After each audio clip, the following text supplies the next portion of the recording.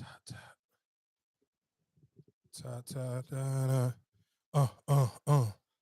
Dun dun dun dun dun dun.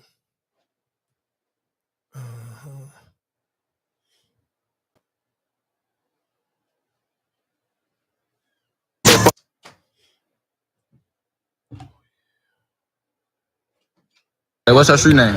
C7, hop out with that big Drake. What's your real name? Cornelius. What's your street name? Lil Man, welcome.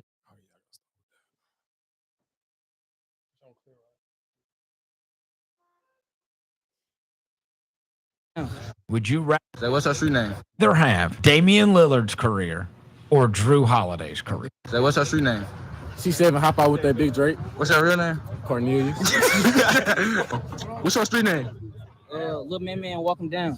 What's your real name? Phil. What's your street name? Mr. Hop out and dump that Drake. What's your real name? Gregory.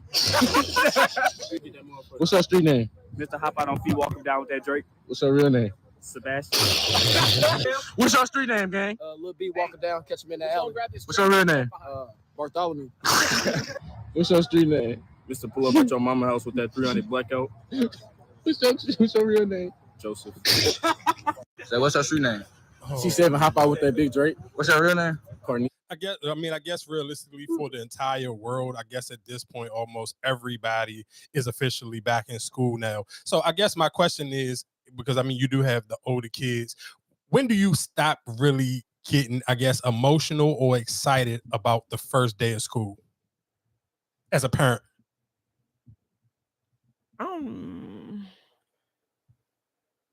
I guess I wouldn't say excited, but you still emotional. Well, I know me. My daughter, she's going to the 11th grade. So it's like one more year. So okay. I didn't plan on taking her to school. She did ask me to take her to school, and I was kind of shocked. I was like, for what, year, junior? She's like, oh, because you always take me to school and take pictures. So I was like, okay. So yeah, I wonder that. Like, when do it? But have you took? I guess the 11th now, because I can understand maybe senior year. Did you get to take a year off, where you mentally kind of just like, all right, bro, it's just school? You probably maybe I wanted to do 9th grade. Like, just stop. What you mean? Like, what you mean? Like, stop taking pictures and stuff? Oh, did I ever want to stop taking pictures? No, I don't want to, because it's like, it's memories. So I never wanted to stop taking pictures. I mean, maybe not so much, so not so many, but I still, even if I'm not there, I'll be like, take pictures, send them to me. Oh yeah, I just wondered that. I'd be wondering, is it like what grade do you kind of like? I almost felt, maybe just me thinking, I'm thinking, all right, you could probably. But I'm a female too, so you know, females and males might be a little different. Like I like the first. I'm excited about the first day of school for my kids. I mean, it kind of dies. Not as exciting as like elementary school when they little, but I'm still excited. Yeah, so I mean, I guess when you said 11, so I guess the only grade realistically, probably to me, I guess you could have kind of took off where it was like, all right, it's just another year. Maybe it seemed like the 10th grade realistically. I probably would have, me personally, I was thinking 10th and 11th, and then you kind of get hype again senior year. I feel like because 11th grade is like, dang, one more year. So I feel like 9th grade was like, oh, exciting because it's the first year of high school. That's cool. 10th grade was like, eh. But like 11th was like, okay, you got one more year. And then you got 12th grade. So do the conversations start a little bit differently, I guess? Where do you have different conversations moving on to, I mean, 11th grade? Like, there's the, I guess, criteria or the motivational speech going into the new year saying, hey, it's the 11th grade. This year count just as much as next year because you only got 2 more years. So you kind of need to tighten up the grades if you want to go to college, or like, I don't know, how do those conversations go? It's more, I feel like it's more, it needs to be talked about more because it is 11th grade. It's going to fly past real soon and then real quick, and then you're in the 12th grade. So it's like you need to kind of focus on what you want to do. Start researching it, talk to your counselors, you know, stuff like that to see what type of path you want to be on. Because everybody's like, oh, it's just 11th grade. Like, I got 1 more year. But these years go by quick. Next thing you know, you graduating and you haven't decided what you want to do. Want to go to college, want to go to the Army. You haven't decided anything. So you got to put the bug in their ear. Like, I did it really early, but it kind of picks up. Like, I just talked to her the other day about it. Mm-hmm. So it picks up for me, like it's 11th grade, like what you want to do. We need to start looking into different schools, or just let me know what you want to do. So I guess and of course for people if you just tuning in and you just listening, of course we can get to all the hot topics. But I do sometimes feel like realistically, y'all know I try to throw in the adult conversations, and because this is, and I'm not gonna lie to you, I would be if I didn't understand the older I get how life really be life. I'm not gonna lie to you, I probably would judge a lot of you parents who was just trying to do the last minute thing today. Like, bro, you knew you had the whole entire summer, and especially all of y'all who went on vacations. If you went on a vacation this summer and you waited to the last minute, I'm telling you, realistically, I honestly do got a hard out pause on y'all. Because I'm kind of judging, like, bro, y'all are literally, and especially if you got older kids, like, come on, dog. Like, I seen all the targets, like, everybody running out like chickens with their head cut off today. Like, come on, dog. You knew this time was coming. You had the whole entire summer to get it right. Now you want to wait the last minute. And then you got to already know Sundays, period, in every grocery store, Target, whatever the case may be, going to be packed, period, just because it's a Sunday and it is what it is. But dog, come on, man. Like, y'all should have got this together. I understand life be life, and if your finances was kind of tight and you had to cut it to the last minute, cool, it's respectable. But I don't necessarily know if that's the case for everybody. I think this you. Cause let's be real, cause you on it, like you can't be too judgmental. Cause that's why I say I kind of want to throw the disclaimer. If it's a finance thing, okay, I get it. But then sometimes it's like I don't necessarily know if it's a finance thing or some people just are very like procrastinators, even when it comes to their kids. I think some people are, and then like sometimes maybe the list change. You know what I'm saying? Or maybe like they don't like for older kids, they don't send home a school list. So basically when she come home for the first day of school, it's like, oh, we need this, we need this, we need this. But then sometimes the last minute it's like, oh, did you get so-and-so? Well, you didn't say that you needed that. So now I'm out looking for it. And I think a lot of people, like me personally, I was kind of focused on making sure you got your clothes and your hair, your shoes and stuff like that you're in high school, so I can just wait today. You know what I'm saying? That slipped my mind. So I feel like to me, if your kid in high school, you still shouldn't have been running out today, because it's like, bro, let's be for real. Your kid ain't really about to do no work this first week. I mean, unless your kid is like super super on some nerd shit and really just locked down in their grades, I can kind of go out on the limb. Most people listening, y'all kids probably, especially if they in high school, really ain't about to do shit at least for the first week of school. Especially because the Labor Day literally coming right. Yeah, I doubt they about to do any crazy work. So you can kind of like, all right, whatever you don't got, unless it's a dying and need emergency, I can kind of wait. I could even wait till Wednesday. Just me personally, I hate going into the grocery store, going into Target on Sunday, just because it be like, until it get cold. When it really get cold outside, then there's less people in the stores on Sunday because people just don't feel like coming outside. But when you got a nice day outside, yeah, them parking lots was nasty today. But people just wait till the last minute, and I mean, like, it's no for you. People do wait till the last minute because they put them out early, and I have to walk past like, I'll get it later. Listen to what I'm telling you. I'm somebody who go in. You got to think about it. One, I'm a heavy dollar store person, and I'm a heavy Target and Safeway person. So I go into these stores just paying attention to just because it's even just like a marketing thing in my brain. Like, damn, look how fast they already throwing out Halloween candy. Like they've been throwing out Halloween candy almost, I want to say, for like a month now. Yeah, in the costumes and stuff. So when you see that kind of lets you already know, like, nigga, school about to be like, it's right around the corner. I think people just wait till the last minute for whatever reason. And I think sometimes I think it plays in your favor too, because it's like, all right, because sometimes you might get, say if you went out early, you got everything, and then it's like, oh shit, I forgot to get this. So you not paying attention to everything. You know what I'm saying? Like, all right, well, I need to go back and get this last little minute stuff. Now, if you just saying I'm starting my whole back to school shopping today, that is kind of crazy. Because nothing's left. There's nothing left. But if you like, you went early and you got things, you just grabbing what you're going, and you might have misplaced stuff. So that's what I'm saying. Like, that's why I really don't like going that early, because then you might forget, oh damn, I put this, you know what I'm saying, here and there. Yeah, so you kind of lose track of where you put it because you got it a month early, you know what I'm saying? Stuff like that. So I get it, but as parents, I feel like the most important thing to get early is the shoes and school clothes, basically, before, or uniforms if they wear uniforms. That's the most important thing first. I think it all. I think it all depends on who you shopping for, what you shopping for. Elementary school and like kind of middle school, especially elementary, is supplies. I was focused on supplies because it was uniforms. They was younger. They didn't really care. Now it's like, okay, they you're into the hair, the nails, the fashions, and all of that. So that's that too. But like I said, high school is different because they don't send home they don't send home a school list. You don't get a school list until after they go to school. Each individual teacher will give you a back to school list. And shoot, then you got some people that be banking off them free book bags. So then you get the free book bags and they ain't got everything in there. So now I got to go pick up the last little bit of stuff that I didn't get out the free book bags. Because a lot of people bank off of that. Yeah, Off I the don't free say. I book don't. bag. Yeah, I mean, I guess. Yeah, a lot of people bank off the free book bag giveaways. Like they try to, get that, and then whatever they don't get. I ain't gonna lie to the people. If you waiting on the free book bag giveaways, I'm kind of putting you in the same category as Cam Newton, and we'll get to him in a few. I put you in that category. Saving money. Man, screw all that. It does. I get it. It It's not, you saved. I know. Listen to what I'm saying. I get that it saved money, but nah. That's one of them situations where we should have put on a rubber. If you coming down to the point where you need a free book bag, you should have put that rubber. What if you know the cost of book bags? Guess what? I don't have to know how, because I know how to put on a goddamn rubber. You're right. I don't know the price of a book bag because I ain't dumb enough to know that screw just you talking about to the book bag. Everything leading up to the book bag, I know I can't afford. So guess what? I do know how to do. Hey, buddy, can I get that box of condoms right there? That's exactly what I know how to ask for. And nigga, if you waiting on that free book bag, you should have asked for that box of condoms just like I did. What if you got like 3 or 4 kids? Like listen to what I'm telling you. Not to say that you Cam Newton, put on a rubber, please. What the fuck? If you waiting on them free book bags, you should have put on a rubber. That'd be my point. Like it just be. I get I listen to what I'm saying. I understand if nobody else don't understand. Life happen, but life don't be happening sometimes when it. Whatever. It's cool. Like I said, got a question for y'all real quick. I do want to play this clip of Glorilla just to get it out of my system because she is just. I just love the way she talk. How I come to the studio, no makeup. I have on a plain Jane watch, not full of diamonds. Very mindful, very cutesy, very demure.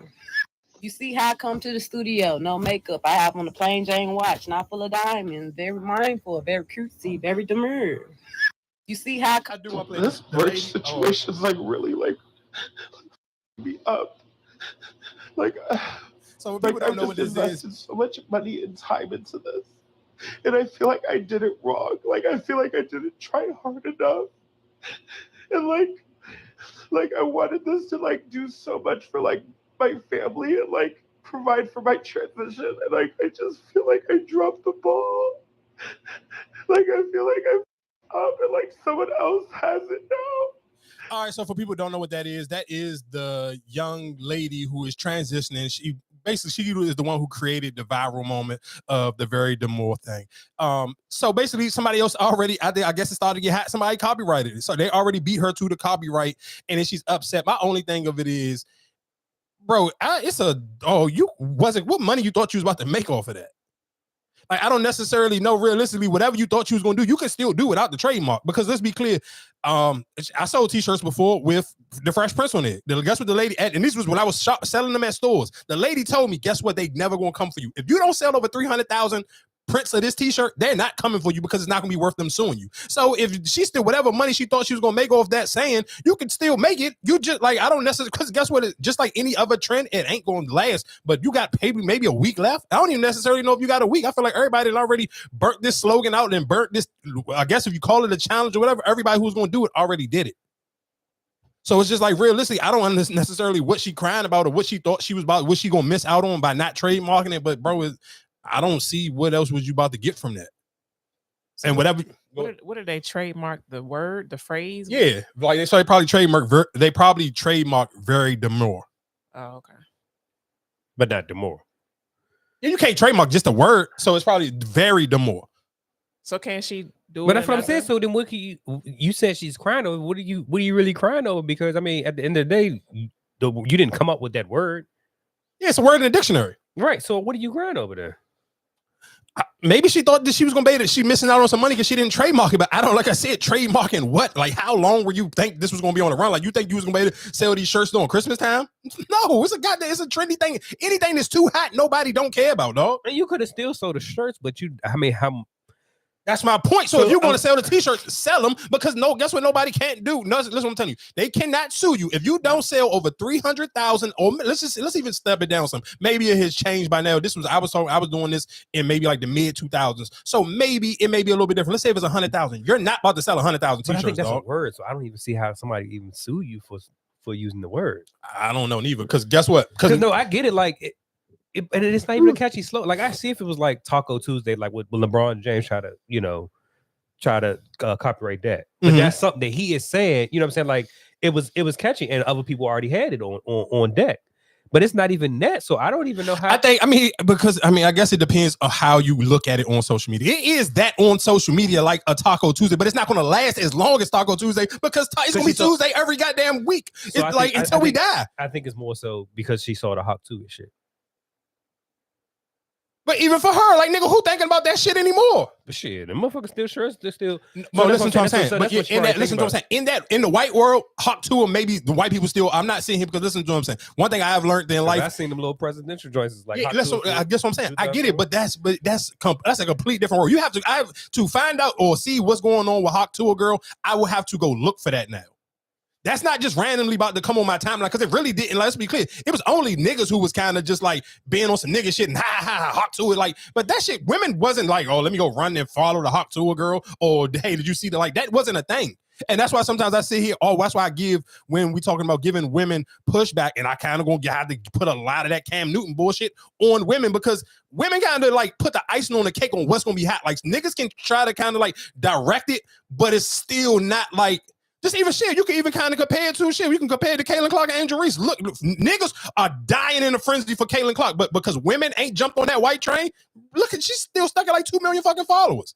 But if you go how niggas cheer for you would think, oh man, she got like damn near as many followers as Nicki Minaj or LeBron James. No, that's not it because women gotta kind of stir the fucking wheel to the way it gotta be stirred. So it's kind of like, yeah, I don't know, dog. I like to say I don't know why she's so crying about it or what she can't do about it or what money she going. I don't feel like whatever money you was gonna make, you still gonna make.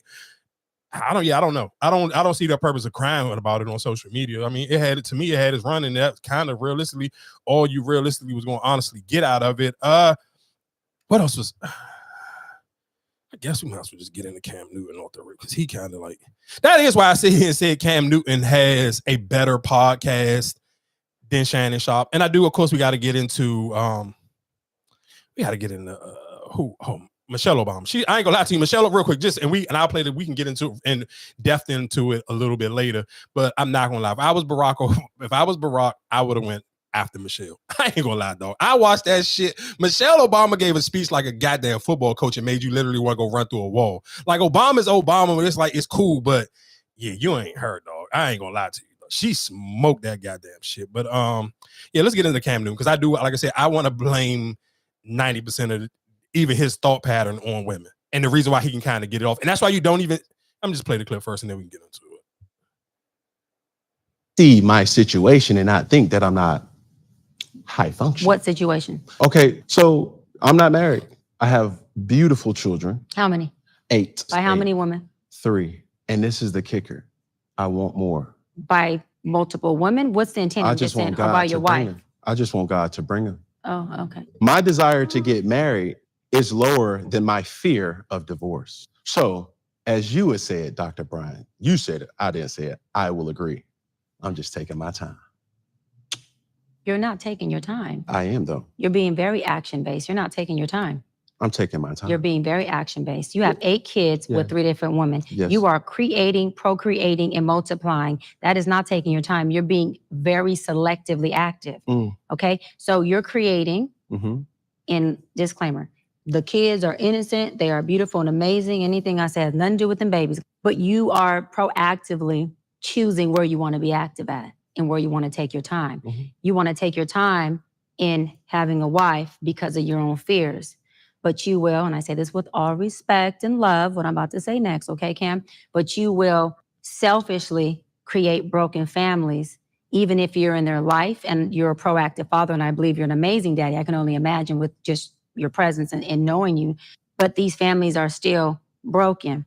Every child cannot have Papa in the house with them. So some child, if not all, will end up with some kind of deficit without daddy being there. Now, you chose to do that. I'm not saying you sat there and woke up one morning and said, I want to be selfish today, so I'm going to go make a baby. Not saying that at all.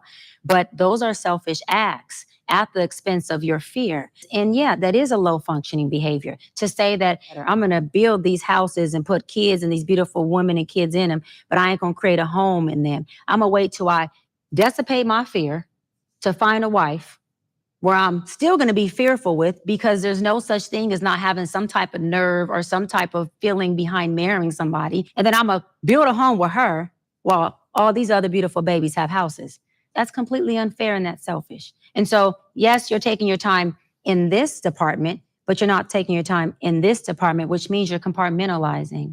And compartmentalizing never works. Compartmentalizing hurts everybody involved. Everybody who's in this box and that box and this box and that box and this box. And then here you go over here trying to figure out what box you're going to feed or entertain or do. Then you're looking outside to figure out who's your next victim to put in the box.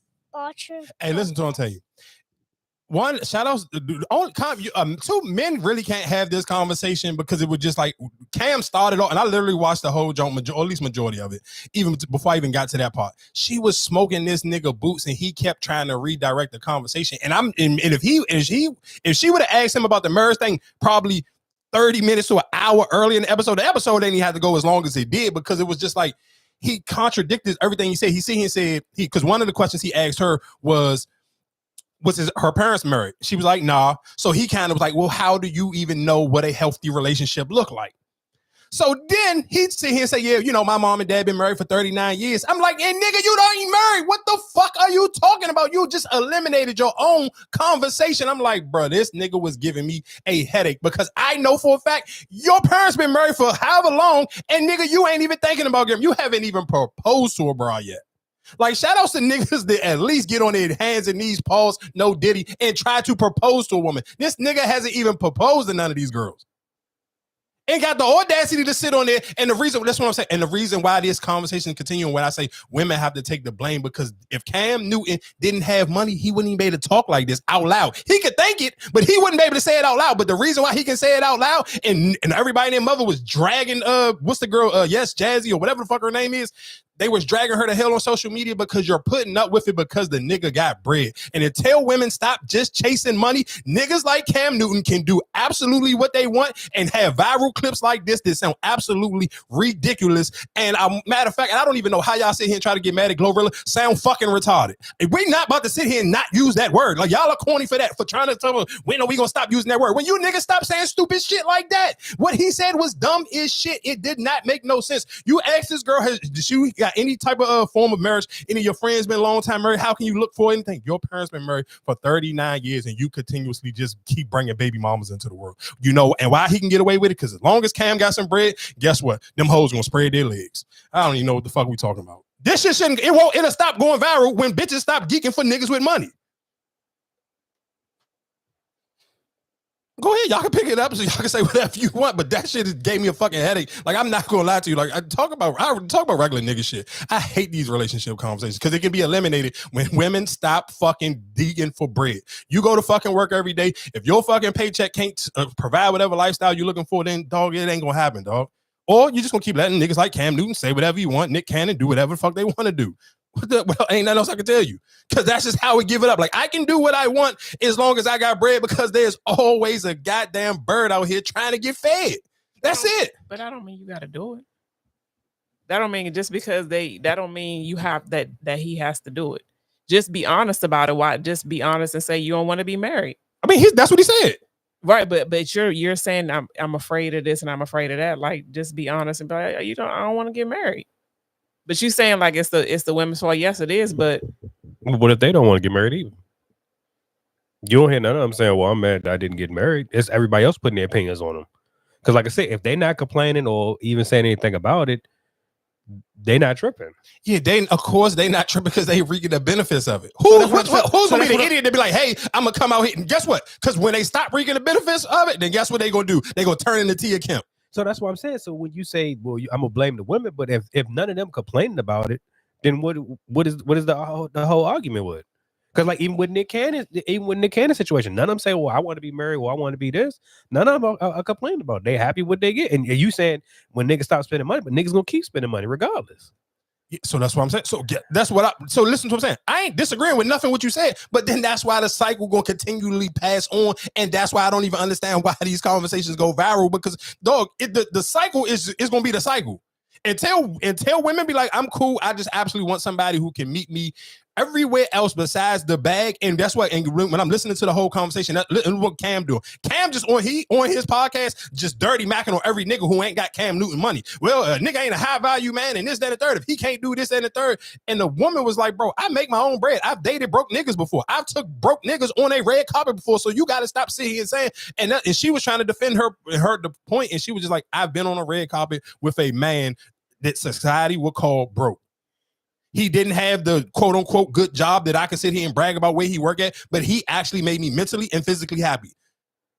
And then Cam kept trying to say, oh, so he was just throwing out that good D. And she was like, nigga, that wasn't even pause no homo. That wasn't even the best D I didn't have before. But I still mentally where he took me, that's why I was okay, because I knew for a fact I can take him in these rooms and this nigga can hold a conversation with whatever room we in. So, I mean, it's like I said, it's just those conversations will continuously be had, and Cam can kind of stand on his point because he just know for a fact that's dog's 2024. That's how the world is. It's, hey, whoever got the bread can do it. They can make the rules. We say that shit about Rick Ross every goddamn other month. Like he find him a new victim. Oh, I can't even say a victim. He find him a new idiot every week. The smile, put some fake teeth in her mouth so she can smile even harder, and she'll run around the social media. Oh, look at Rick Ross. That's not boo. That's not. And then she gone 2 weeks later. Like, so then my question is, what about the ones that don't got the money and still got multiple baby mothers? What you mean? Like, what do you say for them? Like, if you said because Cam Newton got the money, but it's niggas out here who don't got money who got money. Oh, no, listen what I'm saying. And this one's and through that episode, that's what her retort was, because Cam kept trying to again dirty Mac on broke niggas, and she was like, well, what about the broke niggas who got multiple baby mothers? Because that is a thing too, and that go again. That just go on to just the stupidity of, I'm sorry, no shade to women, but that's just the stupidity on women. I'm not about to be baby mama number 4 or number 5 to a broke ass nigga. And I ain't probably, if I'm gonna keep it a buck, if I was a woman, I'm not even gonna be I'm not gonna be baby mama number 2 to a broke ass nigga if he didn't get on his knees and sit here and propose to me a ring. Y'all know I stand firm on fucking condom sex feels amazing. Sorry, get your goddamn condom size, dog. I don't know what to tell you niggas. All you niggas who sit here and feel so, oh, if Raw just feel better. No, nigga, because you not putting on the right size condom to fit your little ass dick. Like, come on, dog. Pause, no homo. Like, we gotta start talking in real and having honest conversations, because y'all be just living in la la land and saying a bunch of lies and fucking bullshit. Spend some extra money, nigga. They got thin condoms, nigga. Them thin condoms feel, nigga. You gotta keep looking down, make sure that bitch even on. Spend the extra money. Stop being cheap. That's why they cost more, because it feel even better. The more expensive the condom is, guess what I tell you? The sex gonna feel just as good as fucking rubber. Guess what? 2 things you can protect: having a fucking kid and catching an STD, dog. I don't know what to tell you. And if you ain't got $13 to spend on some rubbers, you shouldn't be fucking in the first place. Get some extra hours at work, dog. I don't know what to tell you. Like, I feel like a lot of these conversations can be nipped in the bud, and we could be just talking about sports, fucking kids fucking shooting each other, basketball, and TV shows and some other shit, instead of having these dumbass conversations because bitches are so fucking obsessed with trying to find them a goddamn baller. But go off. What? That's it?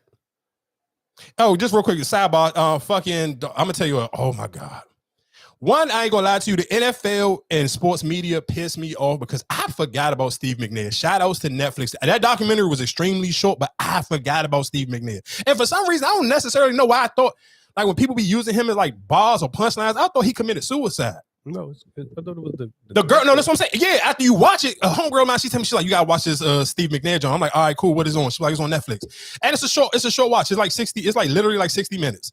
It's done by the same people on Netflix who did what's the dude? They did all the joints. They did the Malice in the Palace joint. They did the one. What's the dude that went to, what is that, Notre Dame? And he dated the fucking girl or fake girlfriend. They did all them joints on Netflix. The little sports docs they do on Netflix.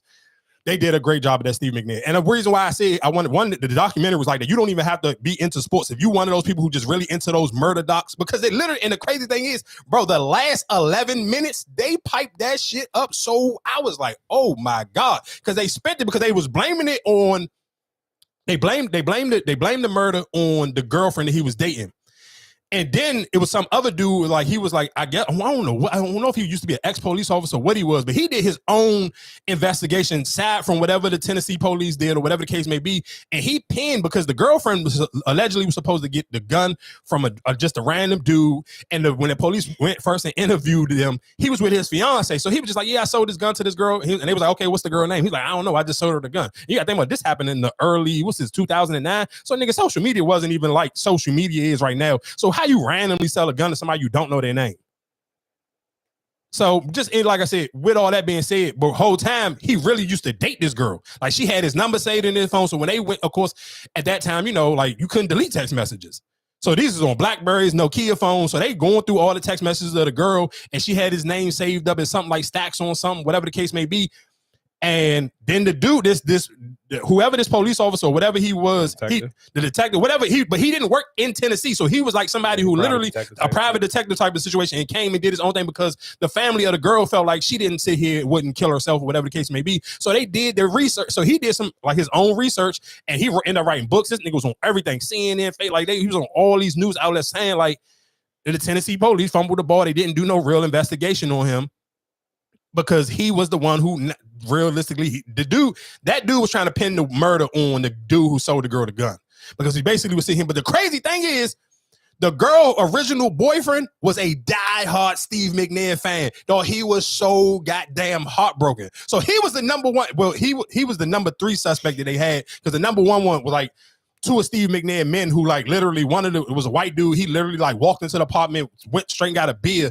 It then looked around, was like, oh shit, somebody been in here shooting. Didn't call the police, end up calling Steve McNair. Other man was like, hey, I think Steve got killed, but whatever case may be. So his other man had to hurry up and drive over there. You see, this an hour. This body just been, oh my God. I'm not gonna lie. Netflix smoked how they did it all in 60 minutes. I don't necessarily, because I hear people like it could have been longer. I don't know how you could have made it longer.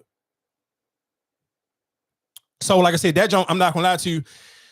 Yeah, that joint was fire. And just again, shout out to rest in peace to Steve McNair. And because I forget, like when people talk about, you know, the thing I would have put in when people talk about Deion Sanders and his son, like, oh, you couldn't make it at an HBCU. And that's why I'm kind of was like, I don't like sports media because like y'all could have highlighted Steve McNair made it from he didn't even go to a big HBCU. He went to like some bootleg joint I ain't never even heard of before. And went to the Super Bowl. I'm like, dog, and that's why I sit here and say times have changed so much because you be like, yeah, I watch sports, but you don't really get to watch sports like I watch sports in 2024 because I can watch it on my phone. So it's literally, you can be out the house all day and you can actually remember damn near every even bum player. Think about how many bum players, random players we know their name, know their backstory because of social media, because you can watch all the games on your phone now. And it was just like, damn, Steve McNair was literally a yard away from winning the Super Bowl. And I completely forgot about this man until this Netflix doc come out. So, like I said, watch that, Joan. And again, shout outs to Steve McNair. Because, like I said, he made it from literally an HBCU quarterback, made it to the goddamn Super Bowl, and literally was a yard away from being a Super Bowl champion. And then even at that time, where it was just like how they were just complaining about, like, dog, small markets was small markets back then. Because, again, there was no social media. There was no way for you to sit here and promote some of these players. So it was kind of just like, it was what it was. Like I said, if you got 60 minutes, literally go watch that Steve McNair joint on Netflix. I ain't gonna lie, that joint was, and like I said, you don't actually have to be in football. If you are one of those people who just love like murder mystery docs or whatever the case may be, that Steve McNair joint was fire. I'm not gonna lie to you. And I felt so bad for the fucking boyfriend. Just imagine like whoever you like. I can only imagine like God. Thank God that LeBron James is a faithful man, but I could only imagine I done made endless videos rooting and raving about LeBron James, and then he come and take my girl. Nigga, what? Like, I'm talking about this dude talking about when he was a kid, he used to get in fights over Steve McNair, and then literally you become an adult and your goddamn fucking idol take your girl, and she was working at Dave & Buster's, and that's the difference between women and men. Women are worried about a high value nigga. This nigga Steve McNair went to the fucking Super Bowl and grabbed the waitress at Dave & Buster's, dog, in Tennessee. A random ass, I'm talking about she ain't got no fat ass, no big titties, nothing, but all the thing I would do tell every dude when you watch this, seeing what happened to Steve McNair, I kind of would sit here and say, keep your dick in your pants, because you can only imagine. He had a wife still. Him and his wife wasn't divorced, and they had 2 kids. So I can only imagine all of the feelings and emotions that his wife got to go through, because it's like, she probably, nigga, you got yourself killed and because you was cheating. So it was like, damn. And then I can't imagine your kids when they get like older, how you explain your dad ain't here because he couldn't keep his dick in his pants. I don't know if they're gonna know that part. What you mean? How you not gonna know it now? It's on Netflix, nigga. No, I'm saying yeah, later on, but at the beginning, you're not gonna know that's what happened. When you was little, you're not gonna know what that was happening. His kids probably older now. Yeah, they might know, but when they was little, they didn't know that. Yeah, that's a rough one, dog. I ain't gonna hold you. Yeah, that is a tough one, Jack. I'm not gonna hold y'all. Where we at? y'all want to stay in a relationship, or y'all want to go super ratchet while these kids get themselves killed? Real quick, this could be a quick one. Philadelphia. I'm niggas fuck dirt up. Hey yo, where the fuck Carney at, yo? Carney, where the fuck you at? Tombstone, I'm niggas fuck dirt up. Hey yo, where the fuck Carney at, yo? Carney, where the fuck you at?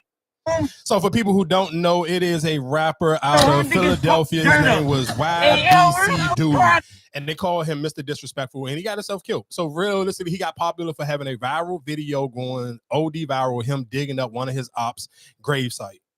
And they smoked them. I don't necessarily. Philly is not a big city. I mean, of course, in Chicago is probably a bigger city than Philadelphia. I mean, by just even geographic purposes, it is, and then still population, it is. Philly kind of too small to play these type of stupid games. And you play stupid games, you get stupid prizes. It's kind of even.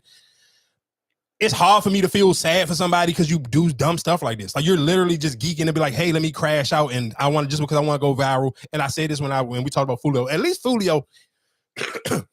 Rest in peace. At least he had up to like with the 50 millions with his song. Like, bro, I never even heard of this dude before. So you literally playing stupid games to be a popular local rapper and then get smoked. And I was just like, damn. And his dad was on the jump, like trying to defend him, like, oh, somebody had to set him up, bro. That's again when I'm talking about failed parenting. Like, bro, just leave it alone.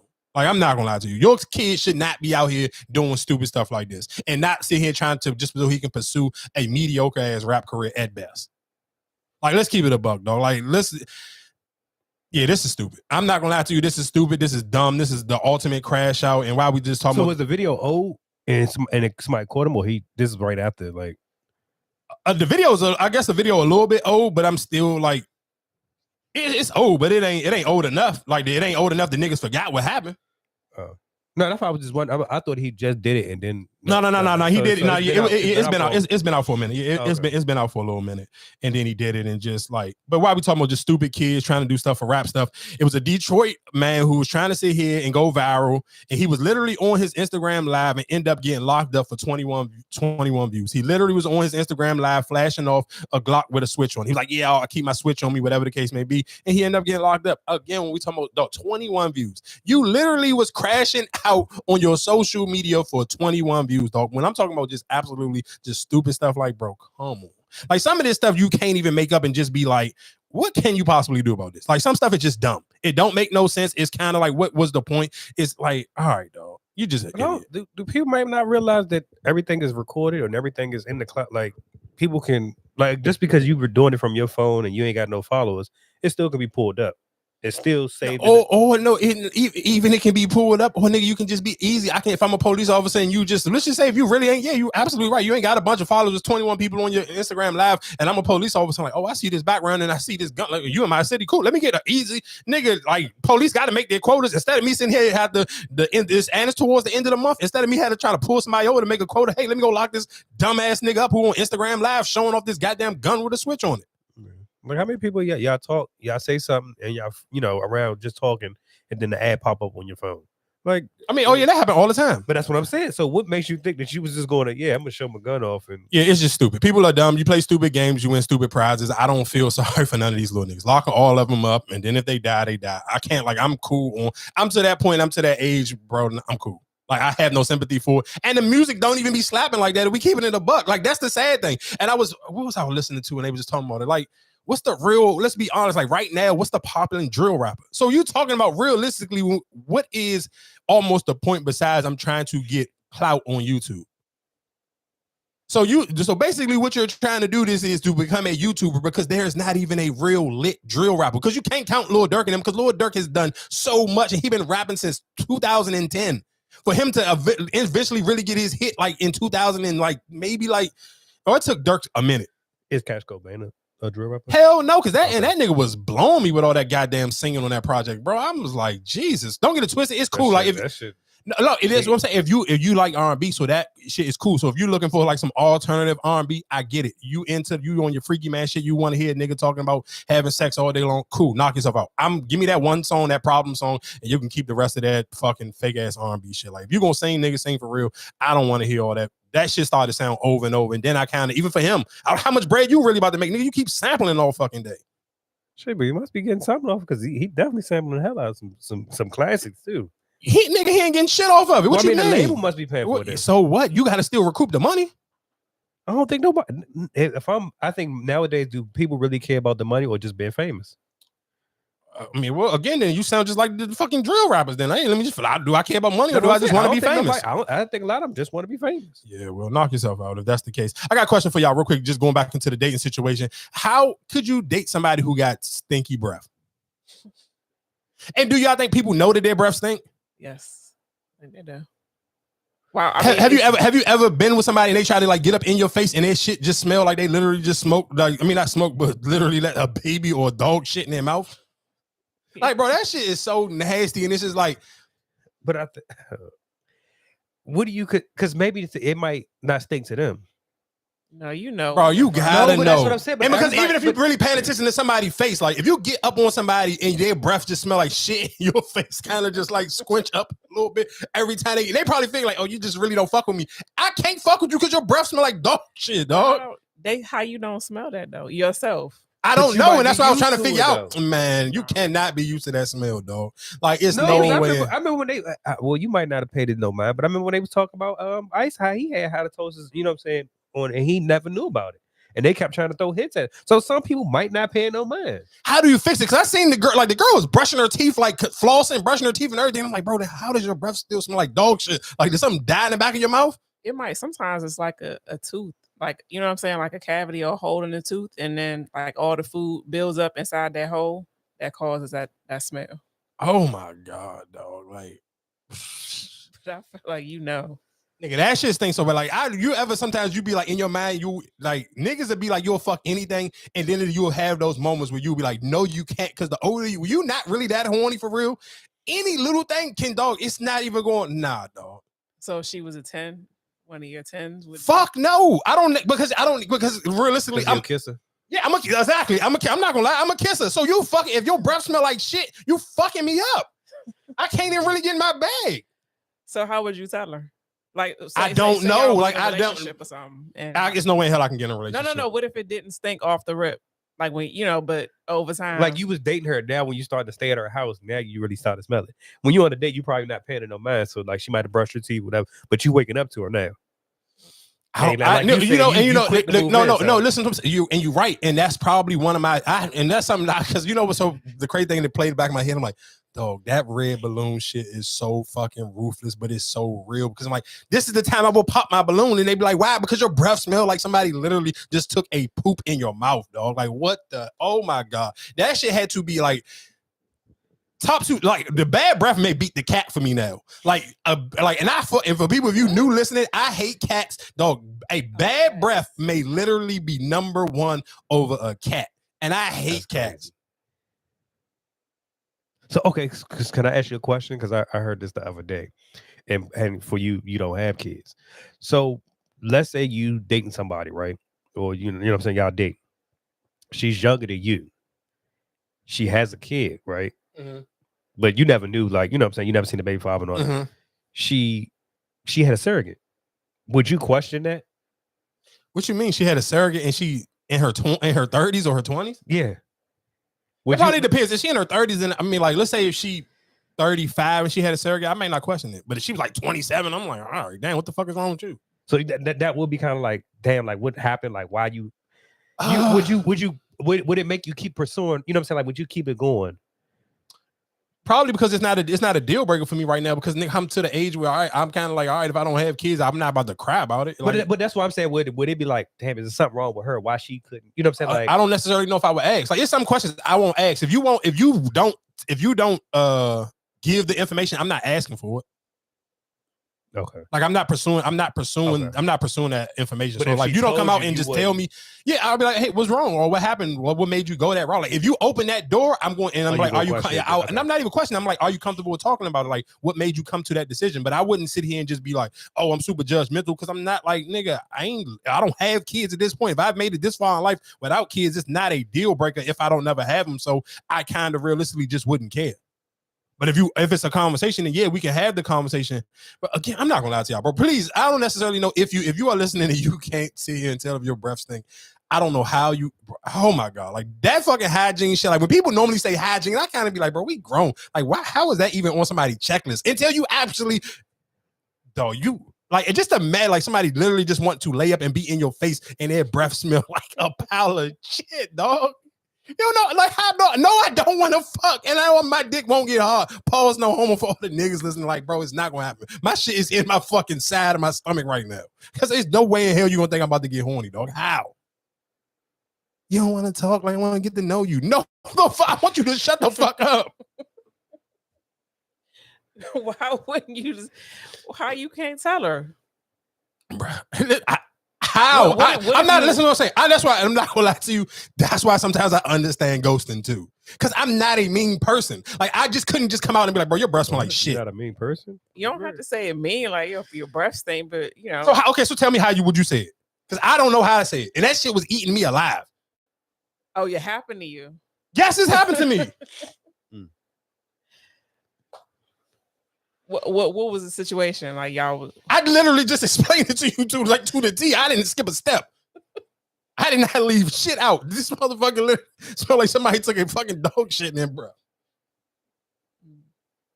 And I kept thinking, like, how do you even tell? Like, cause it, like, I felt bad because it's like, damn, like, you know what I'm saying? Like she going out of her way to try to really show how much she into me, but I'm kind of like, bro, I can't get over this shitty ass breath. And I wanted to say it because I don't want it to seem like I'm just like, all right, hey, you cooking and all this other cool shit, and I'm kind of just being a dick. I'm not trying to, but it's like, bro, I can't get intimate with you because your breath smell like somebody literally said, hey, pull your tongue out and let me shit with it. So my question, you never been around it before. No, and so, that's okay, why, and you know, I'm not gonna lie to y'all. That right there almost made me sit here and say, I don't never want to meet nobody on social media again. Because then I could eliminate, if I'd have met this person in person, I could eliminate this because we would have never exchanged numbers. If I would have met you like, oh, you in the club, but you somewhere, and a person talking to you and their breath smell like shit, you just gave them the wrong number, and it could have been over. I'm not gonna lie. That shit almost made me literally sit here and say, bro, I'm cool on social media. I don't want to meet nobody on social media ever again in life. I get it. Yeah, I get it now. Especially when you say yeah. that. That's why I'm just saying, like, well, damn, did you know? But like you said, if you never met her before, now you meet her. Kind of, yeah. And that's the fuck. Because you got to spend the time with her. Yeah, oh my god. Maybe it was just this one time. Bro, no. It's how you can't. It's no one time for your breath to smell that bad. Did she drink? Maybe you should have offered her a drink. Drink what? Some mouthwash? No, some liquor. Maybe the liquor might have had. No, dog. And I'm not gonna lie to you. Just real quick, and then I guess we can. I seen this John on TikTok, and then it was something, and they was here in the museum, in the African American Museum, and the girl was sitting here saying how the dude kept trying to be like intimate with her, like hold her hands and stuff, like while he was looking at slaves. And was like, dog, this is not the time or the place for this. Why the fuck are you trying to, like, how can we get intimate why are you trying to be booed up with me in a fucking museum when we reading about slaves? Like, what about slavery make you think that I want to fucking hold your hand? Like, what the fuck are we, like, bro? People are fucking insane, dog. Like, I was trying to think to myself, like, damn, is the museum, like, maybe if it was an artsy museum, like, but a fucking John, we reading about slaves, like, you literally, somebody got Ku Klux Klan, John, I'm literally looking at the video, like, oh yeah, nah, this is crazy. It's no way. But my only question is, like, will we hold hands prior to it? Like, if you just started trying to make a move while we at the slave part, that is fucking awkward as hell. I mean, I haven't. So I'm looking hands, from the videos I saw. I don't feel like there's no part of the African American Museum to hold hands at. Like 90% of it, until they get to probably like the sports and stuff, ain't nothing. Or the music part? All this shit is sad. Like, what the hell are we with? Where's the intimate part of, this person that got hung, a bunch of slaves lived in this goddamn house, this person did this, the Ku Klux Klan did this, that, and the third, they killed Malcolm X because of this, Martin Luther King because of this, Harriet Tubman got this. What tell me what, out of the 20, until you get to LeBron James and fucking Michael Jackson, Michael Jordan and fucking Barry Sanders, tell me when Black history, anything about this said, hey, hold my hand. No, that's weird. You probably, it's real. If we keep it in a buck, if you talking about Black history, there ain't nothing for us to hold hands to until the 90s. So from the fucking before the 90s, when are we supposed to hold hands? When you actually think, especially if I'm actually reading shit. Oh, what you got? But then I got to blame the female, dude. Because what if she like, oh, you're not too intimate. You don't ever He just said she didn't want him to hold. No, but I'm saying, but it was before dates. Before you like, oh, you don't ever, show me no love. Why and would he you pick now to? But that's what I'm saying. He probably just picked the wrong place, the wrong time. Well, why would you pick now to like? Why? That's like going to the Holocaust Museum and trying to do it. Like, why would you try to hold my hand? Yeah, I'm not intimate, so I don't. Let me hold your hand. Period. So that's why I'm just out. But out of all the places that we've been, you gonna hold my hand here? Yeah, it just so as a woman, you feel like that's just, even if we could reverse it, take them people out. Do you feel like at a museum, any museum that got history to do with it, do you feel like that's a time and a place to try to kiss or hug or hold hands in a museum? Like you said, like an art museum or something like that, maybe, but not at something like the African American or the Holocaust or something like that. No, because it's nothing intimate about that. It's nothing romantic about that. So would that kind of be like a red flag to you? Would you think in your mind, like if we was playing the balloon popping game, would that be something that will make you, because like this person may just need too much intimacy? They don't understand a time and a place for it. They might be awkward and don't know. So then let me ask you this question. So you feel the same way going to a sporting event? Don't hold my hand. We had a sporting event, right? The crazy thing is, this is sometimes this would just be me. For me, I've only gone to sporting events with shallow women, so 9 times out of 10, and we sitting in good seats. So I'm into the game, and they're shallow, so they don't really care. But I'm not gonna lie, like I don't get it twisted. Like maybe during halftime, it's cool, like kissing or whatever the case may be during halftime, but not during the game. Yeah, but like start off, I'm saying, like walking to the game, going to a game. Yes. Like you okay with her holding your hand? Or yeah, it's cool doing. Okay. But we're walking to the game, but you're sitting here saying like not doing the game, and I don't go to just like random like just bum teams. Like we're gonna go to a game, we're gonna go see somebody at least even worth putting in your fucking Insta story. Like I'm not about to say yeah, we about to go see the Wizards and the fucking King play. So it's just like I don't. Yeah, dog. I'm sorry. I ain't gonna hold you. That just.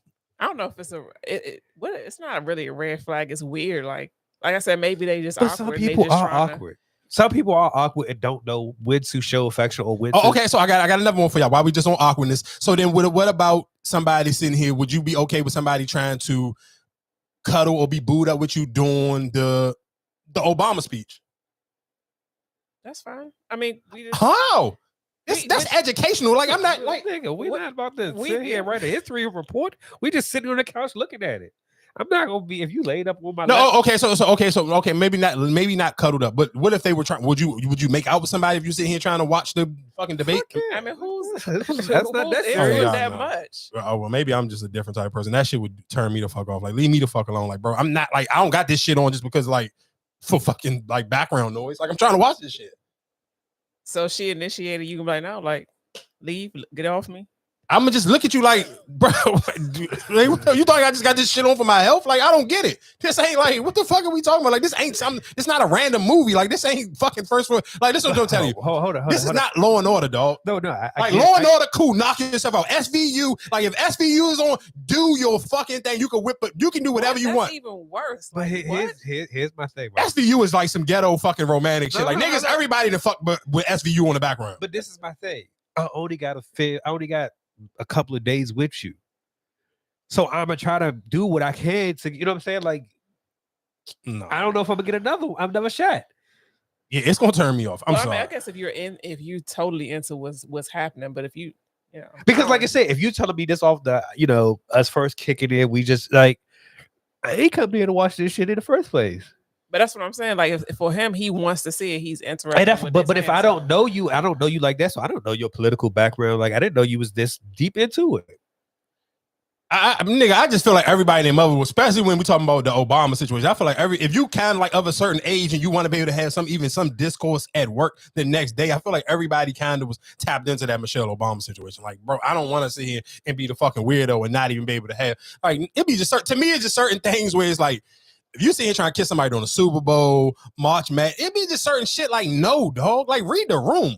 And to me, the Michelle, like, dog, when the last time y'all heard the Obamas give a speech? That should have been like, dog, you have a certain, like, we talking about people in their 30s, 40s years old, dog. We are not 21 years old. We're not 18, 19. Bro, relax. This shit only gonna be on for so long. You can catch it on you watch on your phone, nigga. Some shit. Fuck, nigga, you ain't out there. What the fuck? All right, so y'all down with kissing and missing out on the greatest speech of all time. Real quick, listen, while we talking about it, let's tap into real quick just some of this Michelle Obama speeches. I ain't gonna lie, she did her thing on this one. Tell him, who's gonna tell him that the job he's currently seeking might just be one of those black jobs?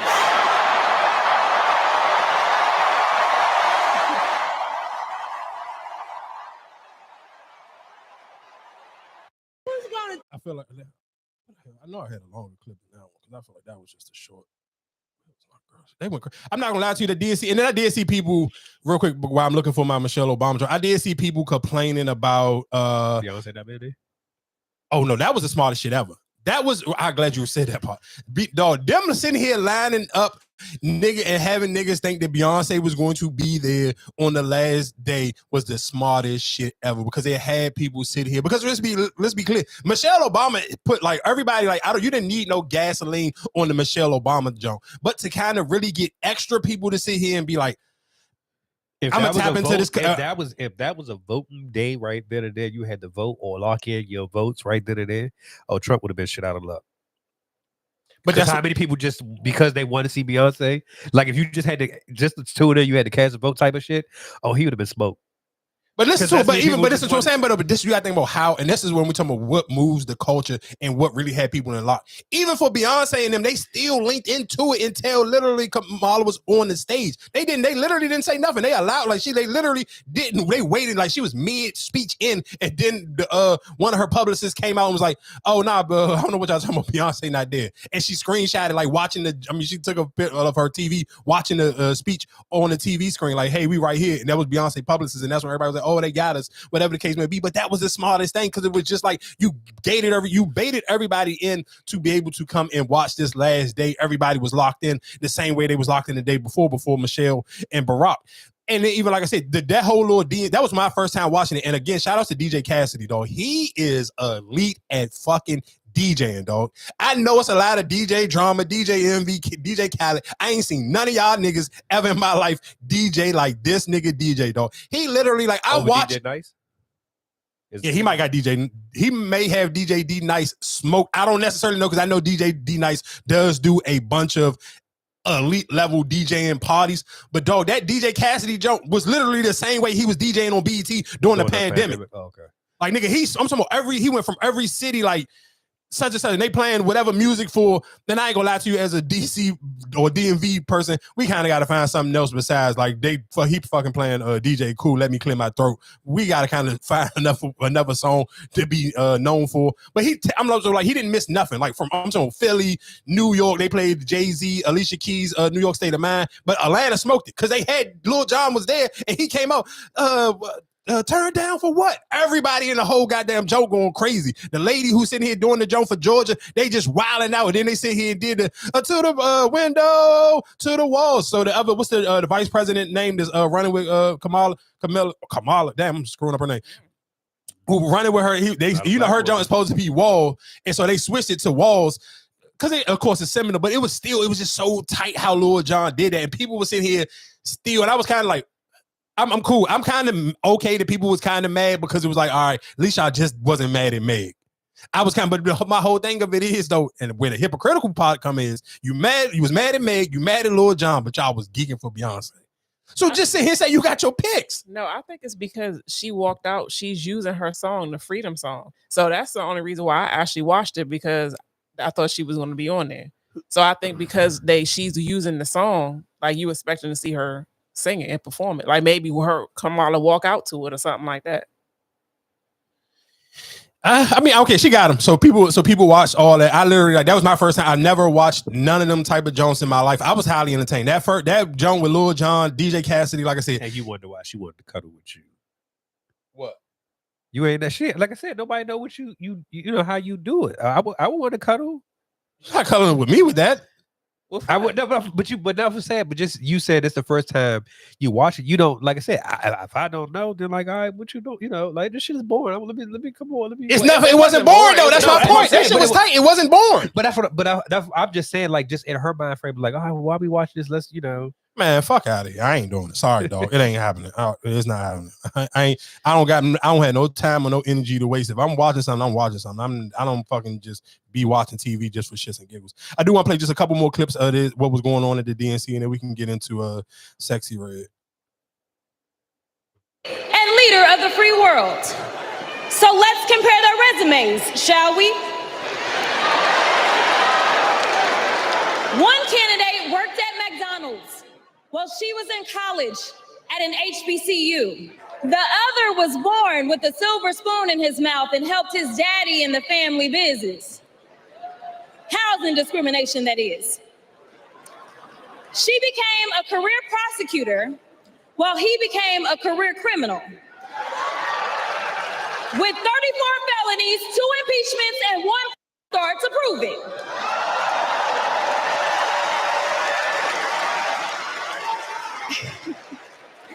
Her entire career as an elected district attorney, attorney general, and I just want to play this AOC joke, then I'm done. Because we know that Donald Trump would sell this country for $1 if it meant lining his own pockets and greasing the palms of his Wall Street friends. And I, for one, am tired of hearing about how a 2-bit union buster thinks of himself as more of a patriot than the woman who fights every single day to lift working people out from under the boots of greed, trampling on our way of life. The truth is, Don, you cannot love this country if you only fight for the wealthy and big business. To love this country is to fight for its people. Yeah, shout outs to AOC, and real quick, shout outs to Steve Kerr and shout outs to Steph Curry. And that, I'm not gonna lie to you, and that is one of the reasons y'all can complain about Steve Kerr not giving Jason Tatum no playing time, but trust and believe. Steve Kerr is not going to never be out of a job until Steve Kerr wants to be out of a job. Just because Steve Kerr, and again, we talked about this maybe a couple weeks ago when we were saying, damn, which one of the NBA players is going to come out first?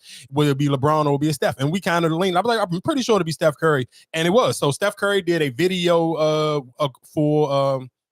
to endorse Kamala, and Steve Kerr was actually there. Steve Kerr was actually there night 1, and he said in the great words of Steph Curry, let's sit here and make it one more time, and let's put Donald Trump to bed night. I'm not gonna lie, Steve Kerr smoked that. Steve Kerr different. Steve Kerr, I take my hats off to Steve Kerr. That was elite. And Steve Kerr, you kind of know it's not a pandering thing, because if you pay attention to Steve Kerr, you don't even have to be a Golden State Warrior. Steve Kerr, this is who he is. This is the makeup of the man he is. He stand on these type of causes. He go out on a limb when him and Popovich may be like 2 of the only white head coaches in all of sports. They kind of jump out the window anytime it's a real political thing to have a conversation about. Steve Kerr and Greg Popovich don't duck no smoke at all. Both of them 2 niggas will literally use their white face card and literally jump out there and call a spade, say whatever they need, whatever needs to be said, and they're gonna speak their piece. So like I said, shout outs to Steve Kerr, shout outs to Steph Curry again, shout outs to Michelle. Mark Cuban saying something too. But Mark Cuban don't fuck with Donald Trump. Yeah, no. I'm just, but you know how they kind of say, oh, he looks out for the billionaires. Just somebody like Mark Cuban. But you got to think about it. You got to think about it. That's one of the reasons why so many people kind of always was like, damn, what is it about Mark Cuban and niggas don't really want to go play for him? Because he always stand up for the black stuff. Yeah. Like he don't Mark Cuban don't duck no smoke, and he is Mark Cuban is one of them niggas. I mean, he go viral for rapping Jay-Z verses, but screw that. Like that's something small, but still, he literally, I have never seen Mark Cuban never not speak down on Donald Trump. Like for every time I've heard Mark Cuban say something about Donald Trump, it was always in the negative. So I'm not surprised they got his endorsement. So like I said, again, shout out to Michelle Obama. I'm not gonna lie to you, Barack Obama definitely should have went before her. Her speech out. If you have not watched the speech, or if you didn't watch it in real time, I highly recommend watching that speech. Like that speech literally made me want. Like I was like, oh, if this was a football coach, I'm going out there and I'm getting fucking 5 sacks today. Like that was one of them jokes where your coach can literally make you run through a goddamn brick wall. That was one of them jokes where it's like, and I'm being a little bit funny when I'm saying it, but that was one of them goddamn, what's my man Jameis Winston type of speeches like. And shout out to Jameis Winston, dog, because he had another one of them jokes the other day that went viral. But we can get off of politics and we can get into Sexyy Red. Absolutely got to cut this shit, dog. And I told y'all beforehand, she was cutting them tour dates. I told y'all, let's be clear. So don't get it confused, because that tour dates, that list of tours and the spots that she was hitting, that shit was long as hell. And that shit got chopped completely in half.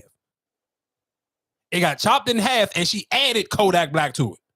But like I said, we talking about pandering and just leaning into the weird, ignorant stuff. It was like, come on, Sexyy, what we doing? So Sexyy Red, I don't necessarily know she actually gonna print these things out and really try to legitimately sell these lip glosses, or is this just a troll to keep her name hot or keep her relevant or just get people talking? Because I mean, of course, I think we all know some people live on the all press is good press, even don't matter if it's good or it's bad. A lot of people just live and die on just getting their name in the press. So Sexyy Red said she was launching a lip gloss brand, and some of the names was Yellow Discharge, gonorrhea, what is it? Booty hole brown, pussy pink, what was it? Nut. She had just some wild shit, like, bro, like period. Yeah, period red. What was the other John? It was something green. What was it? Green. Something was green. One of them was yellow. One of them was yellow discharge, and the other John was like green something gonorrhea. I think green gonorrhea. Like, come on, dog. Like who the fuck will put that shit on their lips, dog? Like who? I get. Now, I heard one person say it would be funny as a gag gift, like for Christmas time. If your family do gag gifts, that shit would be a hilarious gag gift, especially if you got older people in your family. I can imagine giving that to one of my older aunts or my older cousins for Christmas, and it'd be like, "Fuck, you giving somebody some lipstick that's called gonorrhea or yellow discharge." That shit would be hilarious. That actually would be funny. Some shit that I would actually record like during Christmas time. But if we talking about really, like, come on, dog. Yeah, no. I wouldn't buy nothing like that. I don't know who would, but you'd be surprised. You'd be surprised at what people might buy. Yeah, if you people's buying the Erykah Badu pussy juice. Her local. That was a color. That was a candle. We talking about actually putting something on your lips called yellow discharge. Do you know? No, I don't even want to talk to no bitch with no yellow nothing on her lips anyway. But there's something that's called yellow discharge. Like, what the fuck are we talking about? What type of ghetto dirty ass shit is that? But if you didn't know it, it just looked like regular lip gloss. And if you ask what I got and then actually say it, then that's a different story. But if you didn't know it was yellow but even how are you gonna go into the, like, they can't pick that up in no store besides Spencer's. You couldn't. They can't put that in what is that? The Sephora. You can't. That can't be there. That cannot sit here and be in somebody's goddamn. That can't be in CVS or Walgreens. Like, oh, let me get this yellow discharge. Like, what? You know how uncomfortable it would be for people to buy certain shit? Like, even as a man, like, niggas don't even want to buy women's tampons. You imagine your girl be like, oh, boo, can you go to Target real quick and pick me up some yellow discharge? Like, what? Imagine literally going into a store and be like, hey, where can I get the yellow discharge at? Like, what? Come on, dog. Like, stop. Get the fuck out of here, Sexyy Red. Like, you got to relax, dog. I ain't even gonna hold you. Like, she be taking shit too far sometimes. Like, certain shit just be entirely too far. People love it. That's why she do it. Hey, black women vibes. Really? You don't. What is it? It's everything. It just don't give black women. It gives Latinos. Am I accurate? Not really. What's your type? I like black women. What type of black women? Intelligence and a little nerdy. But let's base it off of looks, because those are things you see firsthand. Like, not. I like this. Finally, someone that actually recognizes that. I can respect that. I don't care about the height. If she's taller than me, I really don't care. Usually, a little bit of a butt. Not a little bit. Medium-sized butt. Medium-sized ass. What's wrong with a big ass? You can't handle it. I understand my weight class. I'm on welterweight. I'm not a heavyweight fighter. Have your chest be bigger than mine, but it ain't gotta be huge. And then QC. I like QC girls. Have you seen anybody out here that you like? Absolutely not. I'm just being honest. Just being honest. Nah. Your type is black women, and you haven't seen not one black woman out here that's cute. Nah. You have not seen not one black woman out here that you find cute. Did I stutter? Are you okay? I'm good. Just picky. I mean, you could be picky, but there's so many options out here. Yeah, but they don't pique my interest. Let me pour one up real quick for hey that ain't had the blessing of shucking this. It is. Don't give me a date black women vibe. I don't know. I feel like that was just something to play because that was just a clip, and I don't necessarily know where you can go from there because it's just like. The sad thing is he looked like a nerd. So it was kind of like she was spat on. And then when he got to describing the type of women he actually liked, it sounded like you really ain't into black women. Like he was describing almost like a petite, kind of almost like a white woman, to be honest. And that's why she kept scratching her face up like, nigga, are you serious? Like, what are you talking about? Like, you're describing like you basically sitting here trying to take away all of the characteristics that 9 times out of 10 that most women would have had. Yeah, he looked like the type. So that was that one. And real quick, because I do want to give I kind of want to give myself a round of applause real quick. And I'm sure for most people who already listen to this show, you kind of already know how we was gonna go. So I'm gonna kill a few birds while we here. One, first out, shout outs to Angel Reese for literally having 3 games back to back with 20 plus rebounds. For nigga, and listen to him say, I don't know, and I don't listen to him saying, I don't engage in it. I see it because I do just be on social media, but I don't, and I do niggas be trying to be like in my comments and try. And I think it's almost like bot pages because people literally like I respond back and like your mother suck dick or whatever, or I call them out of their name, call them an F-bomb or whatever the case may be. I just use emojis though, and use the flag and the transgender flag or whatever the case may be. But niggas be trying to like troll with the field goal percentage thing, and I don't necessarily know when in the hell that became a thing. Like I don't necessarily like niggas like, bro, Shaq is a top 5 player of all time. When the fuck did niggas start caring about somebody's field goal percentage? But anyway, go off. Well, I mean, field goal percentage for bigs are usually high because they at the low post, they close to the basket like Drummond. He shoot like 7. I mean, that's different for men because they just 9 times 10. Yeah, I'm dunking. Okay. But when did that come a thing? Who cares? Like I've never in my life been like, dog, oh, Steph Curry had a horrible season last year because he was 33% from the field goal from the 3-point line. Like who the fuck stopped? When did niggas start judging that? I mean, if men been watching women's basketball, they miss a lot anyway. So I mean, that's common anyway. But I think it's just the. But even still for men, when have you ever, you argue with niggas before in sports, when have you ever heard a nigga sit here try to deceive and say, oh, LeBron James or Michael Jordan is the best because of their field goal percentage? When have that ever been a part of the conversation? I've argued with millions of niggas. Tell me when did that become a thing? No, I just, like I said, I mean, I think. When, but no, screw. No, listen to what I'm saying. Russell Westbrook, stat pattern. That's how they say Russell Westbrook when he was averaging triple double. He was past that. He really wasn't getting the rebounds. He was missing. You know what I'm saying? Like that's past that. That's what they would call it. They wouldn't say his field goal percentage. They would say you passed that. You chase the rebounds. You know what I'm saying? You passed that. That's what it is. They wouldn't say how good you shoot from the free throw or whatever. You passed that. You pack your stats. You miss it on purpose so you get a rebound. That's what they say. Yeah, I mean, but that's what I'm saying. But if you actually watching the games, you know for a fact she ain't missing them on purpose. So that's my point of when did that become a thing? That's all I'm saying. To me, that sounds like some gay shit that I'm going to call you the F-bomb. You telling me about somebody's field goal percentage mean you didn't watch the game and you sound like a fucking cuck and you tuck your dick. Nigga, when did that become a thing? Like I'm heavy on being a man. I ain't talking like no fucking bitch. Because we talking about women's sports, I ain't tucking my dick to sound like a goddamn girl. Oh, did you see the field goal percentage? Like, nigga, if a nigga said that to me in a barbershop, nigga, we're going to fight. I've been in the barbershop getting my hair cut, and niggas argue about LeBron and Jordan, and I've never in my life heard a nigga tell me about their field goal percentage. Because guess what? When Michael Jordan was playing, you ain't know what his field goal percentage was. But my only thing with you, I get what you said, but you was crucifying Caitlin Clark at the beginning about how many turnovers she had. Oh, you doing this, but you got 5 turnovers. Marcus, turnovers and field goal percentage is 2 different things. You're not going to score off my field goal percentage. Right, you turn the ball over. If you got 10 turnovers and I scored 20, if I scored 2 points off of all 10, that means I'm scored 20 points off your 10 turnovers. Nigga, that's losing basketball. But if I got a low field goal percentage, it don't fucking matter as long as you don't get the ball. But it would matter if you miss 10 shots, you got 10 rebounds, and you still lost by whatever amount of points. You rebounded. You're still missing shots. So I get, like I said, if she was making more, like I think that's the whole problem is, all right, you keep shooting, but you're missing. You need to take better shot percentage. That's probably what they're trying to tell you. Like, but my thing is, if you're watching the game, it's not. I can't take a better shot percentage if I'm fucking 6'3" trying to score on somebody 6'9". Yeah, but if you most of her and that's what I'm saying. Well, you have to develop more of your game. Yeah, of course. No, listen, of course. But listen to what I'm saying. I understand that, but and that's cool. That could be if that was the conversation. That's fine. But niggas ain't critiquing it like that. You're sitting here trying to bring up a field goal percentage. And no nigga in his life, in Mario, like listen to what I'm saying. If you're listening to this and you ever feel like you want to argue with me about Angel Reese and you say something about field goal percentage, I promise I'm gonna punch you in your face. Because that sounds like some shit a bitch would say. What the fuck are we talking about? Like, nigga, that's not nothing manly about you telling me, oh, what about a field goal percentage? Like, nigga, let's be serious. Like, let's have real conversations. If that's what you're going to sit here and try to dictate the conversation on, dog, that shit just sounds like some hoe shit. But I also, I mean, just look at it, like I said, not compared to the men and women, but it's just like even with Drummond, how Drummond was averaging like 20 rebounds, but you're not gonna say, oh well, he's the best rebounder. He was getting his because he was close to the basket. He just off of putbacks.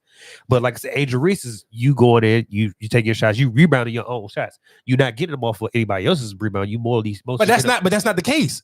So so you sitting here saying, yeah, of course, nigga, listen to what I'm saying. But see, that's what I'm saying. So if somebody's looking at it, if she shot, let's just say she went 3 for 11, and she got 8 offensive rebounds, you gonna look? Well, damn, that's okay. Let's use that stat right there. Okay, she got 8 offensive rebounds, and then she got 22. So what about the other fucking 12? No, right. You got the other, but mostly, if you took better shots, you would have had those offensive. You know what I'm saying? Those offensive rebounds. You wouldn't have got them. You would have made the basket. You would have had more points. Cool. Listen to what I'm saying. I hear what you're saying, but what about the other 12? Right, you got the other 12, but that's what I said. When people say your shot select, you taking bad shots, you shoot bad from the field, it's still affected in the game. Like that's just like if you go to Westbrook. If Westbrook take 40 shots to get 40 points, you go look at him like, damn, nigga, you shot 40 times just to get 40. That's crazy.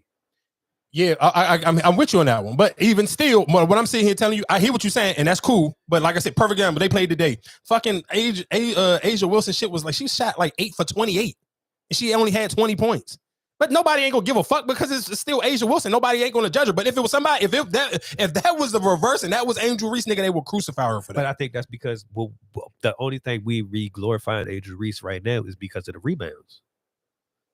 We not glorifying. That's what I'm saying. If nobody else talk about anything else that she's doing, like, oh, she's making defensive stats, so we just keep talking about her rebounding. That's why they go to say, well, damn, she's shooting a bad percentage. Most of her rebounds are from her bad shots. But it's not. So that's my point. But so if a nigga say that means you ain't watching the game. So I don't want to talk to you. But that's why people when you say that if they're not, of course they probably not watching the game. But if you're looking at the stats, and I'm just going by the I'm not talking to nobody watching those stats. Niggas 2024. If you want to have a sports conversation, if you listen, if you feel like you're gonna troll me, I'm gonna tell you your mother's a fucking whore, suck my dick, and you an F-bomb. I'm going to give it up like that in the comment section. And I'm going to use the emojis that you're going to know exactly what I'm saying. I'm going to use the rainbow emoji. I'm going to use the dick emoji. I'm going to use the mouth emoji. And I'm going to use the dog emoji. The dog emoji, you are a bitch. And I'm going to tell you to suck my dick. And you are a F-bomb. I don't care. I'm not talking to niggas who don't watch the game because I wouldn't talk to you if this was football, if this was the NBA or nothing else, if you don't actually watch the game. And you wouldn't have these you're not even allowed. I can only imagine. No, I know for a fact niggas ain't having them type of conversations in the barbershop because niggas, bad shit happen to people in the barbershop if your fucking opinions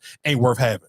So that is what it is. So like I said, again, and I didn't even mean to get fucking off target like that. But the reason why I even brought this up again, shout out to Angel Reese, fucking the only WNBA player in fucking history that have literally 3 2020 games back to back. But the reason why I brought it up is because we talked about her getting the Reese's deal, and we was kind of like, oh, we don't know when it was going to come through. It all came through this season. The Reese's deal came through, so she is an official brand ambassador for with Reese's, and then she also this Friday coming up for the Indiana Fever game, they got a Barbie game. So this is the first time that Matilda has done anything with the WNBA outside of this. Yeah, they play on Friday. This is the last game playing on Friday. So they do have a Barbie game where it's an all pink theme party or whatever the case may be. And again, that's why my thing is, and I listen to what I'm saying. I understand. I don't understand it because I'm gonna play a clip of Plies, and I can come right in after that and play the clip of Plies when he was talking about black men and their problem, even with Kamala. So it's just, I get it. Sometimes I don't understand it because nothing in my soul would make me be that angry with a woman. You don't even know this girl. So just some of that shit just be corny. And it's just, again, it's more, I think people pay more. If you're not really into the WNBA, it's easy not to pay attention to it, but it's way easier because the politics shit with Kamala is a lot more life-changing for people. So you kind of realistically, you don't have no choice to pay attention. So you pay attention to the conversation around her. But those two things, I told y'all a million times, they damn near almost go hand in hand. So it's just realistically, that one is just easier to point out because, okay, it's a part. We niggas need to get out and vote. So this one people are paying more attention to, but you just see so many people. It's like, bro, I don't know what y'all think. Like, listen, I tell people this all the time. I don't care how much you big up Caitlin Clark. Guess what I don't do? I still don't listen to Post Malone. Still don't listen to Taylor Swift. Still only MGK song I know is Wild Boy. Never heard a Mac Miller song. Rest in peace. I don't listen to Eminem. I don't give a flying fuck if Caitlin Clark scored 100 points. I'm still not going to be a Caitlin Clark fan. It ain't going to happen, dog. So I don't know what you feel like you're never going to accomplish that. But that's what I'm saying. But I think it's nothing else to conversate about or even talk about right now in sports wise. So that's why people are, picking those. Because let's just be honest, if basketball was really, if NBA was still going on, if football was picking up, we wouldn't even be having a conversation about the WNBA right now. Oh, that's probably a lie. Nigga, the NBA Finals was going on, and the Caitlin Clark Angel Reese shit was still the biggest story. The host, when we came in and talked about Stephen A. Nigga, that was in the NBA playoffs. Yeah, if the right teams ain't playing, if it ain't, excuse me, if it's not LeBron James or fucking Steph Curry playing, and you talking about it was just what was it? The Celtics versus the Pacers. Angel Reese and Caitlin Clark is going to draw more of a conversation than fucking Celtics versus the Pacers. Sorry, hate to tell you, that is just it's 2024. Those are the times we in. Shout outs to both of them. They are the number one, number two jersey sales in the WNBA. I mean, did anybody thought it was gonna be anything else? I mean, you still got Asia Wilson and all that. Who double? I mean, what back-to-back MVP? But that don't go nothing to do with jersey sales though. You nigga, you know that it's popularity. I'm gonna buy the jersey of the most popular player. Yeah, so that's what I'm saying. Shout outs to them for being rookies, having the number. Who else did that? I mean, I don't know. I couldn't tell you. I'm just saying. I think people were lying to. I think if you thought in your mind that those wasn't gonna be the two top selling jerseys, I think you were lying to yourself just going into it. But that's what I'm saying. Shout outs to them. And then again, just like I said, shout outs to Angel Reese for a little. Like I said, all of those endorsement deals, and I told y'all realistically, the sad thing was not the sad thing, but it was going to happen. I told you the more that she got media trained and she kind of figure out how can I kind of not be, I can finesse being myself, but it's not to the point where I'm scaring away corporate America. And just trust me, this year one, it's only going to get better. Even the better her game gets, the more she gonna get those endorsements. I think people even just critiquing her, even trying to troll, or even just sitting here bringing up her field goal percentage. Again, when we talk about Sexyy Red, all good, bad, whatever the case may be, all the engagement is just gonna get more people to talk about. I was watching this girl, this lady. I want to say she worked in like the news report somewhere in Seattle or something, and she was saying that she was just like, I be wanting to cover other players. But realistically, I get my most clicks and likes on Reese and fucking Clark. So I gotta kind of almost damn near every jump I'm intrigued to put one of their names in a story if I'm trying to talk about other players, because those other players' names don't get as many clicks or views. So if I'm getting paid off of clicks and views, those are the two people who kind of realistically draw the most attention. So again, like I told y'all, that is just the beginning for her. I even went out on a limb and said 9 times out of 10, I can go out on a limb and tell y'all that girl will be the first WNBA player to reach $1 billion because of just off. And I ain't even talking about just off of her player contract. I'm talking about just off the court endorsement. She's going to get the most. What she has going on for her, you can't teach that. And I ain't talking about the rebound. I'm talking about the aura off the court. I'm talking about that's why she has more followers than Caitlin Clark. That's why she got more followers than the WNBA, because people don't follow her just for basketball. If you go to her social medias, guess what she don't post? Nothing about basketball. Like if you went on her page, you wouldn't even know this girl was a basketball player. Oh, watch reaching the beat. That's good. How nigga Kim Kardashian did it? Yeah. Rihanna did it. No, I don't think. What's the Kim Kardashian song? What's gonna be the difference? Besides, I mean, of course she white, but you can nigga off endorsement, she gonna be able to do it.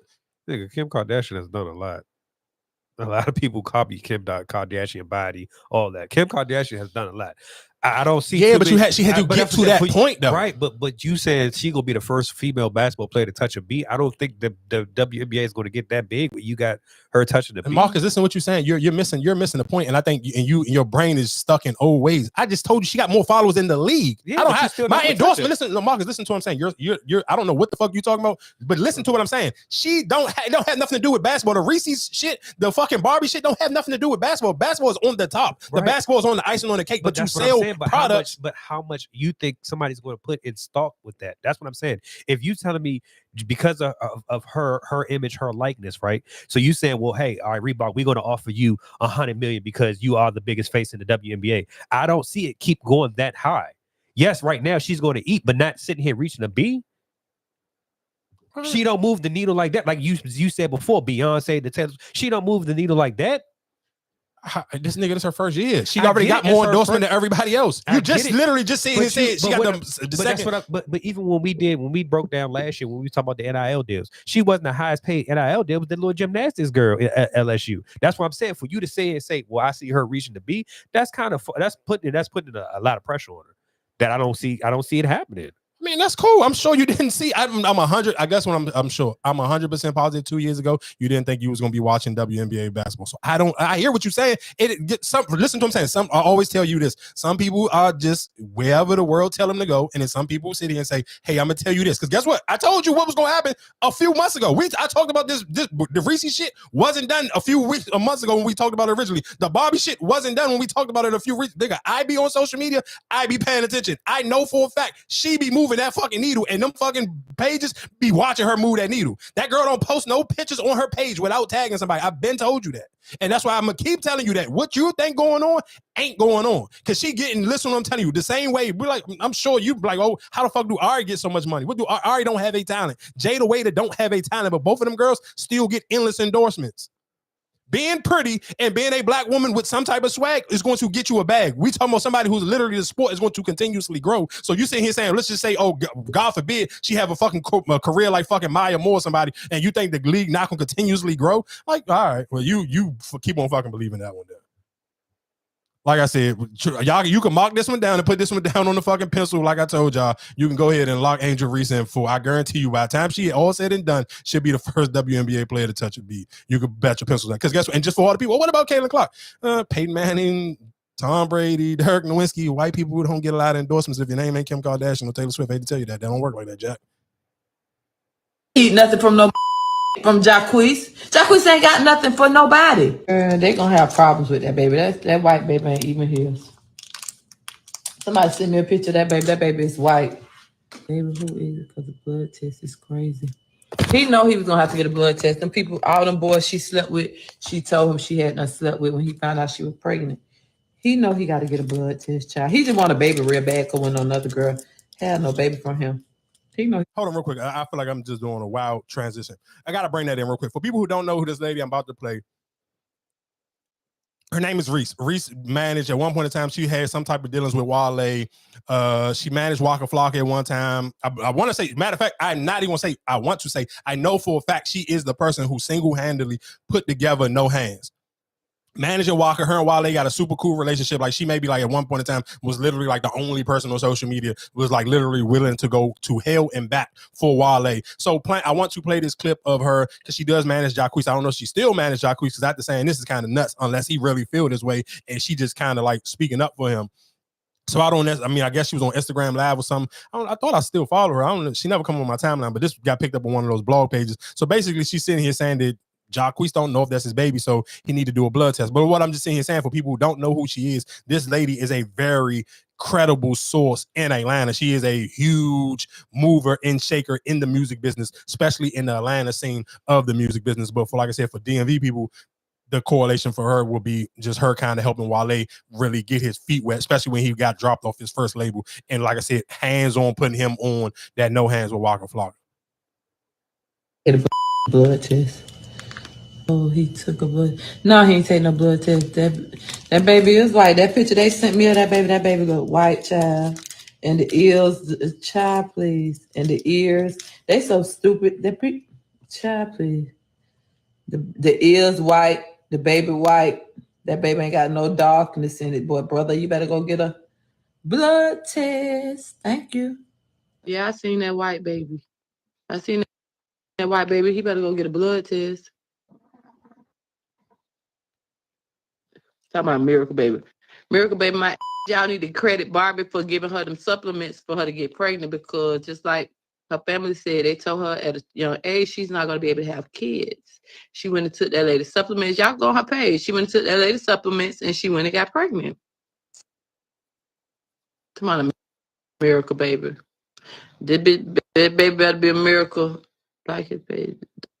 People don't live in Tampa. He's playing a dangerous game. Why would you think you could bully me? Out of all people, you bullied his dancer, you bullied your friend on the boat, you did all of this stuff. Why you thought you was gonna be able to bully me? Like, do I look like I got dummy soft? All right, so I got a question for y'all. My question of playing that clip is, how would y'all feel if that was one of your friends or close family members and they kind of came out on an Instagram Live or you overheard them talking and they felt like they were saying that you need to go get a fucking You need to get a test. Would you sit here and judge them? Would you feel some type of way? Like, or even if, let's say if you was an artist or something, and this was your manager, or this used to be your manager. I guess two things. Could this still be your manager? Or if you were Deion Sanders' daughter, how would you feel if this was Jacquees' manager? If you were his daughter, would you sit here and try to press him out to be like, damn, you ain't gonna check your manager? Why she saying this? Is this how you really feel? Like, what would y'all thoughts be if you heard this if you was Deion Sanders' daughter? I guess if you was Deion Sanders' daughter and you heard this clip, how would you feel? Or how would you even carry this after this? Well, can I ask how does the baby live? Like, it's just like still like some months. Yeah, some months. It's new. Like, maybe I don't even think it's a month. Oh yeah. Yeah, nah, you can't. She must not have had kids before. Because you can't go off of that because the baby light skin coming out light skin until they get some sun, or you know what I'm saying. That's but okay. Also, so I'm saying, would you take some creed, or would you feel some type of way of her sitting here still? She's sitting here saying the girl was sleeping around. She ain't just sit here and say like she made it like this. She got bodies. That's different. That's a different story. Then if you sit there telling me that she got bodies and she was fucking around, and we was in a relationship at one point. They still in a relationship. They was at a he proposed to her. That's his fiance now. So no, I'm talking about beforehand because he was still messing with Shorty, right? Yeah, he was still messing with Dreezy because Dreezy is the one who put out the information before they even showed the world. Well, I would press him out. Like, he need to deal with it. He need to say something to her if she's still working for him. But why would she still be working for you? Yeah, I feel like saying stuff like that. I feel like if she still working, if she still has a job with him after saying this, that is nuts. And why would she say that? Like, you know what I'm saying? I would want to know, why would she say something like that? Yeah, because I feel like that type of information, you can't just randomly thought that up. So that conversation, I feel like if I'm fucking DeAndre, however you say her name, if I was her, I kind of like, I'm hearing this. There's no way in hell you can't tell me that she just randomly came up with these thoughts or this information out of just the thin air of her head. Like, something had to happen, dog. Yeah, y'all had to have had a conversation, or that's random. That's real. But you do got some people who just be off the who baby is that? You know what I'm saying? Like, not knowing. But like that, you do have nah, dog. That shit sound crazy because you gotta think about it. Somebody, if listen, what I'm telling you, nobody gonna sit here and say who baby is that if you and that person are madly in love with each other. I've never heard people sit here and say, oh, who baby is that, and y'all be up each other ass 24/7. And y'all don't have no problems. Y'all ain't never sitting here running into the internet or telling your friends, oh, such and such, I think he cheating on me. Why they always texting or why? Like, if you don't have people only question that shit is whatever information you are giving to those people. But then that's my thing. We ain't seen them 24/7 up in each other's ass. Because like I said, he was in a relationship with Breeze, you know what I'm saying, before that. We didn't even know that she was pregnant by him until she said something. So that also kind of adds value to, like, it could be true. Because if I get it, like if this was this was Cardi B, the Cardi B situation, like Cardi B and Offset type of shit. Well, all right, you was married to this man, and then come to find out it's somebody else, baby. Then that'd be a different story. But y'all wasn't in a relationship prior to, you know what I'm saying? Like, you was still messing with Shorty. So I could get it why she probably would say something like that. Oh yeah, I knew she was around here doing X, Y, and Z. So I get it why she probably would say something like that. Yeah, I don't know, dog. I ain't gonna hold you. That I ain't gonna lie to you. That one would be. I would probably lose my mind if I had to pull up with that one. I ain't gonna hold you. Like, that one would drive me probably absolutely crazy if you So you said if you don't fire her, you believe it's true. Yeah, if you didn't fire her, if that's still your manager and you don't fire her after this video go viral, nigga, I'm going to feel some type of way, and then I'm going to believe that everything she said, you put that battery in her back for her to feel comfortable enough to say that. Because why would you not check her? Why would you even still deal with her? But then what if it's true? You gonna apologize to her? I'm not you gonna get her a job back? I'm not. Are you gonna give her a job back? Apologizing for shit because nobody told you to take that to everybody. What was your purpose in saying that to everybody? Right, but that's my thing. But I'm looking out for my client though. But why? The world doesn't need to know that. So I'm not apologizing for shit. You did this, not me. But what if she tried to do that because you've been? Let's just say, all right, that's your client. He been, you know what I'm saying? Now he been acting real funny because of her, right? Because of the because of the baby or whatever, the girlfriend, right? Mm-hmm. You been, you know what I'm saying, you kind of you dish yourself. That probably like, well, damn, I need to get you back. You know, you lose the track of shit. That's probably not your baby. That the family life don't then approach me or talk to him offline. Don't put that out there. But what if I did approach you and you still wasn't even trying to listen? Then you need to handle it. That's unprofessional. Yeah, I ain't gonna hold you. I don't necessarily know how you yeah, I couldn't. And real quick, just a sidebar, I do want to give a shout out to Angela Yee, because I told y'all, I don't care what y'all say. she is the reason why she just I just shouting her out because the guest she still get for her show, because she got Jordan Childs to come on her regular radio show, and I was just like, damn, that's tight. Like, this girl, like, I'm cool. I ain't gonna be on social media no more. So for Angela Yee to be the first person to pull an interview out of her after the bronze medal situation went through, I got to give Angela Yee some credit for that. So that I just kind of just wanted to shout Angela Yee out for that, because that to me, that's just tight. Like, that just speaks on just like, bro, Angela Yee gonna keep them guests coming. So, and that kind of to me just always kind of showed me just the credit that I feel like people never gave Angela Yee behind the scenes on how the Breakfast Club kind of moved. And I'm so pissed off at myself because I said I was gonna play that Plies clip right after we talked about the Angel Reese stuff. Damn, my bad. Here you go. Quick. But to everybody who, especially the ones who look like me, and the men who look like me, who quit the she Kamala want my vote. She need to explain herself to me what she gonna do for the black people. Listen,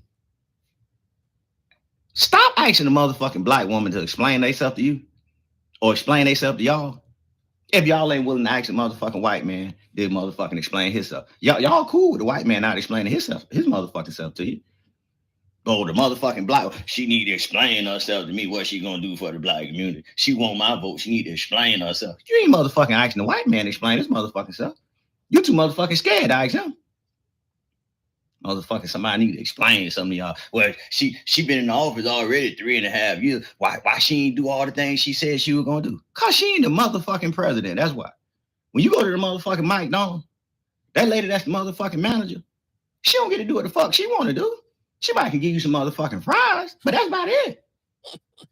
Some free motherfucking fries. That's about all she can motherfucking do. But she can't change the price of that motherfucking quarter pound up there. Or that motherfucking Big Mike. That ain't that motherfucking lady White House. She just like the motherfucking man. You motherfucking fall in line. Now, if you can get some motherfucking free fries out every now and again, you get some motherfucking free fries out. But y'all motherfucking know this. Most of y'all. But y'all just want something to motherfucking say. Now, if she was the motherfucking president and didn't do something, then that's a whole different motherfucking ball game.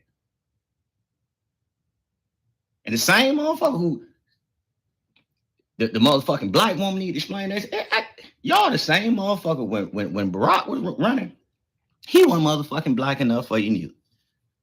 And a lot of y'all, I done figured out what y'all getting confused. Y'all don't even want motherfucking black. Y'all want ignorant. That's what you motherfucking want. A lot of y'all think ignorant mean black. And that's why some of you motherfuckers like Trump, because he motherfucking ignorant. But I'm here to motherfucking tell you, everybody black ain't motherfucking ignorant. And everybody white ain't motherfucking smart. So put that in your motherfucking pipe and motherfucking smoke it. It is. Shout out to Plies. I don't know what got into Plies. And again, I think, to me, I'm not gonna lie to you, Plies must really have made a lot of money off of music, and I guess realistically that can tie into Joe Budden and Carisha. After I finished giving Plies his props, because I do just like, dog, if Plies started a podcast, niggas would listen. And he is kind of just real live, just really be having viral videos, just giving up free game and literally don't care. It's just on his social media. Like, he is literally I don't even know if Plies got a YouTube channel. So just for him to kind of like that, to me, when I'm looking at that, and that be the part where, again, like I said, I'm going to tie this into the Joe Budden situation, because I be feeling like people don't know how to cut the two from each other. Because I've seen a lot of people, and just real quick, with people saying, what am I talking about? I think a lot of people cannot separate Joe Budden, the podcaster, from Joe Budden, the rapper. Because when they have, again, and when I made a video and niggas in the comment, what you mean? I'm like, no, I don't know where y'all from. One, in 2023, niggas in the DMV area wasn't even listening to rap music for real. Like, we was tolerating it. We wasn't listening to it. Nigga, go-go still was go-go. So I don't, to even see some people like, nigga, what the fuck are y'all talking about? I've never in my, and listen to it, and I understand that sometimes if this is your first time meeting me, or the first time you're hearing my voice, and this is why I record on my same YouTube channel, bro, I have literally put thousands of people in every single club that is from DC, Maryland to Virginia, and also Baltimore. I'm not arguing with no nigga telling me in 2023 niggas was playing Pump It Up nowhere, because I ain't never heard it besides on a fucking video game and a fucking movie that I only seen one time. Niggas that sit here and act like, oh, and again, that's what I'm saying. I know people cannot separate the two, because niggas be wanting to argue like we talking about Joe Budden rap career was Lil Wayne. Like, what the fuck are we talking about, though? Name me one thing that don't got to do with podcasting that Joe Budden has done for the black culture as big as what the City Girls have fucked up. I ain't saying here saying that what the City Girls did is right, because they done fucked up the dating scene because that going tied to the Cam Newton shit. Bitches want money and want to get flued out. Like, that's a saying. Flued out. City Girls is a fucking thing. It's what is that shit? A noun or verb? I'm not cool. I wasn't great in English, so I don't know how to, but that's a thing now. Getting flued out is a thing. Broke niggas don't deserve no pussy was altered in by the City Girls. Big Birkin bag in a niggas. What the fuck are we talking about, dog? Like, y'all gotta stop lying. I listen to me. I love Joe Budden like everybody else do. I've listened to all 700 and however many fucking episodes he got, but I ain't never listened to this nigga raps. Like, stop, dog. But can I ask a question? I mean, for the argument, right? I hear what you said, but Pump It Up was a big song. It was a thing. Bro, it just went gold. No, it just went gold because it wasn't getting calculated like that. That you got finessed out there. Hold on. Listen. You still hear it in the sporting events. They still play Pump It Up in arenas and basketball games. They still play Pump It Up. Okay. So that don't count. You can't tell me it's just because it's just going gold, because you got to think about it. Back then you had to buy the hard copies. And remember, it was on the Fast and the Furious before it was what's the name of thing. And that's what he said. That was a bad deal for him. So my only thing, I get what you about to say. Oh, was City Girls this? But when the last time you heard a City Girl song? I don't know if I never have another City Girl song in my life. They have still done more for we're talking about impacting black culture than Joe Budden. Okay. Rapping. What nigga, this is what I'm saying. For everybody who want to keep using that excuse, oh, you had to go buy singles. One, nigga, that's not a fucking flex. Nigga, who the fuck was buying singles? Remember that video? When the TV scrambled, you can knew I that ask you, was Joe Budden Pump It Up hey, guess video. what, though? Guess what? Can I tell you something? Can I tell you other songs that came out around that same time and went platinum already? Throw some D's on that bitch. You don't even know where Rich Boy is right now. Rich Boy could be working at fucking Walmart. Guess what? He still already got a platinum song. But that's what my question. But you said because you got a platinum. That's what I guess that's what I should have been asking.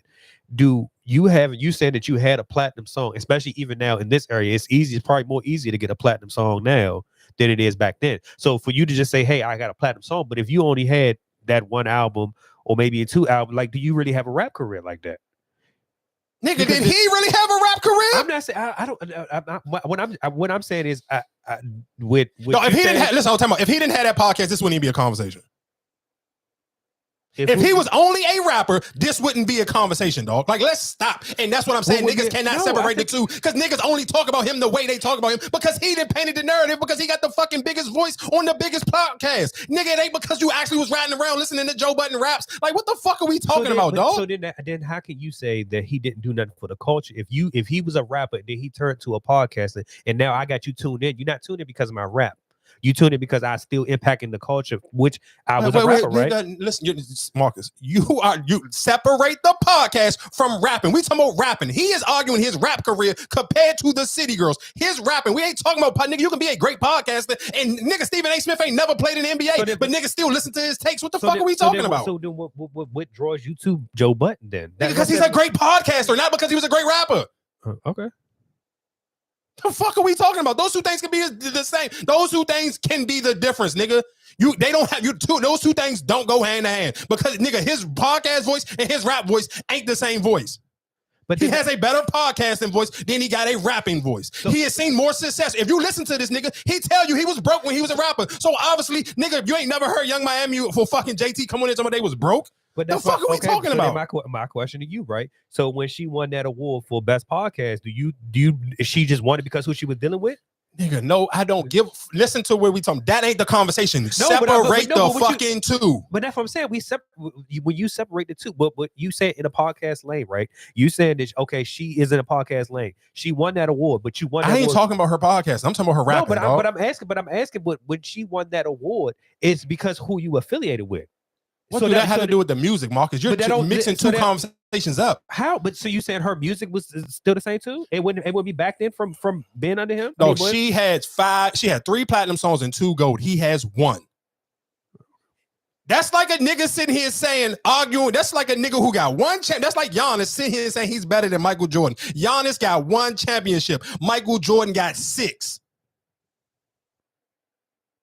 I ain't sitting here saying who's a better rapper. We talking about most impactful. I guarantee you we can sit here and go knock on everybody's door in this fucking building. They know who the City Girls is, and I swear to God they don't know who Joe Budden is. And if I had to point a gun into your head right now and told you to name me 5 fucking Joe Budden songs, you could not. Like we gotta stop, dog. Like we can name 5 city girls. Man, you fucking a goddamn bald faced lie. Erica, you can name 5 city girls.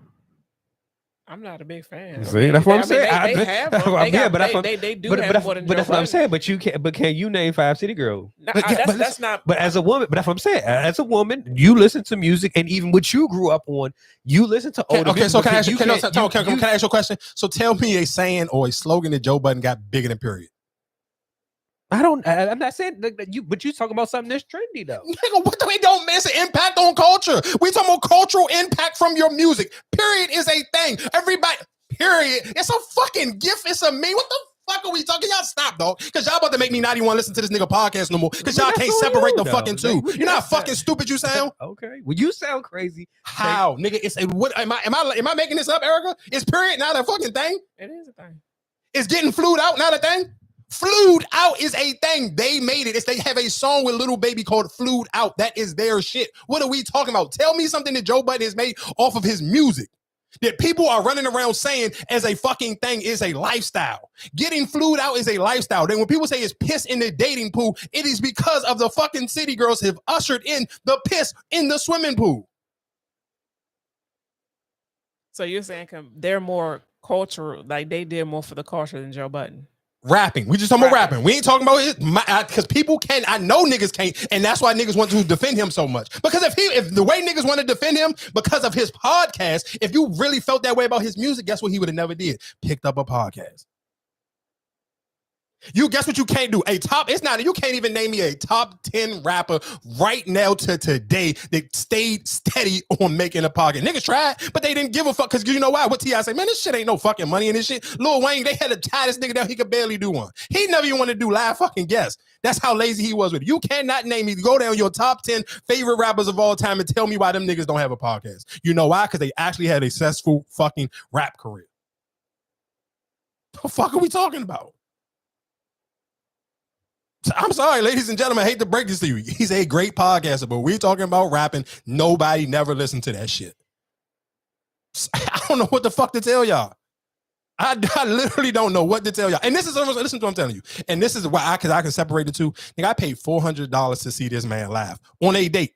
Paid $200 for me and $200 for the girl that I took with me. Nigga, I would never in my fucking life pay $20 to see him if he was rapping. What the fuck are we talking about, though? But that's the point. Niggas can't say. I know niggas can't separate it. Because you was no way in hell if I would have sit here and said, who's the fuck? If niggas wouldn't defend Lupe Fiasco like this, I know niggas wouldn't. Because you know why? Because Lupe Fiasco don't got a podcast you listen to twice a week for fucking 6 hours. And Lupe Fiasco has got a bigger rap career than the fucking City Girls. Lupe Fiasco actually got a fucking platinum album. We ain't talking about a song. Nigga, you can go on the RA, whatever is the fucking RCA or whatever the fuck that shit is. You can Google and look up. Nigga, Shy Glizzy got more fucking gold songs than Joe Budden. What the fuck are we talking about, dog? Shy Glizzy is quote unquote a local rapper. It actually got a 5-time platinum song with the biggest verse on it.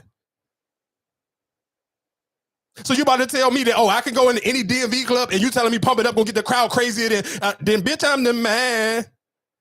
Stop, dog. Like, we gotta fucking cut the jokes. Like, where the fuck are y'all from? That's why I don't come outside, because if outside, y'all niggas is actually using your brain and thinking like this, you are fucking shitting me. Stop.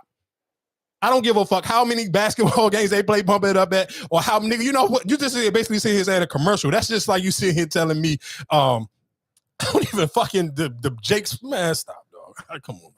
Because they play it on fucking, I don't even know what movie they played on, Stomp the Yard? No, they played, it was Fast and Furious and Stomp the Yard, both of them. Guess what?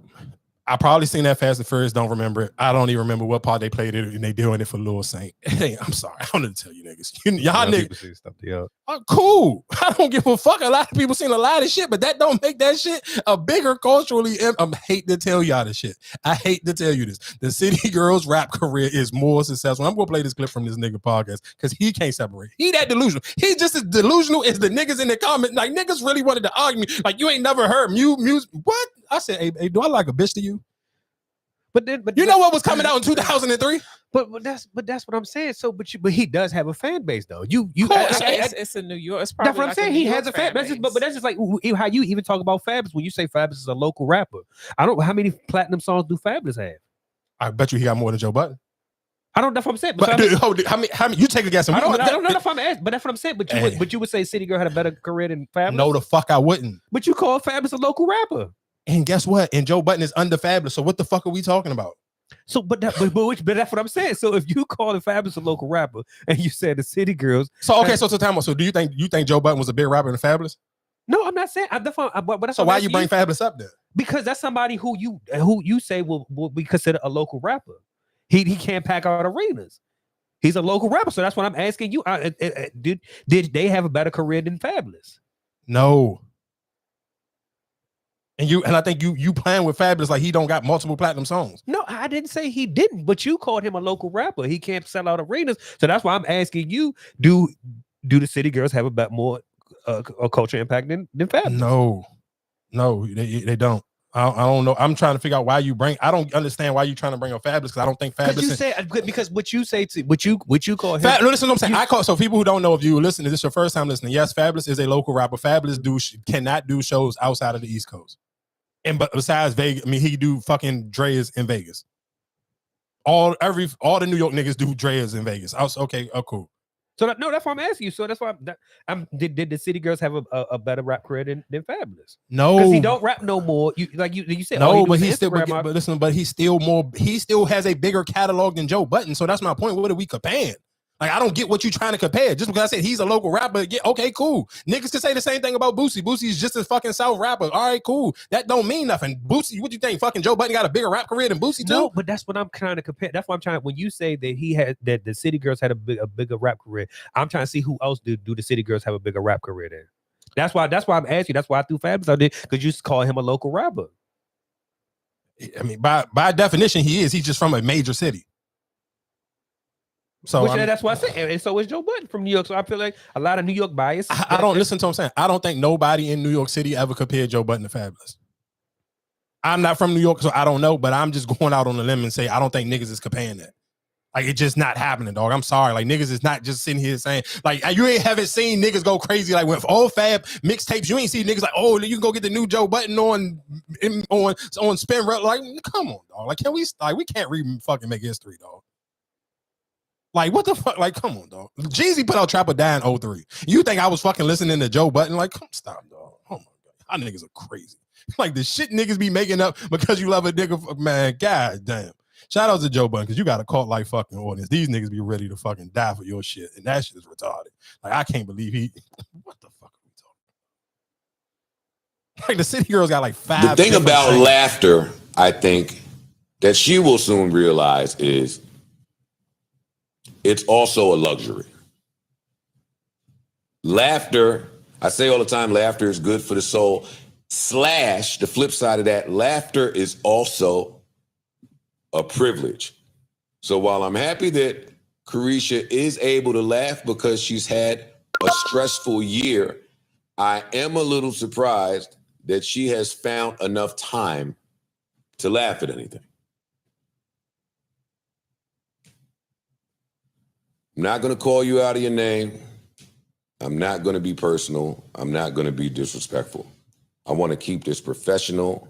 I ain't gonna lie to you. I ain't even in the mood to listen to that shit. I heard him already say it. I apologize to people with you. I'm sure most people don't give a fuck. Like I said, if anybody want to dispute it, I'm here to argue. Give me 5 sayings or slogans that you feel like Joe Budden has came up in his rap career, not his podcast career, in his rap career, that is more impactful than period, flued out, broke niggas don't deserve no pussy. What's another fucking City Girl? Them top 3 right there. I feel like them fucking 3 didn't put them in a goddamn fucking, we talking about culturally fucking impacting. Like, come on, dog. And guess what he don't have? He don't have a product that dog. You listen to what I'm saying. I guarantee you, I don't know a fucking bra who got a fucking Joe Budden shit in her house, but I can go to a bitch house, especially in her 30s, and get a game of Russia. I mean, a ruler. What's it? Risha roulette rolling. Like, what are we talking about, dog? Like, we talking about cultural impact. Motherfuckers actually went out, and I didn't see. I'm talking about endless bad bitches who got that fucking Risha roulette in their house. Like, that was a game that motherfuckers was playing last year, going into this year. Like, it was a thing during the holidays. Girls was getting together. They was having their fucking Valentine's Day, Christmas time. They was in their fucking pajamas with their homegirls, and they was all playing fucking Risha roulette. Like, what are we talking about? Like, stop, dog. Listen to what I'm saying. That's why one thing Charlamagne say, if whoever got the loudest voice in the media, they can kind of dictate culture and dictate what people think or their perception of them. And what I said again, shout out to Joe Budden. He does an amazing job at having people believe the shit that he say. And that's what make him a fucking top 2 podcast of all time. Like, I can't argue with that point, but we talk about music career, we talking about impact in the culture. All right, well, go come up with a Joe Budden card game and let me see if it's still like that fucking Risha roulette. Cause I know for a fact I seen endless bitches do that shit. So again, like I said, you can argue whatever you want. If you can't take the podcast bias out, it's hard for you to have a real conversation. I guess even while we're talking about female rappers, we can kind of play this Uncle Luke clip real quick. Ice Spice, I need a check from Sexyy Red. All the fucking girls, Megan Thee Stallion, anybody that's running around shaking their ass. Male rap is on some shit right now. I'm sorry. The females are winning. They're doing everything that I did. I'm still waiting for these girls to send me a fucking check. I need a check from Ice Spice, who turned her ass around and dropping it like it's hot and doo-doo browning. I need a check from her. I need a check from Sexyy Red. That Red, my friend. My man Stan. Shouts out to Stan. Stan the man. I don't need a check from him. That's my dog. That's his record company.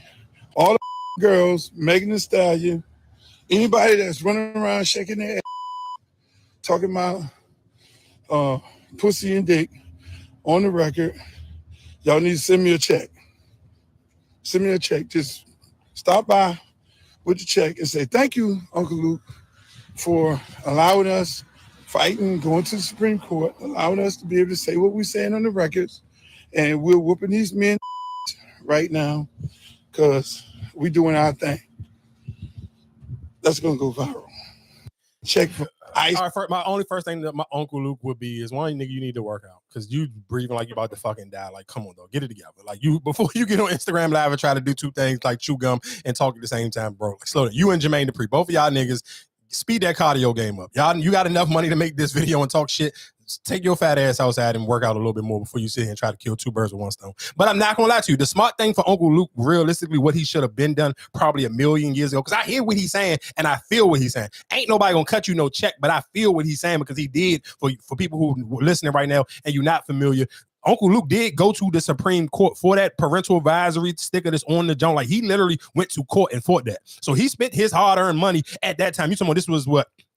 Late 80s, early 90s, when he took that to court and literally fought it against the Supreme Court. So like in that, it did come through. So now you can rap and say whatever explicit language as you want because they was trying to stop all of that. So I do get what he's saying, but what he should have done is, nigga, you should have been the one out here, instead of being lazy and you trying to get somebody to give you a free check, nigga, you should have been out here signing these girls, or you should have had some producing company up under you and having songwriters or whatever under you and signing you, because you're absolutely right. You did pave the way for these girls to be able to do what they want. They realistically just took what you did and just doing it from the female version. He absolutely right what he did, but that's your fault. Like, you waited too late. Like, you should have been ahead of the game and ahead of the curve and actually was already planning this out. And I think that's what sometimes when a lot of these older artists or older just business models, people wait until it's too late. Like, you're never paying attention to what's going to be next. And now it's kind of you probably listening to them like, damn, I'm the reason why they doing all this. Yeah, I mean, you're absolutely right. You are, but it's too late. I don't know what to tell you. You already missed that window, dog. I don't necessarily. I'm sorry, Uncle Luke. It ain't gonna happen. Real quick, while Erica stepped out real quick. Do you got any predictions per division? If we can go each division. If you can't do it right now, then we can do it next week. But if you can go off the top of your head, can you go down on, or are you willing to sit here and say each division who you think will be the winner of the division in the NFL? I would go off of what you say. Who you got? All right, let's go. NFL divisions. How you go to? Can I'm sure you can just go divisions, right? NFL division. All right. I didn't got divisions. What the fuck? Oh, division standings. Here we go.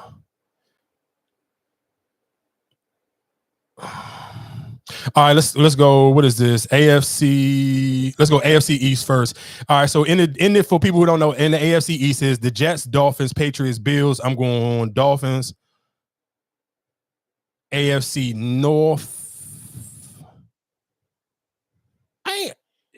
I'm not gonna lie to you, for something giving me like just what I kind of want to put it on wax. Of course, I know I'm a Lamar Jackson guy, but I'm not gonna lie, for something is telling me that the Steelers gonna fuck around and let Justin Fields become the star quarterback, and they gonna win that division. I don't know what it is. Something telling me to say it, so I'm just gonna go out on a limb and say the Steelers. And if Baltimore. I mean, of course, Lamar is gonna be my guy first, but something just telling me, like, I just feel like that whole niggas is kind of really just sleeping on Justin Fields, and I feel like he got something to prove, and I feel like Mike Tomlin kind of just like he always just find a way to win. I think the Steelers gonna be the team that's gonna surprise niggas and really make Chicago and the world eat that fucking plan with Justin Fields. So something is just telling me that will be the surprise thing to jump out of the field. Like, and I'm gonna start. I gotta re-up on my FanDuel jump, and that may be my bet that I may take. Like, I may almost want to put some money on that the Steelers may win the AFC North. My hot take is not high. I think that the Bengals will be the worst team in that division, like they was last season. And Joe Burrow gonna play. He gonna be healthy, and I still don't think that they are going to be. I think their window is closed. I think the rest of that division has got better because I feel like the quarterback players got better. And don't sleep on the Browns neither. So I mean, I think hopefully Deshaun Watson try and prove something. AFC South: Jaguars, Titans, Texans, Colts.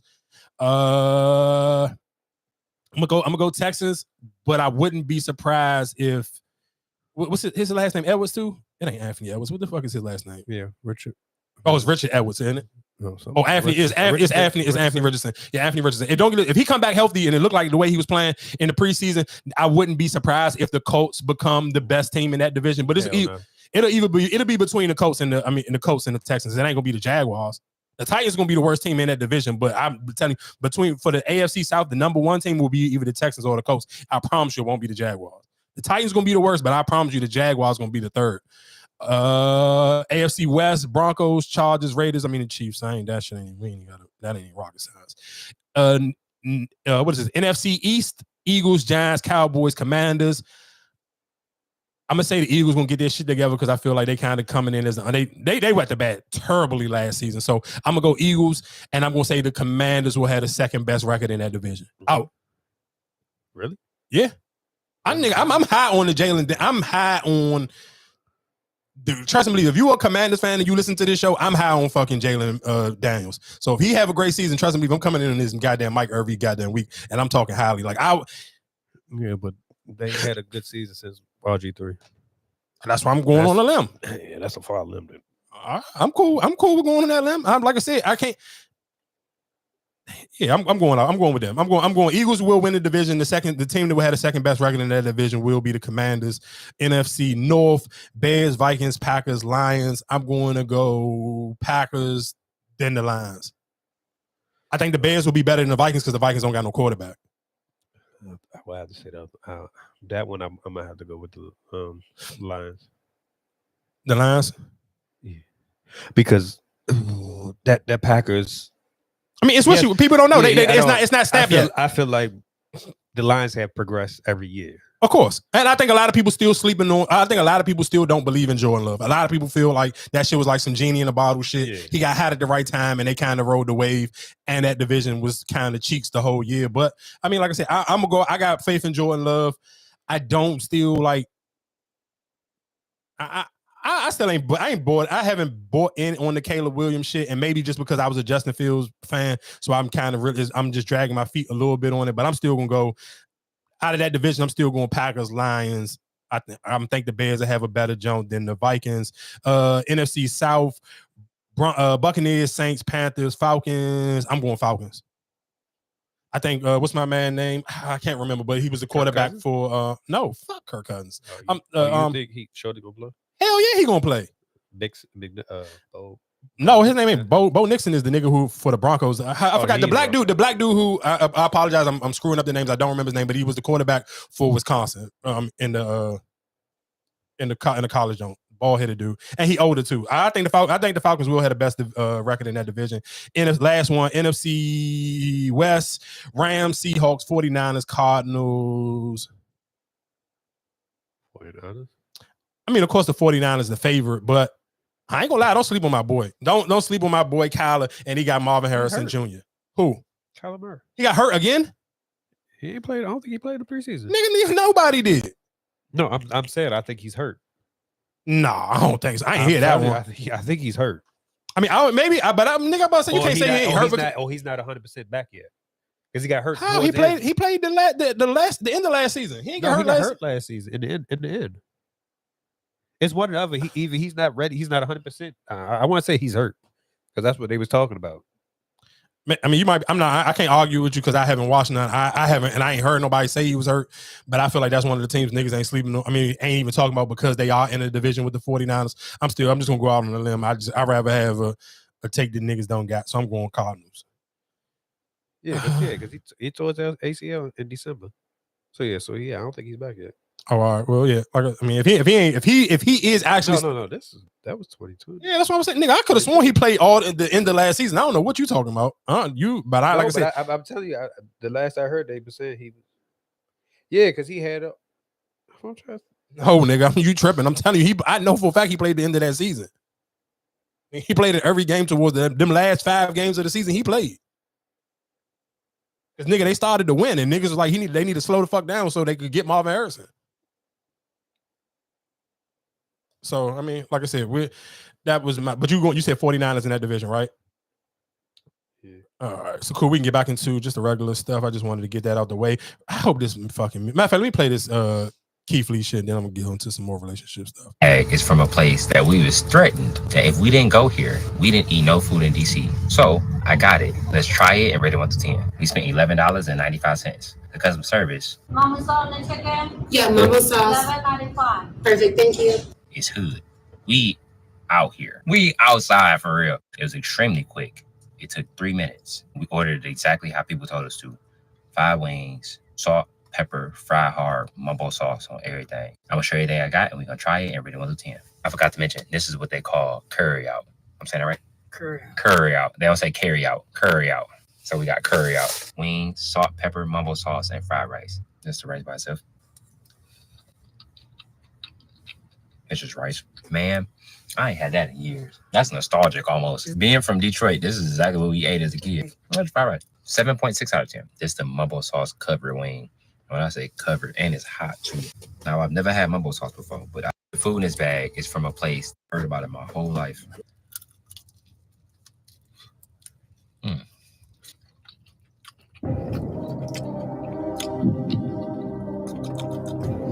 It tastes like old school sweet and sour sauce from McDonald's. Yeah, it tastes like sweet and sour sauce from McDonald's. Is that brown sweet and sour sauce? Yeah, it tastes like sweet and sour sauce from McDonald's mixed with a little bit of ketchup.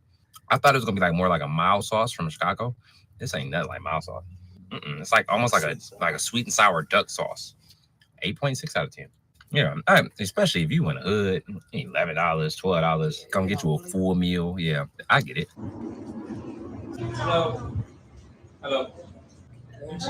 Hello. On this side, right? Man, we get full, man. For real? We gotta make sure you get the right thing, man. So you can this is a real good curry out, man. We have wings, salt, pepper, and extra sauce. Oh yeah. Everything. So it's fire. That was so nice. All right. Heard about it my whole life. All right, so real quick, I did see people, I mean, of course, people who were not from the DMV saying, why would y'all send him to a hood jump? Ladies and gentlemen, I know when you from out of town, you run to the park, you hear niggas talk about Rose Ball and all these other weird ass fucking places that you fucking out of town motherfuckers run and go do. Listen to what I'm telling you. A real DMV experience is carry out food. I don't care if we talking about shit that people actually grew up on. It's not if you are actually from the DMV, I'm going to go out on a limb and say you have ate carry out more than you probably ate McDonald's. So that's a stretch. Is that a good thing? Like, cause he be going and trying different restaurants and like. But that's our shit. You can't you kind of can't, and I get it because people was mad. Like he asked y'all to send them to black restaurants and y'all send them to the carry out. I mean, I get it. And listen to what I'm saying. And y'all not gonna find a more black power nigga than me. I'm not gonna go as far as Dr. Umar, but this is as close as you're gonna get. I get what people were saying, but I would be would be lying to myself if I would have got mad that he went to a carryout instead of going to some fucking Carolina Kitchen. Yeah, no, because the DMV is known for mumbo sauce. So you would have to, if you were supposed to be a food tester, yeah, I would have to say that. Because that's what you're known for. That's like going to Baltimore and not tasting the crab cake or any type of seafood. You know what I'm saying? Like DC is known for mumbo sauce. I'd be pissed off. You went to a restaurant and got mumbo sauce. Nigga, listen, again, I'm not going to shit on the name of the brand, but even that mumbo sauce that they sell in stores, bro, that ain't mumbo sauce. But people would think that though. And let's be clear, he had the red shit. And this is what I'm saying. And this is why I say you could not have him go nowhere else and have a viral video than this, because dog, and think about it, in the DMV, we argue what mumbo sauce is better, the dark shit that look like barbecue sauce or the bright red shit. And you know the dark shit is kind of like you in a better neighborhood. The bright red shit, you in the hood. But those are conversations that we have. So that's why I'm like, it's no way in hell you could have wanted him to go nowhere else. How? Like, what's the food? Like, what we gonna say? Go to Ben's Chili Bowl? Like, how many times you ate that shit? I didn't live here my whole life. I never got nothing from there. I've had it. It's not. I don't like it. It's not always cracked up. But listen to what I'm saying. But you can. But I'm almost 100% positive you can firmly stand by having some carryout. Yeah, you can. I mean, it's just like carryout. Like really. Like he went all these other places. I mean, I get it. I understand it. But it's like he went all these other places. But listen what I'm saying. Think about it. But just think about it. If you go anywhere else, like if you went to like Chicago, what you gonna tell them? He need to find a deep dish pizza, right? No, old people in Chicago say go to Harold's. It's a chicken spot. All the rappers from fucking Chicago, they don't rap about pizza, they rap about Harold's. The same thing as chicken. So, but my thing, but just think about it. Just off the top of your head, I don't. Because what other restaurant would you? Not even just a restaurant. What would be stable? What is a stable restaurant in this area? But I mean, I like DC, Baltimore. Like they known for this area is known for crabs and stuff like that. But that's more of a Baltimore thing. No, that's what I'm saying. So if we was in Baltimore, yes. But in DC, what would be your staple for a restaurant? Because I feel like everything else is like a chain. Like they have that somewhere else, like a Del Frisco's or whatever the case. They have that, Root Chris. They have that other places. So what would you say is a staple for DC? And the reason why I was about to say you kind of can't say seafood because everybody else cook their own seafood. Like, yeah, we all in the DMV area, everybody eat crab. It's a seafood thing, but you go home and cook that shit. So what will be the go-to seafood spot? You can say, oh, where you go get some live crabs? Then he out of town. Where the fuck he even gonna cook them at? No, but you do got some spots where you got some good. You can get some good shit. No, but listen. But my whole point of it is, what's the argument spot? Like niggas have debated the carryout. Niggas debate carryouts, and if you from the hood, you debate. If you'd have been around enough hoods, niggas will argue the best carryout in Landover is the joint. What's that? The fucking Lucky Star joint. So it's just like niggas got. That's what I'm saying. Like I couldn't tell you no other restaurant or no other brand of food that I could firmly stand by for him to try besides carryout. Because if you went to Philly, what would you say? They know for their steak and cheese.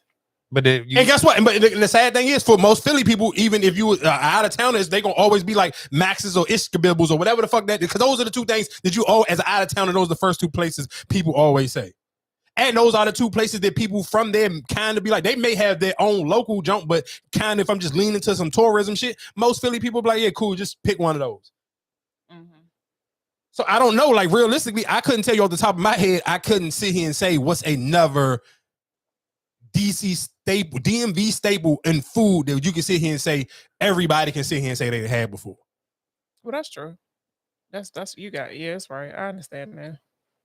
So that'd be my only thing. So shout out to Keith Lee for that. I get it. Like I said, I understand people was mad because it ain't no. I ask you if you was running that, you cutting people off and start making them pay. How long you gonna let that shit rock? What them Chinese? Come on, bro. It's Chinese people. How long you gonna let that shit rock? Nigga, they let that shit rock until he pulled off. Fuck you think, nigga, they don't got no social media. You think, and they in the fucking hood. You think they give a fuck about what he talking about? Nigga, whoever was in there right then and there, that was it. And nigga, they the next fucking people who called their carryout order in or came in there after he pulled off, nigga, they charged theirs. You're crazy as shit. They behind a bulletproof glass. What he was gonna do? Fuck you gonna MMA fight that goddamn bulletproof glass? Like, nigga, yeah, it's a dub for you, dog. I hope this. I know this video got some music. I hope this. You're very gorgeous though, but I don't like that you put the fake flower in your blush trying to make it. This music is crazy. I'm not even about to play myself. But we played that one before. This video? Yeah, I feel like we played that one before. Oh, I mean, well, maybe we did. So it don't even matter. Then that was the one where you was talking about. You sound like my little brother or something like that. I thought we played that one before. Oh, I can't remember if we did, but I mean, cool. If we did already, we ain't got to play it again. I could play this Joan of who is this? What's this lady name again? I forgot her name. Temptation for me would have been, I'm more tempted to leave because I know I can survive on my own. Yeah. Right? There were times that we stayed together because we couldn't survive without each other. This is the truth. It won't love, it won't, it was like, dang, I can't afford to leave. We're gonna have to work it out. We stuck. And throughout that time, we just fell back in love. Yeah. But there were times where we absolutely were not in love with each other. We loved each other, but being in love is completely different. Yes. There were times we did not like each other. There was times that you wouldn't even know we was married. Yep. Walking by each other.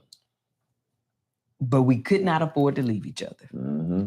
Listen, you couldn't even afford to be tempted. So, okay, real quick. That was Tabitha Brown. I apologize for messing up her name or not remember her name before I started this clip. And the reason why I wanted to play this clip, because I think that to me is more ideal and more of what people should act. I know people hate to sit here and I don't want to be signed up for no struggle love, and I don't want this, that, and the third. All I'm gonna ask y'all again, and I pray to God, I'm gonna always be able to cut this mic on 10 years from now. And I want to ask the single people who are single 10 years later. You may be in your 40s, you may be in your 50s 10 years from now. But 10 years from now, for all those people who were so high and mighty, who didn't want to sign up for the struggle love, you didn't want to put up with none of that broke nigga shit and all that other city girl behavior, a call back to earlier the conversation, then what are you going to do? Because if you don't find your baller, then what? And I do think that struggle love, because what they said, they couldn't even afford to divorce each other. They couldn't afford to leave each other. And I'm sure realistically, that's a lot of people's story for their parents, because we needed each other. We needed to help each other on those bills. We couldn't afford to take care of all these kids by ourselves. So you talking about those type of responsibilities, I think realistically helps test and make your love stronger when you can actually go through stuff. Because think about when people stay like, oh, me and my homegirl, y'all got all these, even for dudes too, everybody got all these wild, crazy stories how you and your homegirl or you and your homeboy been friends for 10 plus 20 years. Oh, that was the person who held me down when I ain't have nothing, or I was in between jobs, or whatever the case may be. That to me should be the same structure you're trying to build off of a relationship. Why would I not want to be able to sit here and say my partner held me down when I was at my lowest and gave me a few months to be able to get myself together, and through that time we found other cool ways to actually build a bond? Because again, I always sit here and say a lot of people sit here and your relationship fall apart because you really never liked those people. You couldn't sit here and stay in a room with them without the dates, because you kind of just can't sit here and be quiet and watch no Michelle Obama speech. You got to sit here and find a way to talk. You got to find a way to touch, because you can't just be in somebody's presence and just enjoy nothing but some TV, or you can't just enjoy a car conversation because you want to skip all that. I don't want to sit in no car and talk to no broke ass nigga. Where we going? All right, cool. We can keep going on a bunch of dates and keep hiding. Then what? One day, if you break two of your legs, now you got to sit in your house. But me and you built a relationship on just going on dates and getting flown out and doing all this other cool shit. You ain't got no legs, bitch. I ain't trying to sit in this house with you. But the crazy thing is, nobody never think that nothing ever is gonna happen. Most of y'all sit here and date like you're gonna have a clean bill of health for the rest of your life. I told y'all this last week. I continuously tell y'all that shit ain't gonna happen, dog. The older you get, something gonna eventually fuck up. It's just like a car. The more you keep driving it, you get 200-something thousand, you kicking 300,000 miles, that transmission gonna eventually go, dog. So the older you get, something gonna go out on you. And if you ain't built something with somebody solid, you better, what you gonna do if it go out? And your relationship was built on straight fraud shit and just all the fancy and nice going out and doing this and the third. And again, like I said, these conversations, nobody don't want to hear them because everybody looking for a baller. Everybody just looking for something, like you said, or something just quick and easy. If it's not easy, then they don't want to deal with it. But like you said, that the struggles is what makes the bond stronger. And that's what like a lot of older people, I think now is just so like people just they want it right here, right now. And if it's not right here, right now, they don't want nothing to do with it. Yeah, did you see the video of the lady? That one ain't gonna, to me, that won't work and that won't never last. Did you see the video of the lady who a bug jumped out, I guess, or came out the bushes and she ran in the cart, the little baby stroller went. I ain't gonna lie, that was kind of out of pocket. I ain't gonna lie to you. If I was her baby father and I end up seeing that video, bro, I might lose it on her. Like, it's not that serious though. Of course, she caught up to the baby, but dog, it was in the street. The stroller was. Nigga, it was in it. That shit could have went extremely bad. Yeah. Over a bug? Maybe it's a bee. Maybe it was a bee. Maybe she's learned to be things.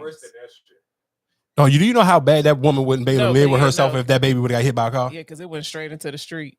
Like, that shit speed. Don't get twisted. She turned her Sha'Carri Richardson's on like immediately. But dog, did you see that John literally just? I was like, oh shit! I because the way I'm like, oh my god, this baby about to get hit in the head. Yeah, nah. Yeah, that one was. I'm not gonna lie to you. That was a little bit crazy. I feel like I got some more. Oh, wait, what's this? Father?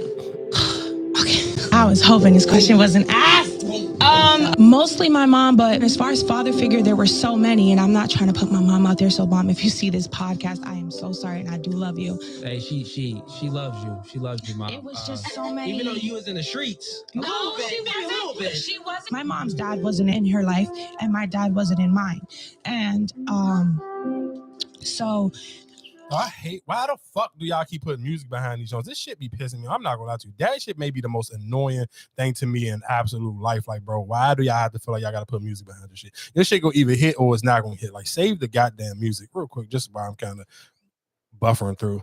Reporting on the very last day of the Democratic National Convention here in Chicago, Illinois, and I feel like the entire week I've been very demure, very mindful, very cutesy, but ever since I saw Ann Coulter say this about Tim Walz' son who is disabled, I'm going to say fuck that shit. It's all out of the window. Man, fuck you, Ann. Don't nobody give a fuck about a woman who died 10 years ago and is decomposing and still dyes her hair with peroxide in the motherfucking sink. What the fuck do you know about raising children, okay? Childless monkey women for Trump. That's exactly what you are because you look like the Wicked Witch of the motherfucking West and need to throw water on your ass to make you melt. We are tired of this shit. And as Michelle Obama said earlier this week, we're no longer going high when y'all go low. We're going to drag your bitch ass to hell where your unseasoned succubus ass belongs. Fuck you. I'm reporting on the very last. Hey, bro.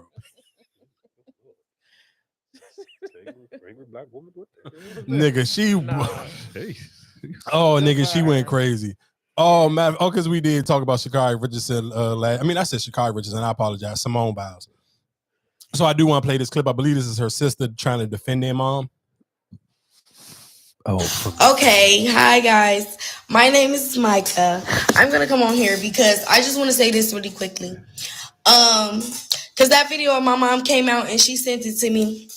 But I just want to let y'all know I didn't even watch the full video. I really don't care about too much about the video. All I know is what I'm seeing on the internet and what I do want to come to this internet and defend my mom because she might not be everything that we expected for her to be, but at the end of the day, she's still a work in progress, and we give her that. Simone chose not to have a relationship with my mom, which is fine. That was her choice. Me personally, I didn't develop a relationship with my mom until I was 17 years old.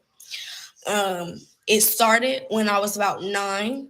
It was on and off, because she was still dealing with what she was dealing with at the time, but I'm not going to let y'all get on this internet and try to bash my mom or say anything bad or anything of that sort because she's not a bad person. She's done nothing to Simone. Life happened to her. And that's okay. I'm not mad at her. I understand. Everybody deals with my mom has 8 children. There's Ashley, Tevin, Simone, Adrian, me, Mariah, Shania, Teron, and Shania. From number 1 all the way down to number 8. Simone has 2 full-blood siblings, and everybody else is half-blooded. Ashley has her own dad. Simone, Tevin, and Adria have their dad. And then me and the last 3, me, Mariah, Teron, and Shania have our dad. But how many kids her mother got? 8. I just want to get on this internet and say that I don't want nobody bashing my mom. Because at the end of the day, life happens to everybody. Things happen. But at the end of the day, she was in good hands. She was taken care of sooner rather than later. And that's what I don't like about the story that's being told or the story that's trying to be written or the story that's trying to be portrayed. Because at the end of the day, she was good. From 2 years old and up, she was good. She was good, whether it be with my mom or not. And I'm not going to speak for Simone and how she can feel or whatever the case may be because each and every one out of 8 of us deal with our own feelings about the situation. But don't get on this internet doing too much of my mom because she tried. And if Simone doesn't want that relationship, she's not going to push her for that relationship until she wants it. Like she said, whenever she's ready, she's ready. But on the same coin, it's not like my mom was not trying to be there. That's the part that y'all aren't getting. It's not like, you know what I'm saying, she's dealing with what she was dealing with. So how could she be there? I feel like basically, I don't know if y'all picked up something new, but I kind of feel like that was kind of the conversation that we already kind of was having last week where we kind of put 2 and 2 together. Like, all right, her mom was just going through a rough time. Yeah, and life be life, and she did the best that she could. She made the best decision at that time. Yeah, for sure. Because I mean, you could like we said last week, she could have kept that kid, and then what? Then Simone Biles might not be Simone Biles. But then that's my question. It's like we said before, it's a time and place for everything. After seeing Simone Biles on the Olympics, that whole thing come out about, well, I want to build a better relationship with my child. You didn't have to put that out there. You put that out, the mother. I'm sure the mother didn't put it out there. I'm sure people, the story just probably picked up and people put it out there. I don't necessarily know. Like, I mean, who's her mother? I thought the mother. I thought that's what it was coming off of somebody. The mother. I know. Listen, I'm not saying that the mother didn't reach out, but she may have reached out on social media. You got to think about for stuff to go viral. So the blogs and stuff have to pick it up. Like, I don't feel like she did anything that many people write shit every day on social media, and it don't necessarily mean that the Shade Room or all these other pages are gonna pick it up. So I mean, I don't get what you saying, because I don't think that's her fault for writing whatever. People write shit on Facebook every day. Like, that's what people be on Facebook doing. So it's like, can you be mad at it? All right, her mom may have said, damn, I wish I would have had a better relationship with Simone Biles, and then it go viral on Facebook. Yeah, but you only put that out right now. You could have been wrote that. That's what I'm saying is you wrote it after the I think the part you missing is we don't know how long it took her to kick her addiction. I understand that part, but what I'm saying, if the Olympics didn't happen this year, right, would you still post that? Nigga, whole time, you act like Simone Biles ain't been Simone Biles. Right. If Simone Biles been Simone Biles, right, you could have been said something, right?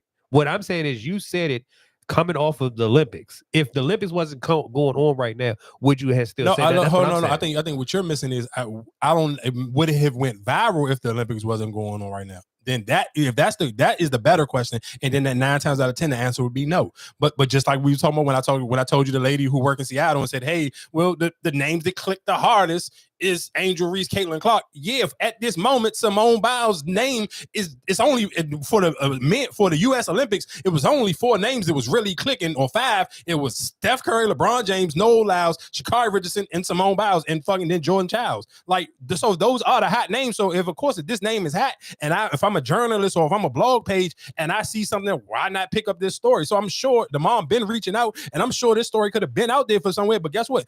The name Simone Biles wouldn't have been hot 2 months ago for me to put this story out. But now the Olympics was going on. Of course, if I own a blog page and I get paid on clicks and likes, I'm going to make this story a bigger story. So, I mean, that's all. To me, that's all that is. But while we talking about big stories, shout out to Lil Yachty, the crash out kid. Lil Yachty is a goddamn crash out dummy. And I'm not going to lie to you. The original part, the clip that I'm about to play, I'm not going to lie to you.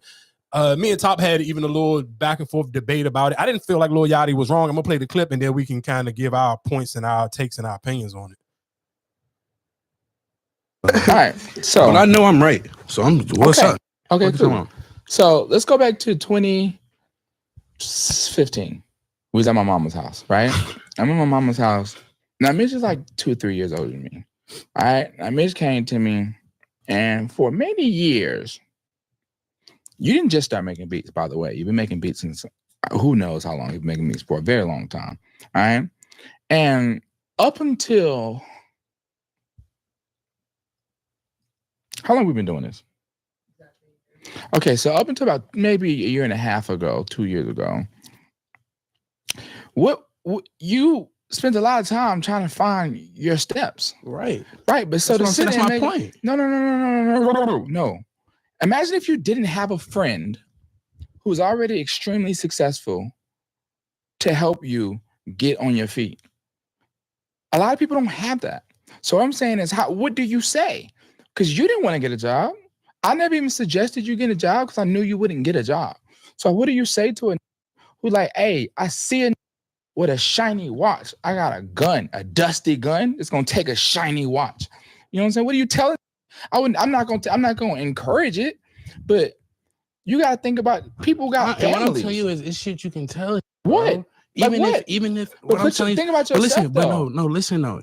Even if then, that's the point I'm trying to make to you, bro. What point? Even if I wasn't doing shit righteous then, older now, so I would not tell it to do anything like I was doing back then, bro. Yeah, but that's what I'm trying to tell you. That's fine, but that's because you've been through years of development, bro. That's the point of it. So I can. That's the point. But think about remove me from this situation. Remove me. I was never in your life. What the fuck would you have been doing? I feel like you might have been doing that shit. Who knows what you would have been doing if you ain't having to show you What are you saying, bro? I'm saying that what you're saying is not. You're not like it's not true. You wouldn't tell him, hey man, just go get a job, man. No, I ain't saying no. That's not. What you said it's fucked up? Yeah. For what Yachty said? Yeah. But what? Because why you keep putting? Because whatever. I guess the conversation prior to the before that whole what's name. I guess they was talking about somebody robbing or trying to get it out the mud type of shit, and he was basically trying to say, "Nah, you need to find another way, get a job or whatever." And basically, he was like, "Well, if it wasn't for me, you probably be doing the same thing." But which I feel is wrong. If you as a friend, yes, you were more successful, but you basically like, I wouldn't have been shit without you. No, that's not what he's saying. He's not saying you wouldn't be shit without him, but he's saying that he allowed you the luxury to be able to figure it out without having the pressures of one, going to rob somebody, or two, to even have to go get a job. Right, but I'm still trying to. But what I'm trying to tell you is, me getting older and maturing, I found out that's not the right thing to do. Yes, me younger, if you would have asked me that same question, yes, I would have told you, oh, go rob the nigga. You can flip this and do all that. But me maturing, but you keep trying to sun me and say, oh, well, if it wasn't for me, if I wasn't taking care of you, you wouldn't be. But I don't necessarily know. That's what it sounded like to me when it came off. Where he was trying to sun him, like, well, take me out the picture, but I didn't even put you in the picture. I'm telling him to get a job. Don't do that. Because I think, but what it is, but I think again, even if we tie that back into the original conversation, as soon as we started recording, I said I don't want to judge people because I understand life be lifing, but I'm only judging the parents who waited the last minute and you've been going on vacations all the time. Because if you actually just didn't have it and you had no choice but to wait until the last minute, then cool, it is what it is. That I'm not talking to you. I'm talking to the people who made other decisions. So I hear what Yachty was basically sitting here saying is like, it's easy for you to sit here and tell a nigga don't get a job because you was forced to go get one. So that's what he's saying. He said, because what is the give what you can't get realistically, Mitch can't give somebody a honest alternative because you didn't do the honest alternative. Everybody don't have a friend that's Lil Yachty, and you can kind of even tie that in to parents. Like everybody don't have the luxury of sitting here saying, oh, I can go back home, or if my parents left me this amount of money. Think about how many people did parents passed away and they left their kids a bunch of money and niggas was just acting a fool running through money. And then some people parents who passed away and their parents ain't leave them shit. But then that's why I say I still think he can still have a choice. Yes, you might have looked out for me, but you could have looked out for me, and I still could have been out here doing fuck shit and then jeopardizing you to lose your shit because you representing me. So that's what I'm saying. The way he was sounding, it was just like you were trying to belittle him. Like without me, you wouldn't be. You know what I'm saying? I think that's just the way I think that's just the way people took it, because I think if you don't put yourself in somebody, like if you don't put yourself in Yachty's shoes, where he trying to tell his man is like, you can't speak high and mighty and tell niggas don't rob somebody if you're not gonna get them a better alternative. And Mitch you haven't even came up with a better alternative because you didn't have to.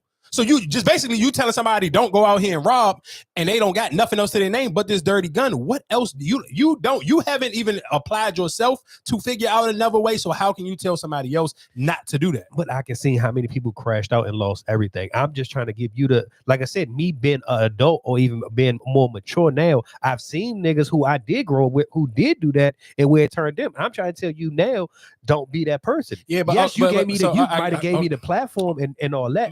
But that's why I say I just feel like that the way he came off is just like, I'm sunning you, like, nah, you know what I'm saying, without me you wouldn't be nothing. I hear what you're saying, but to me, if you haven't experienced it's a hard conversation there, because it's easy, perfect. Because me and Top had this conversation all the time. We'd be like, it'd be like fucking 40 niggas outside. Drugs don't sell like they used to back in the day. So for the fact that it's still 40 niggas just standing outside in the neighborhood, you ain't making money like back in the day when 40 niggas was outside. So you're sitting here saying, realistically, I could tell you like, hey, how much did you make profit today?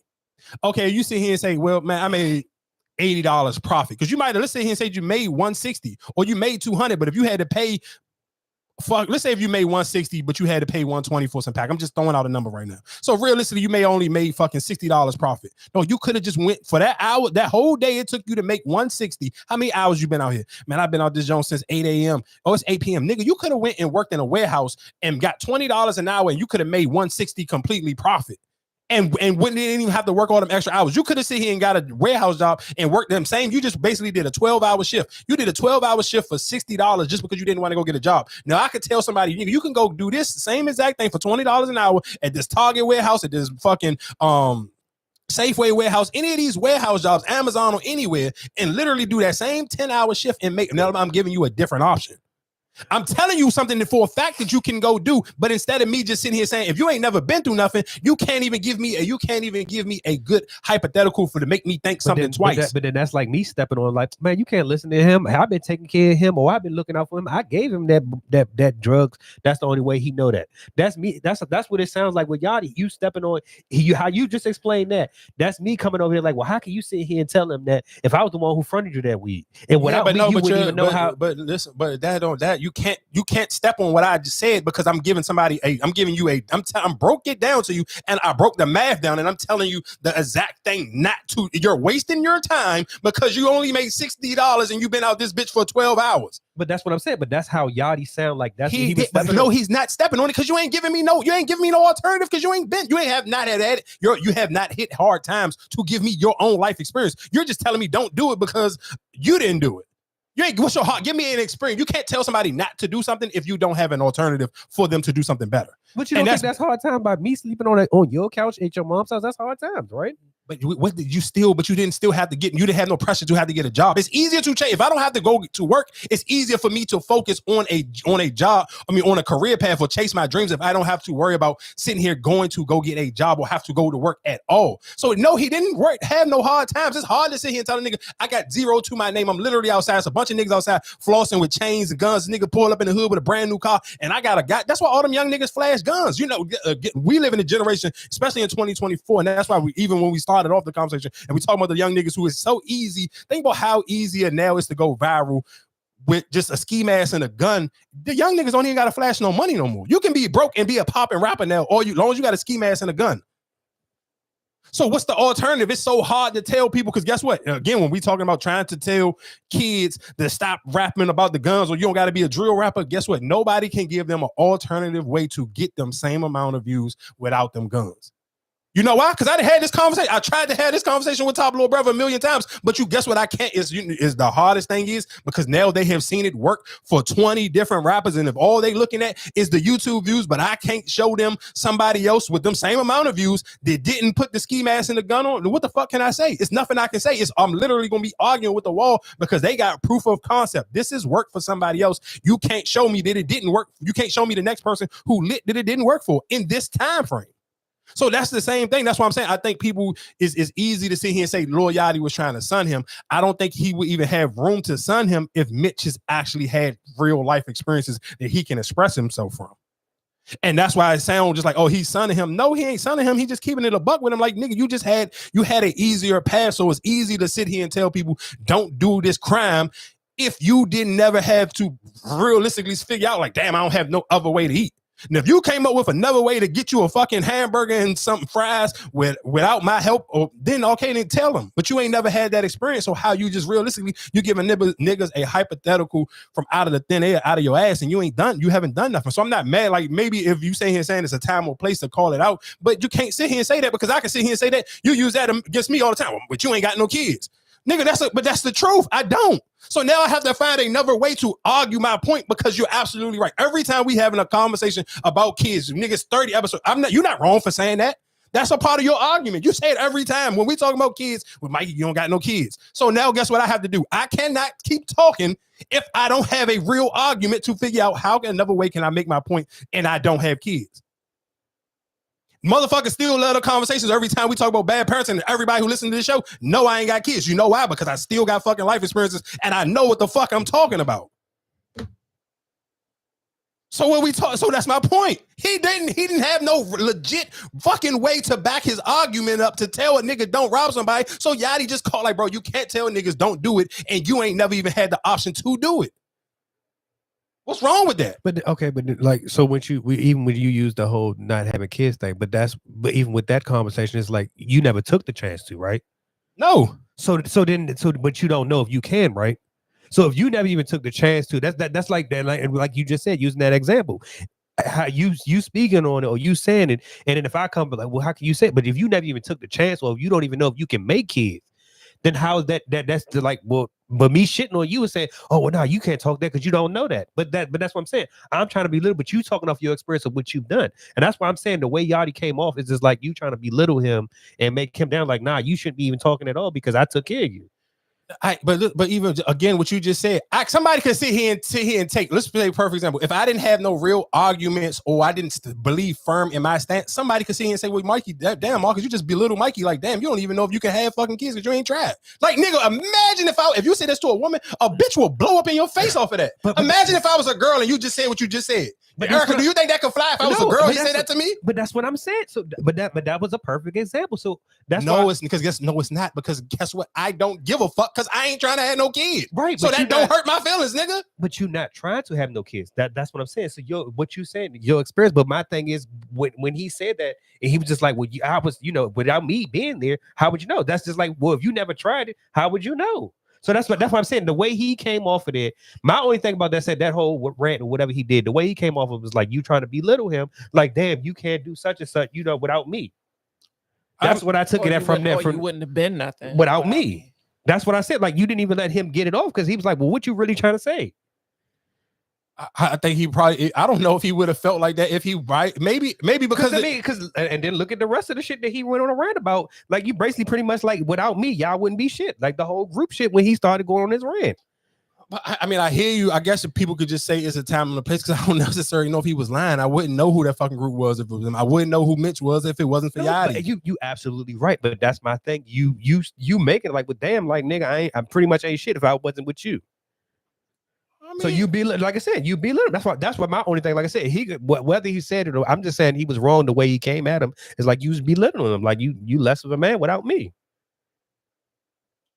I mean, I guess I feel like I don't know. I feel like that shit. I mean, when you in the midst of podcasting, I don't know. I can't. Me personally, I heard it and I felt like, all right, it's like if you had a valid point or if you kind of had a real talking point, I feel like you could have talked yourself out of that conversation. Like, but if you haven't had no real experience, ain't nothing you can say. All you can do is like, damn, that's fucked up. He belittled this man because his man didn't have a real fucking point. How do you dictate his point? You know what I'm saying? Like, he could have said my experience was such and such, but you was already... So what was his experience then? Just I didn't listen to the whole part. That's what I'm saying. From what that clip, that's what my whole argument is. From the clip that I just heard and the way he was saying it, you was like basically belittle him. I didn't, like I said, I don't know what he was trying to explain before. I don't listen to it. So that's what I'm saying. But just off the clip that I heard, it was like, damn, nigga, without me, you wouldn't be shit. That's what I took it from. What you just played. That's what I took it from. Because like I said, I don't know what the conversation was prior to it. I mean, yeah, like I said, I mean, I guess it maybe just Yachty just had. I mean, he having a rough week. He got a lot of shit on his plate. He trying to figure it out. I don't necessarily know. I mean, because I don't necessarily know if Yachty would even have had this fucking same take fucking a year ago. Like he on a run, he's smelling himself, and niggas don't give him no credit. So I'm not mad at him for just like he might have just had a moment. People, okay, cool. If you say he was wrong, he was out of pocket. I think everybody just had their moments. He just felt. I ain't gonna say he feeling himself. Niggas shit on Yachty. Niggas shit on. Niggas find every reason to shit on Yachty. Niggas every time. I'm tired of seeing Drake with Yachty and this and that. Yachty probably be like, bro, and Drake don't take up for him or say shit. He just let niggas shit on him and keep saying it. Where it's to the point he probably be like, man, bitch, Drake wouldn't even had that fucking her loss, wouldn't even slap if I wasn't all over that motherfucker. I know he feel that way, but guess what? He can't say it. So when he had these little moments, he might have just like, damn, enough is enough. I'm stressed out. I'ma just spaz out. Cause niggas be on Yachty neck and don't give this nigga no credit for nothing. So I mean, I guess. Like I said, I'm not mad at Lil Yachty. I guess, like I said, if Mitch had a better point. And Mitch ain't a good podcast, and even niggas watch it because they like. I guess I don't know. I don't know to tell niggas. Niggas need to get a better fucking point of view. In other news, Instagram is ready to turn Instagram into the new MySpace in 2024. So for people who don't know, I don't know what day they are about to start launching this new sound, but you will be able to play music on your Instagram profile. So people can go to your profile and you can have your song selection just like back in the MySpace days. So I can't wait for that. That's gonna be kind of tight. I guess my question for y'all, do y'all have a song off the top of your head right now that you would want to be your main song on your page? That used to be the fire shit on MySpace. I ain't even gonna lie to you. How would that? Are you going to show more profiles now? What you mean? People can click your profile every But day. how many times you click on a profile unless you try? You know what I'm saying? Like, I don't know, nigga. See how many people check my shit all the time. And I know the difference between when I have a viral video and when I don't. oh, you click on your No, you can go. profile. You can go on your profile and it'll show you how many people have been to your junk. No, but I'm saying how many times you click on other people's profile. It depends on the person. So if it's a new video and you found somebody junk that you may like and you want to say, damn, let me go see their page, whatever videos they got.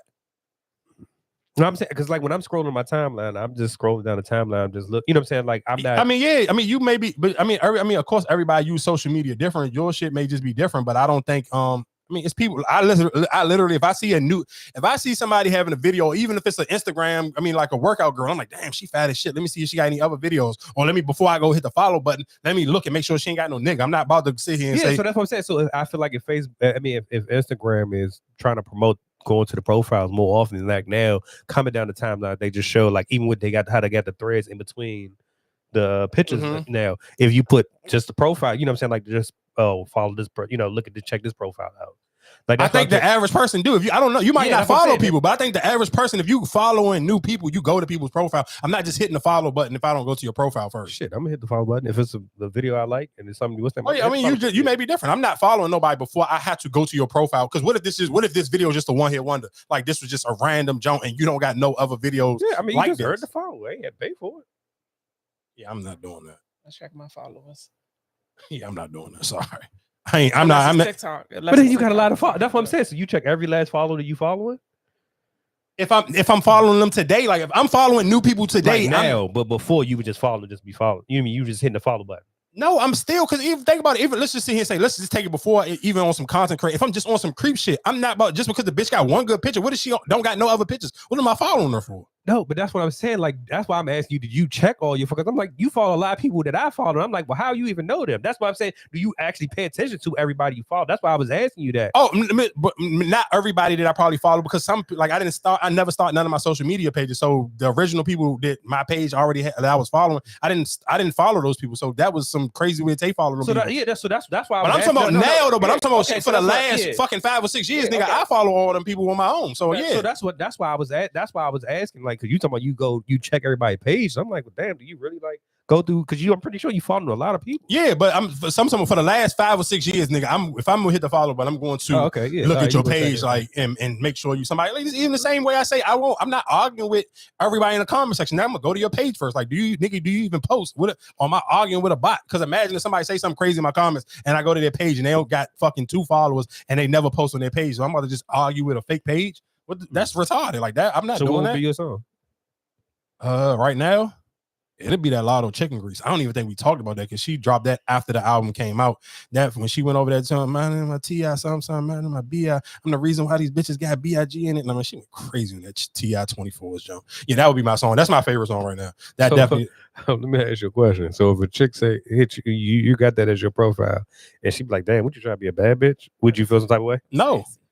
I wouldn't. Oh, you would? Okay. I wouldn't give a fuck. Nigga, I post girl songs all the time. No, I know you post girl songs, but I'm saying for you to sit here like, oh, that's my theme music. That's what I'm riding to. Like a female might look like, damn, this nigga listen to more bitches than I do. You know, like, and it be like that. I know bitches who say that to me all the time. Like, nigga, you listen to more girl rappers than I do. Yeah, that's why I'm just wondering. Like, would you? Like, damn, no, I don't need that. But that to me, again, that's saying standing firm in your masculinity. Because just imagine if I was not firm in who I was, I would let the world dictate that to me, and all I will sit here and now I'm just like the rest. I'm like these stupid young niggas that I'm talking about. Now, man, shit, I only playing Pooh Shiesty on my shit. You come to my shit, I'm playing fucking Boss Man D-Lo. Like, what the fuck? No.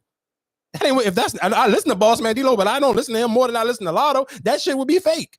Like, that would be some fake shit to me. Like, I'm about to sit here and post some nigga because I'm not man enough to sit here and say, oh, I like this new Lotto project. So I'm gonna just sit here and lie and be like, oh yeah, I'm posting that too slippery on my shit. Yeah, no, I wouldn't say you wouldn't. You're not too man enough, but I'm just like, would somebody question that? Because like, even with me, I'm pretty sure mine probably will be go-go or R&B.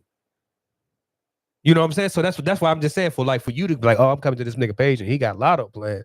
Like, what the fuck wrong? You know what I'm saying? Like you would look. That's why I was just asking. Like, would you, if a girl said that to you, but like, that's damn. my point. So if you're not firm enough in your masculinity, you would feel emasculated from posting something that you actually like. You are scared to post the women music that you like on your page because you feel like people would chastise you for sitting here liking this girl song instead of picking a nigga jump. That to me is some whole shit. So would you judge a female for what she got on hers? Like you go to her page and she got, flat me out type shit. Like, oh, I ain't messing with her because she want to be tricked on. No, because I'm just gonna go to her page and I'm here on her profile. If you don't look like a flew me out bitch, I don't give a fuck. You just like this song. Like you ain't getting flued out anyway. So you wouldn't take it that serious. Would they? No, you have to post. That's what social media is for. I don't give a fuck what music you like. Like I told you, bitch, you can't sit here and be like, JT coming and trying to borrow $200. What the fuck are you talking about? You still have to. You can't just post the music and don't walk it like you talk it. You still got to post. You still got to live.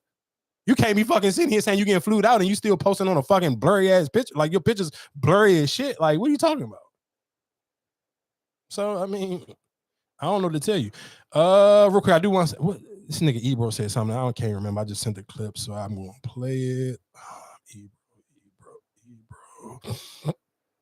Hold on real quick. What's this?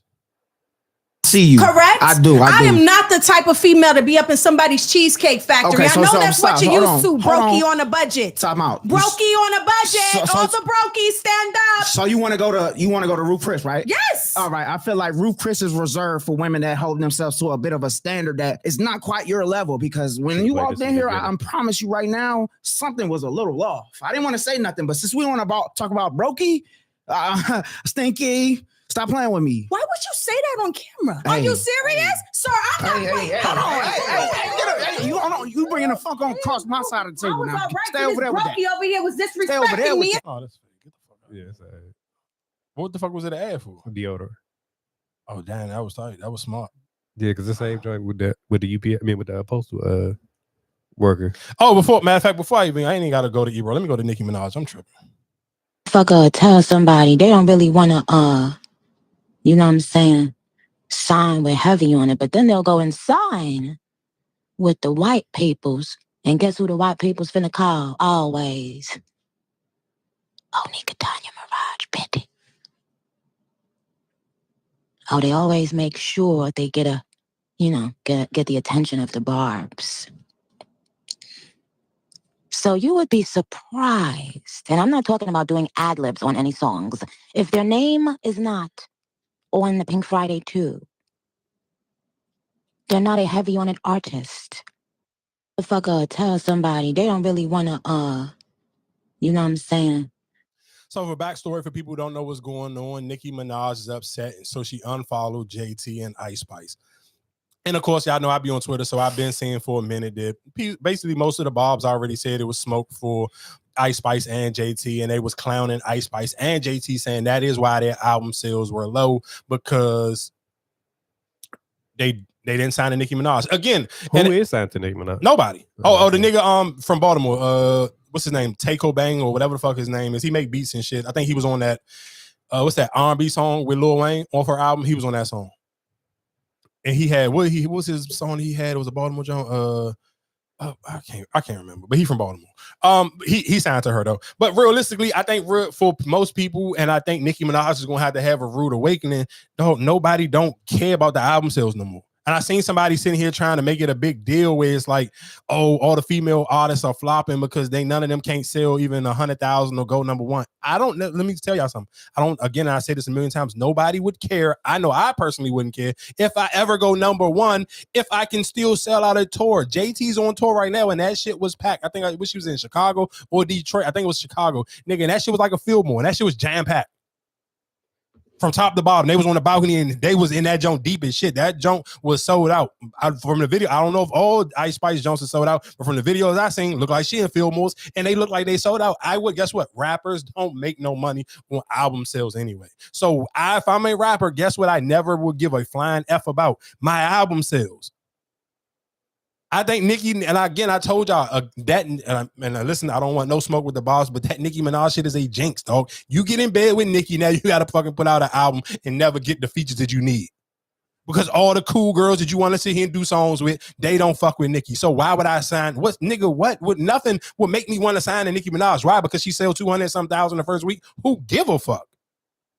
What do that mean? Niggas is not riding around sitting here listening to Nicki Minaj. We talked about this. That song, that album, yeah, it sold 220,000. Nicki Minaj went on the world tour, it sold out. But guess what? Nigga, there is not one fucking song on that album outside of Everybody. And that's because it's a fucking sample to some TikTok ass beat. There ain't not another song off that goddamn project that fucking people are sitting here riding around singing like they are on the group of side of the group of girls that people don't fuck with. You think about compare Nicki Minaj album and compare it to the standout 4 girls that everybody else fuck with: Meg Thee Stallion, Glorilla, Cardi B, and Lotto. You cannot compare that Nicki Minaj album to them 4 girls. Them and you can throw Sexyy Red in there because she don't fuck with Sexyy Red neither. So you can throw them 5 girls in there, and out of them 5 girls, you tell me who had music more on the headlock this year? Because Nicki Minaj sold more albums, or do people? We talking about impact. We talking about music that people actually listen to, use on it. On their social media, on a day-to-day, TikTok, Instagram, whatever the case may be. More people do not listen to Nicki Minaj than they listen to her. I don't give a fuck what Spotify or any of that other stupid shit tell you. I'm telling you, nigga, we all on social media. I ain't seeing a bunch of people using no shit off of Nicki Minaj, John. The same way everybody like, let's keep it a buck. When the last time you heard Not Like Us? I told y'all that shit wasn't gonna make it to Labor Day. I just sent what's name? What? HBCU did it. We already knew they was gonna do it, but we talking it's Labor Day. That song ain't hitting like it was hitting a couple months ago. I told you what, like when we talk about Song of the Summer, that shit still gotta last until Labor Day. Don't get it twisted. When it had its moment, it had a moment. Like nigga, it had for 2 months. That was the song of the fucking year for 2 months. Still getting played on the radio. A lot of shit still get played on the radio. So then, what else? What else you saying? Would it need to be used on? All right. Cool. If you feel like if you feel like that song's still impactful the same way it was a couple months ago, I argue that it's not. But only because your father asked me the other day, is that song really that big? That the one they dissing Drake?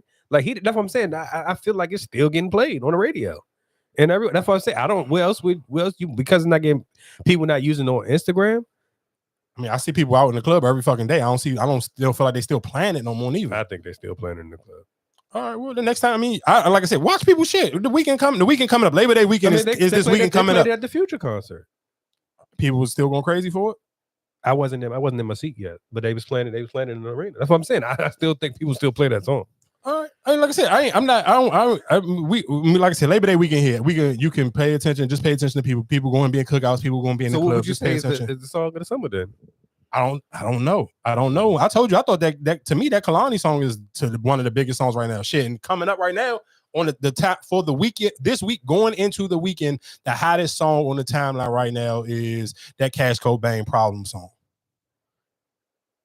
I feel like that shit was too because it got released before the album even came out. I don't think nobody even. Everybody in their mother I seen this weekend was using it. That's what made me even before the album. That's why I even knew the album was out. I was like, damn, where can I find this song? I heard that joint. That's what I said. I heard that shit last week, and I was like, damn, because I was mad. No, he been put that song out, but I'm saying is I seen more people using it this weekend, so that's what made me be like, oh, well, let me, because I seen the joint. I didn't even think about going to listen to his album. So that's my question, even with because it's Shorty's song, right? Oh, the girl, what is I don't know who that is. It's her song.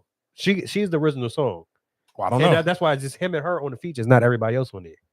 I don't know. I don't even know how that worked. I don't even know why they didn't have everybody else's name on it. Yeah, that song long as shit. No, it's just him and her because she has the original song, and he sampled that part. The problem. I don't know. I don't know. I was just kind of because I was wondering when I seen it, and then I actually because when I was listening to the project, and then that's her song came on after it was over, and I was like, oh shit, this is the original song. I don't know. Let me play this clip of Erica Banks talking about getting the BBL. I just, I was scared, but I just said a prayer, and I just went in there and was like, giving it to God. How's the recovery?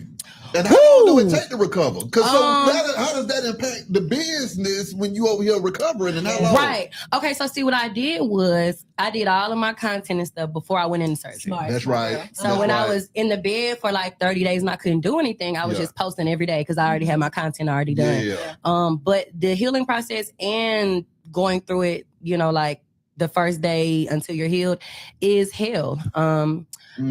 probably the worst pain I've ever experienced in my whole life. What?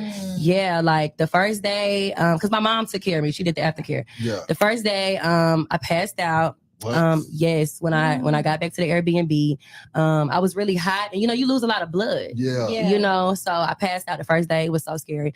And then the pain is just excruciating, because the inside of your body is like brutalized. Like what the hell's going on? Like what the hell's going on? You know what I'm saying? So it took a while. I probably didn't stop hurting all the way until like April. I got my surgery in December. Oh, wow. I just stopped hurting in like April.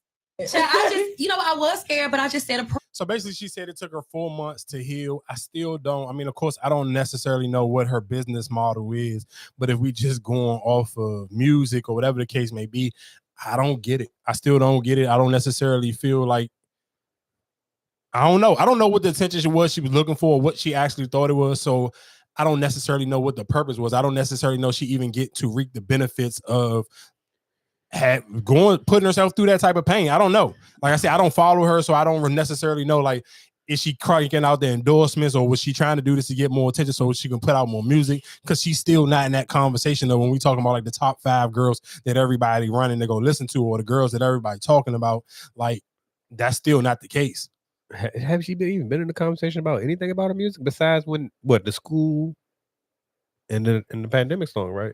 That was it. But I'm saying, are you like, I'm sure when she thought, hey, I'm gonna go get a BBL so it can draw more attention to me, I'm sure she thought the more attention she got from the BBL, realistically, she was gonna get more attention to the music. And I can kind of even tie this into this lady when she talking about Glorilla. Disappointed with Glow. And I was scrolling this morning and seen a video that she just dropped of the remix with Skilla Baby, Mama or whatever. And it's like, you standing there just completely nude at the top, and you just holding your chest, which to me, she looks extremely uncomfortable. Looks like she's completely out of her element. They are really trying to Black women out. All they want us to represent is our bodies. They sexualize us, and the only thing they want us to put out is our bodies. Our sexiness is everything is about our bodies, our looks, just the sexual energy.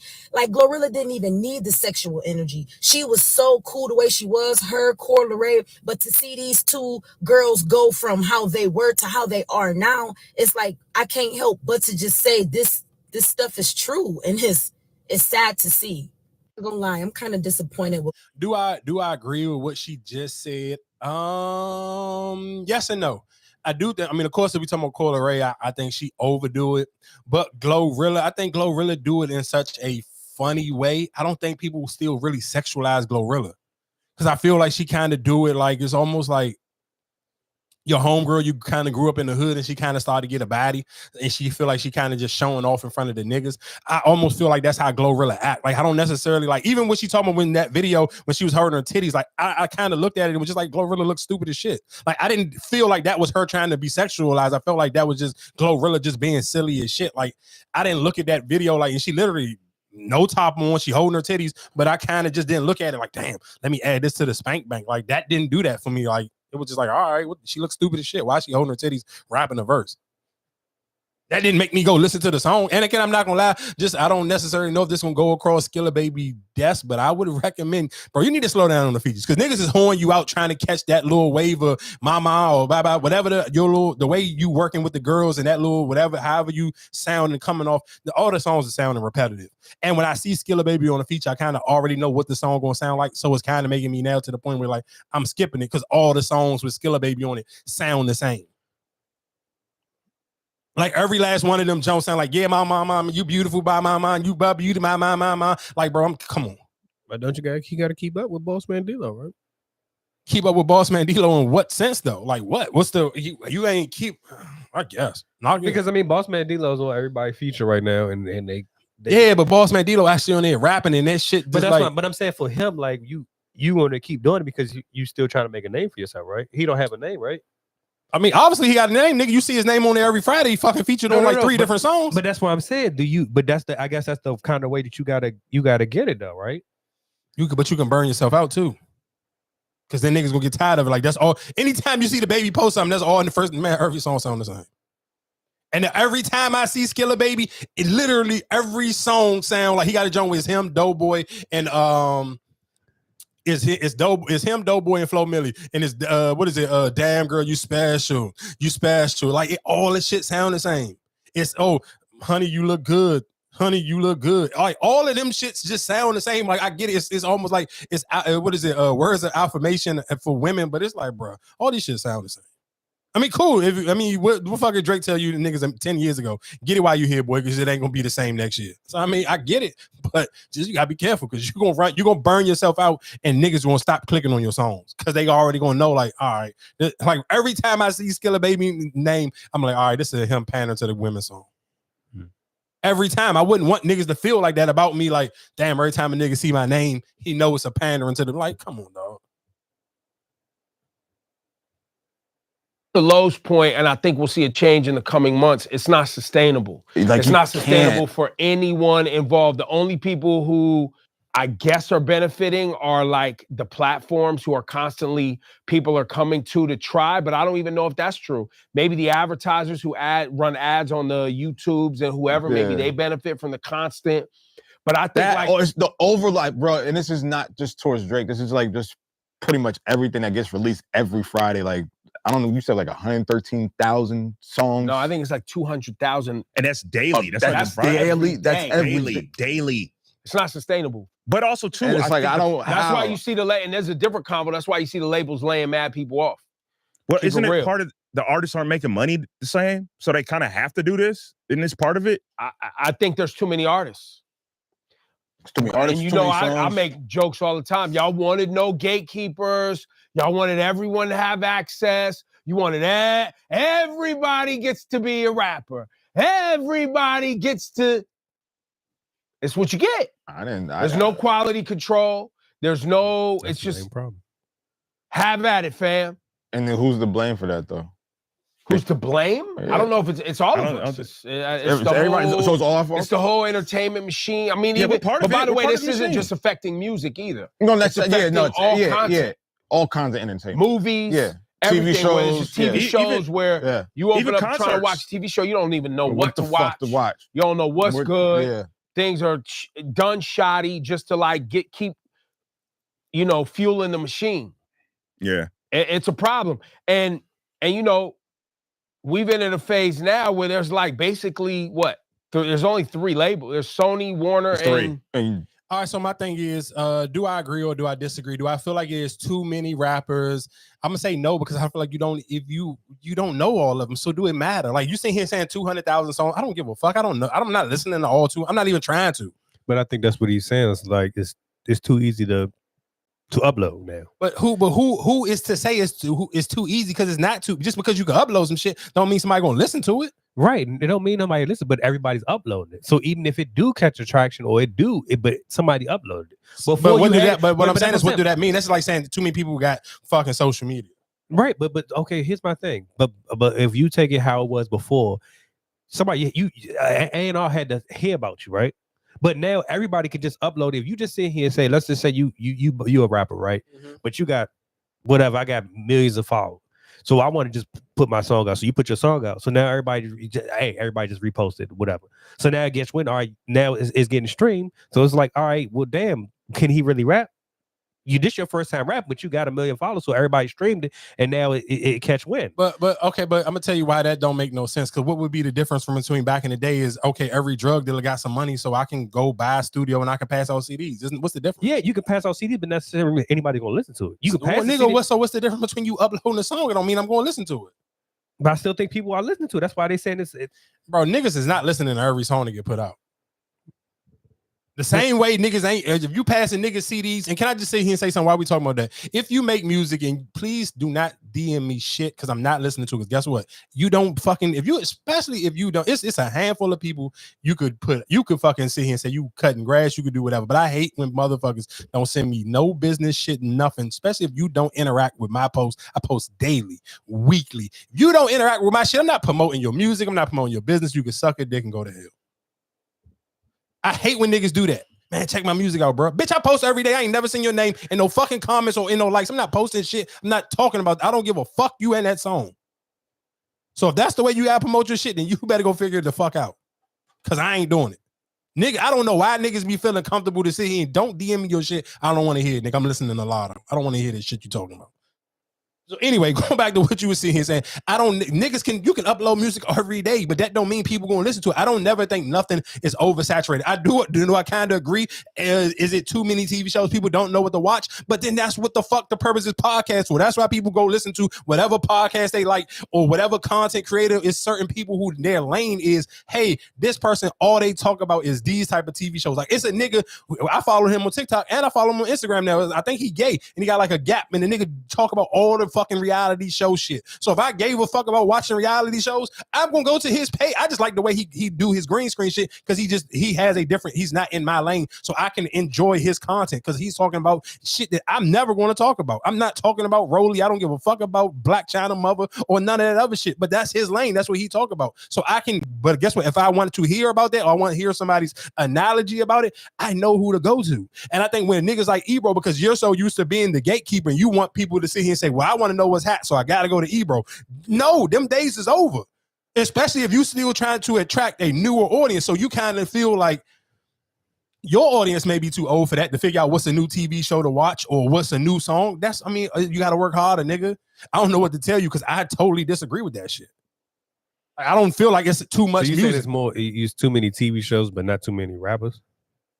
I don't think it's too. I think you can say it's too many of all of it, but it don't matter. It's who is the point of it is what's good and who's going to keep up and who's going to talk about it. But if you get the right people to talk about your shit, it don't matter how many other people put out. But then that's what I'm asking you. So then how do you and it's easier to listen to a song than it is to watch a TV show. But that's what I'm saying. So then how can you say what's good and what's not? If you just say I got 1 million followers and I put out music, does that make my music good because I got 1 million streams? You know what I'm saying? Like that. Because that's what I'm saying. Like even if you got a follower, you got a cult follower, and everybody just stream your shit up, does that really make your music good? It's good to the people that's listening to it. Music is subjective, nigga. You might like somebody I don't. So that's why I think what he's saying is too many people putting out music because, like I said, everything is not good, right? Nigga, Master P and them put out a bunch of fucking albums. Everybody on No Limit wasn't good. I never listened to Cain and Abel. I'm sure somebody like Cain and Abel. Somebody might argue that Cain and Abel had the best album ever on No Limit. I don't think that. What the music is subjective. Nigga, you used to like Common and Most Def. I can't tell you nothing but I can't even tell you a Most Def song at all. I can tell you a couple Common Jones, go, and then go. What's the other shit when he was holding the fucking boombox? Like, music is subjective. I can't tell you that's not good though. I know people like Common. I know Common can really rap. Right. So, but what he was saying, it's a lot more people, artists out there now than it was before, right? No, I think you can just see them now. I think in every city, niggas, when you like, dog, you think about this is what you're saying here saying. Back in the day when you used to go to clubs, niggas was outside passing out CDs. Yeah, but I think more people, okay, let's just say like in the neighborhood, like, right, if you say in the neighborhood, it was maybe like a handful, but I'm pretty sure now in most neighborhoods, it's probably like 20 people in the neighborhood that's rapping. Yeah, but everybody not listening to all 20 of them niggas. Everybody might be listening to one, but not all 20. But that's what I'm saying. So I think it's just easy to upload music. That's what I'm saying. It's easy to upload music. It's more people putting out their music now. You watch shit on Tubi, I don't. Like I said, I'm always disagree with that. I'm never gonna say it's too much. The shit people like is gonna break through, and if people don't like it, it's not gonna happen. That's it. You can't, because I can't pay attention to everything. Same way I can't watch every TV show. The same way you can't watch every basketball game. Like you watch the games you like. That's like a nigga like, well, it only need to be 5 fucking football teams because I only can watch 2 games a fucking Sunday. Like what? That don't make sense. I'm gonna watch whatever fucking game you like. Same way I watch people complain about this shit all the time. The WNBA. Why the fuck they got every game coming on at the same exact time? Nigga, well, guess what? The motherfucking team that you like, that's the team you gonna watch. Because I don't like every team, so I don't care if all the games come on. Oh, Angel Reese playing? I don't give a fuck who else playing. This is the game I'm watching. And guess what? 9 times out of 10, that's the game everybody else watching because that's the fucking what's on the timeline. That's what trending when the game is fucking over. So guess what? They didn't care because they knew what you was gonna watch regardless. So it is what it is. The cream gonna rise to the top. The most popular shit is what people gonna talk about. That's what people's gonna watch. Because I guarantee you, them other fucking 20, 50, 3,000 girls is out here rapping. I guarantee you, they don't feel like it's too much because they feel like only people talking about is them 5. So, I mean, that's it. And real quick, to kind of go back into talking about y'all judge from last week, I think it's an update. Judge Kenneth stands by what he did, placing a 16-year-old in handcuffs after she was allegedly misbehaving on a field trip in his courtroom. One thing you'll learn about my courtroom is that I am not a toy. I'm not to be played with. What started out as an informational field trip with the Greening of Detroit nonprofit Tuesday to the 36th District Court in front of Judge King. This is the 36th District Court for the city of Detroit. We do just about everything that happens in the city of Detroit. Quickly turned into Judge King getting visibly agitated over a sleeping student in his courtroom. You fall asleep in my courtroom one more time, I'm putting you in the back, understood? Judge King had her removed from the courtroom, but he told me that didn't fix her, quote, attitude. And that's when he pulled out the jail uniform and handcuffs. That's not something that normally happens. But I felt compelled to do it because I didn't like the child's attitude. I spoke to Judge Kenneth King. He stands by what he did, placing a 16-year-old in handcuffs after she was allegedly misbehaving on a field trip in his courtroom. One thing you'll learn about my courtroom. Attitude. King. Well, anyway, he's still basically on suspension with no pay. I know, matter of fact, he not with no pay, with pay. So he still is on suspension. That was just an update because he's been on suspension for almost like a week. I feel like I should have talked about this. Swift. Did you guys at the Super Bowl, did y'all experience like any kind of Matter Daddy or anything like that? No. What does that mean? I know it's not a football thing, but just like a Matter Daddy. What's a Matter Daddy? Nothing. What's the matter with you? Thank you, ladies and gentlemen. Thank you so much, ladies and gentlemen. Yes! Hey, Mo, that was the funniest dumb-ass dad joke of all fucking times, dog. That shit was so goddamn stupid for no reason. Black man struggle with asking people for help. I don't know what this is. Let me play it. A lot of black men don't have friends that they can really have deep conversations with, bro. No. And I didn't know that was a thing. Because with my bros, I'd be like, yo, I love you. Yeah. You feel me? Yo, bro, I need a hug. Yo, let's pull up tomorrow because I'm going through some things right now. You know, God's put me through some fire right now. Look, what's up, bro? I need y'all to pull up. I need a hug. I need us to sit down. Real quick before I finish playing the rest of this. Yeah, I'm problem because that's gay. I'm not asking no nigga for no hug. I'm sorry. We know. Let's talk a little bit. You feel me? We can have those conversations. We can cry in front of each other. We can chill. We can hug each other. We can embrace each other. And we can tell each other like, yo, bro, this is what I need from you. And it's not going to come off as, oh, bro, you gay. No homo. Right, Pause. right, you know what I'm saying? right. Like, so I feel like a lot of black men don't really have that and struggle when it comes time for them to seek out support because they've never known how to. Yeah. You get what I'm saying? I totally agree with what he's saying. Most they don't know how to. I wouldn't know how to reach out and ask for help, even if you needed help. But I do kind of agree with I ain't asking for no hug, nigga. Like, nah, that's not gonna happen. I ain't gonna hold you. Real quick, I do want to play this girl because I don't know how this even came a thing, but you're not about to tell me you got gangbang. Like, this is crazy, dog. When I was 14, I had a train ran on me by 3 senior boys in high school. I was 14, one was 17, another was 17, and one was 16 years old. When I was 14, I got bullied a lot, so I didn't have any friends in school, and my home life was no better than my school life. I was the black sheep of my family, and I was severely mistreated in my home, and I was left out, neglected, and bullied in school. I walked to school every day by myself with my headphones in, listening to my music, and I walked home every day by myself. I never bothered anyone. I never talked to anyone. I was a very shy child. These boys were extremely handsome and very popular in school, and they also happened to have to walk every day to school, to and from. And one day, they decided to start speaking to little old me. When I was 14, I had a train ran. Now, you have to understand my perspective at this time. I was a nobody and nothing, both in school and in my home life. Nobody gave a damn about me, to the point teachers had to bring food to school, groceries for me at one point in time. And all of a sudden, the popular boys were coming up to me and talking to me while we were walking home to school together. Not only were they popular, they were attractive all the girls wanted them.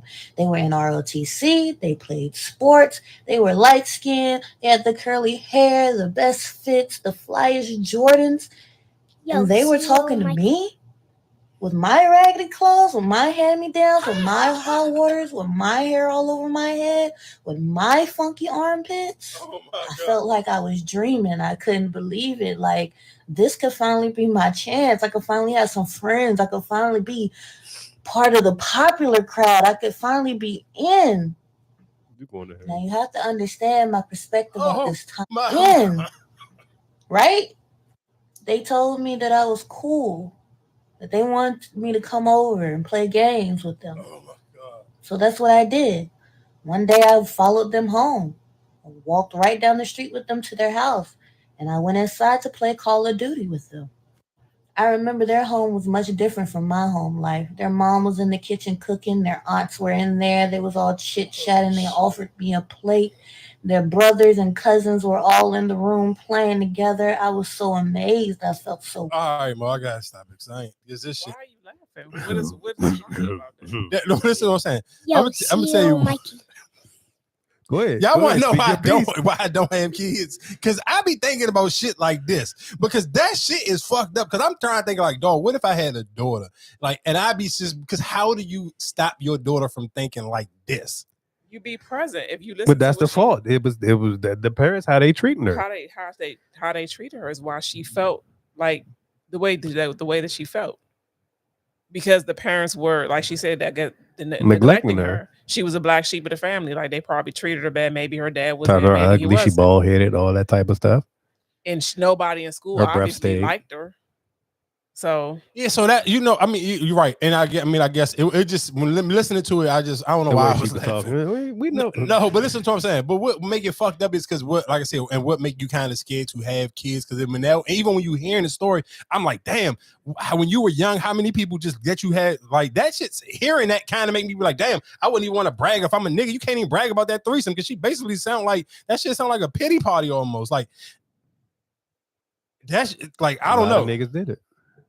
I'm sure they did, but my point is, how do you like, nigga? If I had a daughter, how do I keep my daughter from not being this fucking girl? Tell her she's beautiful. Tell her she's present. She was looking for something. They gave her something that she did not receive from home, which is why she fell for that whole thing. So you be present. I mean, you can't even say she fell for something because listen the way she described it. She described it. So Cinderella. That is a Cinderella story. Because like nobody made her feel that way. Yeah, the way Cinderella was that's a Cinderella story. Like you was been told you was ugly, you was this and that, and then now all of a sudden somebody showing you some attention. And now she probably bless you. She probably felt like she wasn't good enough. So now we got these people. Yeah, somebody showing attention, whether they was lying or whatever. Somebody showing me attention, tell me how good I look, and I'm this and that. I'm cool. You gonna fall for it. And unfortunately, a lot of girls, that happens to a lot of young ladies, quite often. Yeah, that's crazy. Did y'all see the? Yeah, that's crazy. I don't like I said that shit is scary to me. I ain't gonna lie to y'all. And another thing that was just stupid funny. Y'all, I know y'all. I'm sure. Did y'all see Speedy and Cassinet in the shower together? Like, wow. And then they started fighting. I mean, I didn't see the shower. Shit is over there. I'm just washing my body, bro. In front of me? What you mean? Stop being weird. He think that shit too bro. far. That's what bros do. You ever take a shower with your homeboy? No. Why? Cause that's ass. This is fire shit. Bro, you move. No, that's not that. Bro, fuck it. Nah, since you want to do that, what do you want to use them? All right, come on. Ah! Come on. Hey, speed in the forward. Hey, get the fuck back. Get the fuck back. I'm not playing with you, bro. All right. I'm so wrong with you, nigga. Your shit is over. no, this shit is so funny because somebody kids is actually watching this shit. And this is what I'm talking about, why you gotta be fucking hands-on parents. Because dog, why were they in the shower together? I don't fucking know. Oh, he doing too much. I'm sorry. Nigga, that shit is funny as shit. He doing too that much. shit is hilarious, but I'm an adult, so I can watch this shit and laugh. But I would be pissed if my kids was watching this shit. Like if I got a 12 or 13-year-old son, dog, I have to sit over your shoulder and pay attention to you watching this shit because you gonna sit here and think some of this shit is that okay. the crowd that's watching them, or is it more? Hell, nigga, no, it's kids watching this shit. It's kids. I'm not thought saying. No, this is what I'm saying. It may be. I'm not saying people in their 20s don't watch this, but I'm sure a lot of this shit is too stupid for niggas over a certain age to actually watch this shit. No, see, I thought when you say 12 or 13, I thought their crowd was kind of more like high school-ish. It seemed like, like 16 and up, probably. It could be. I don't necessarily know because I'm not in the gaming community at all. But you got to think about it. They are. When we see the clips, it's not them really playing the game no more. So you kind of don't tie it into video games. But that's how they got popular. They were streamers. They were playing a video game. They got popular from playing video games. So I don't necessarily know. Playing a video game that day. Maybe I don't know. That was the one. That was from their. It was like 170 hours. They beat some game and they ran outside and all that type of stuff. Yeah, I don't know, but that shit was funny as shit. I'm not gonna say. But real quick, back into that girl. Yeah, I'm not gonna lie. I guess for all parents, especially the school year is coming up. I guess y'all listen to Erica. She said you just need to be more present because I don't know. I honestly don't know. And when I see videos like that and I hear stories, it make me think like, damn, how do you keep your kid from experiencing shit like that? Because that's one of the. I'm sure as a dad, to me, that probably would be the worst experience for me as a dad. Like my daughter just to be out here getting slutted out. Like that's crazy. And just for some dumb, like I can't even say her reasons was dumb. They weren't dumb. They was violent. They're very violent. And it happens to a lot of kids. Like you don't know what these kids go through at home. So it could happen to a whole lot of kids. So you just got to be present. Dude, so question, do you think hearing those stories, does that kind of put you in the peer pressure of, I guess, providing more for your kids? Even, no, but because even if you provide, because even when she said it, one of the things she was describing, like they wear the cool clothes and the cool shoes, and I got hand-me-downs, like yeah, but even still, but you provide them, that still can be a, you know what I'm saying, a thing too, because yes, I can buy you all this, but then can you really face reality? Like, you know what I'm saying? Like that can still be the same, it can go the same way for somebody who's buying their kids everything too. Because it's not all about money.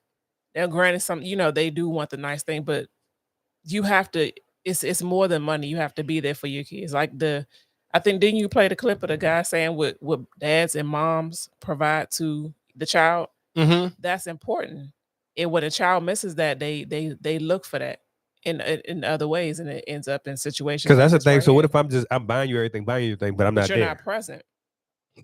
But I keep just showering you with gifts. Do you really still feel love? I don't know. I honestly don't know.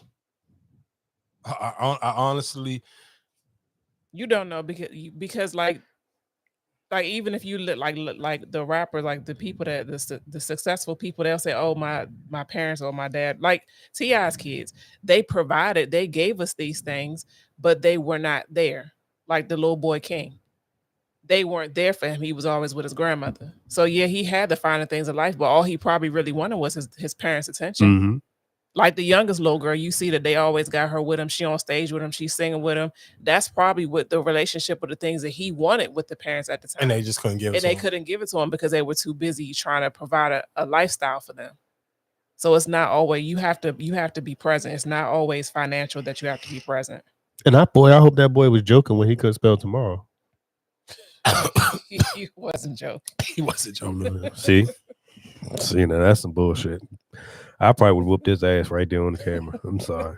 There's no way your grown ass age you couldn't do that. That's your because before we get out of here, I gotta play Tyrese. The letter from her lawyers requesting that I send over all of my tax returns and all of my bank statements because she's trying to get 20,000, and I think they're trying to take it up to like 40. And they've been looking at all of my movies and all of the concerts and shows that I've been doing. And they over there like blood-sucking lawyers rubbing their hands. And Samantha's doing the same thing, rubbing her hands. And they going, oh, shit, for the last year and a half, he looks like he's been doing really well.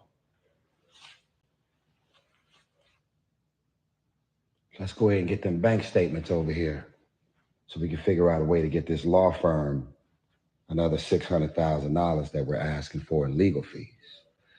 It's a dirty, dirty game out here. Well, y'all gonna keep waiting.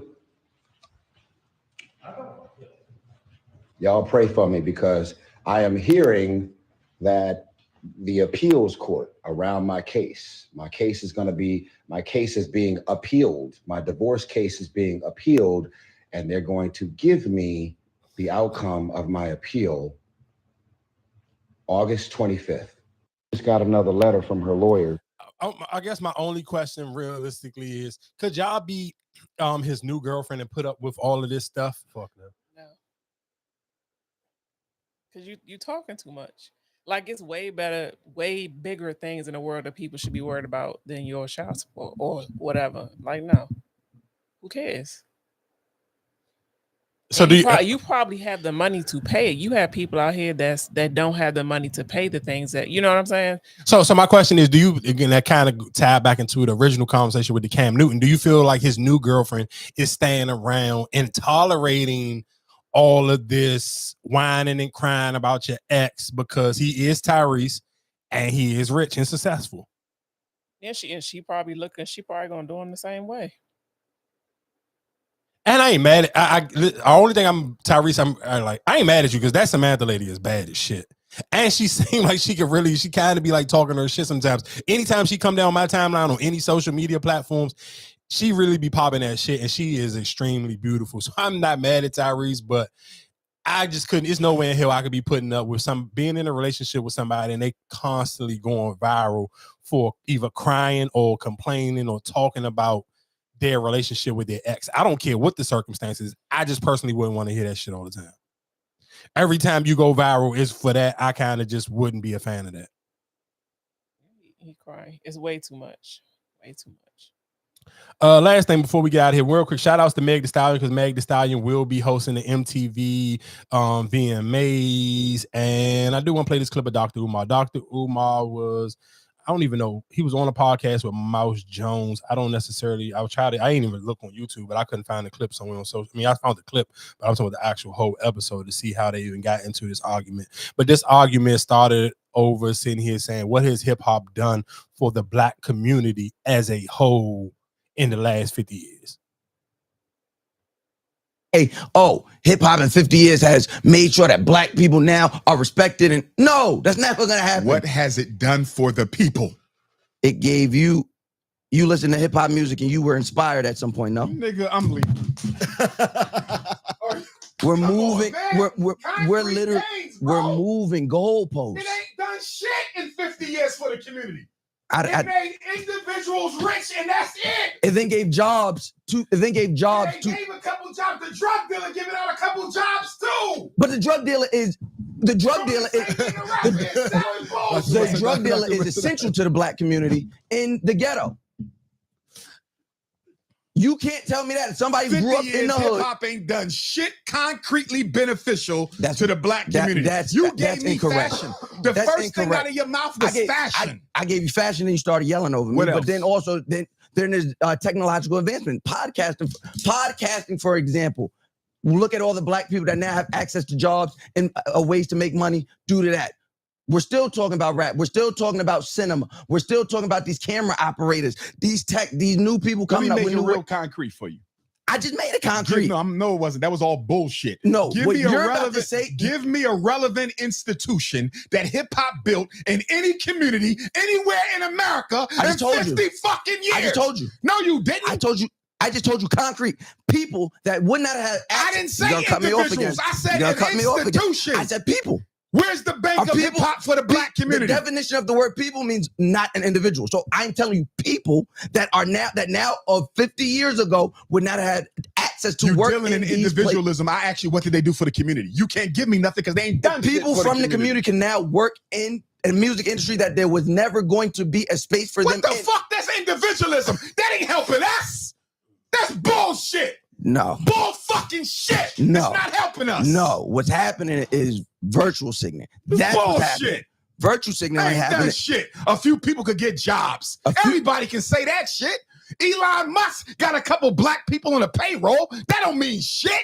Elon Musk didn't come from Black. He's not a Black person. My point is, you can get a job from anywhere, whether they Black or not. But now That's you're not getting a job. benefit. Now Black but people. But you're still talking about individualism, bro. A few people. You've been around for 50 years, the most popular music genre in the world, billions and billions of dollars, and all you can tell me about is a few people can get jobs? That's bullshit when you look at the cost that the Black community has had to pay for hip-hop.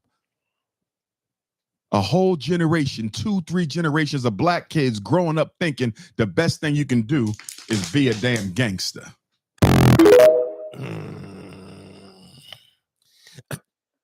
Okay, I'm on both sides of the fence with this one. Because one, I wouldn't know who Dr. Umar was if he wasn't on Black Hip Hop Podcast. First time I seen Dr. Umar once, it was on the Breakfast Club. The Breakfast Club is a hip hop platform.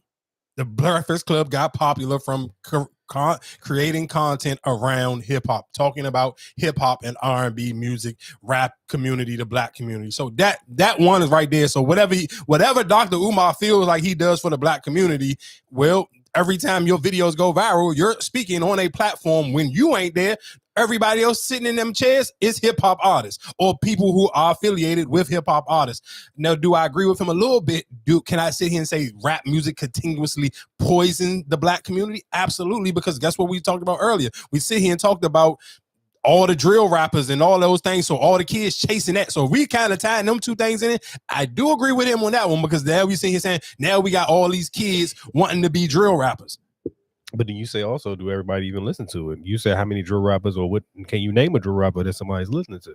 So that's necessarily somebody. No, look, we're in that. Man, listen to what I'm saying. After a certain age group of people not listening to them, there's never been a drill rapper that's successful to the level of Drake or Future. Yeah, no, absolutely not. They haven't reached that pinnacle. Is it a peak? It's a YouTube peak for drill rappers. Like, hey, you stop after you get a certain amount of million of views, and you won't never realistically be bigger than a 3 to 4 city radius. You can tour if you're a popping DMV rapper, you may get a little sprinkle into Delaware and maybe North Carolina. Maybe. It's a lot of DMV rappers that got and they drill rappers and they may got a couple million of views and they never even get to even touch realistically the other part of the DMV. They kind of get stuck between Arlington and fucking Glen Burnie. But all of them chasing the views, all of them rapping and spinning and doing all this other stuff. So that's the kind of way I agree with Dr. Umar. But like I said, I wouldn't personally know who Dr. Umar was if I didn't see him on the Breakfast Club. And that is a hip hop platform. So that completely debunks his whole entire argument. Like, yeah, you getting loud and you getting hyped, but hey, I wouldn't know who you was if you didn't get on the Breakfast Club. And the Breakfast Club is a hip hop platform. But he's saying for the community. But that's still for the individual. But that's still for the community. I mean, my thing is, even when he said that, I'm like, what do you want people to build schools? Because people didn't done that. He's saying that. What I say. I mean, we just talked about 50 Cent in Shreveport, in Louisiana, building his what's name. That's giving jobs to the community. That community, that's revenue. When them concerts come in there, that's given to the community, right or wrong. Yeah, he trying to shit, and then that's the part where I'm like, you can't sit here and say jobs don't count. That's saying giving people a job, you can't say that don't count because you're absolutely right. When these rappers open up these restaurants, that's giving jobs to the community. That's giving a place for somebody to go eat at. That's for the community. What are you trying to? What else do you? I don't, because the way he's saying it didn't tell me who else has done anything for any community. If that's the case, I think white artists is doing for the communities. What Mexican? That's what I'm saying. What Mexican artists is doing for that? The hip hop has tore down the Black community more than it has built or uplifted the Black community. But just like how Mikey just said, depending on who you listen to, if you listening to somebody else like Common or something like that, you're not sitting here. But people listen, but he still has a fan base, right? It's not large. They're not pushing him. If you look at the masses and the majority, they're not listening to Common. But he still has a fan base. That's my thing. He still has a fan base. He still get talked about. He is a celebrity. He is an A-list celebrity.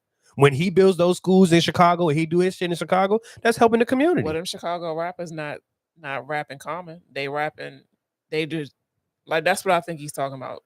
It's done more damage to the Black community than it has with uplifting. Yes, you have the Commons and the whoever else, but it's more so they're tearing down the community.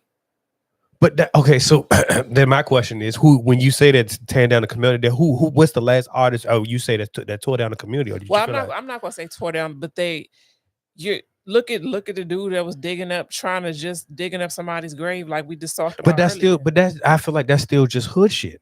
But even if you didn't know, rappers do it though. Rappers, but if the dude is a rapper though, that's why I say I got. But that's my thing. If you didn't have rap music, right, what would be the next thing that's big enough community? Or even helping the community. Because when you take it to sports, and that's what I'm saying. I when you say when he say that like helping the community, what are you looking forward to? Because do he have a school?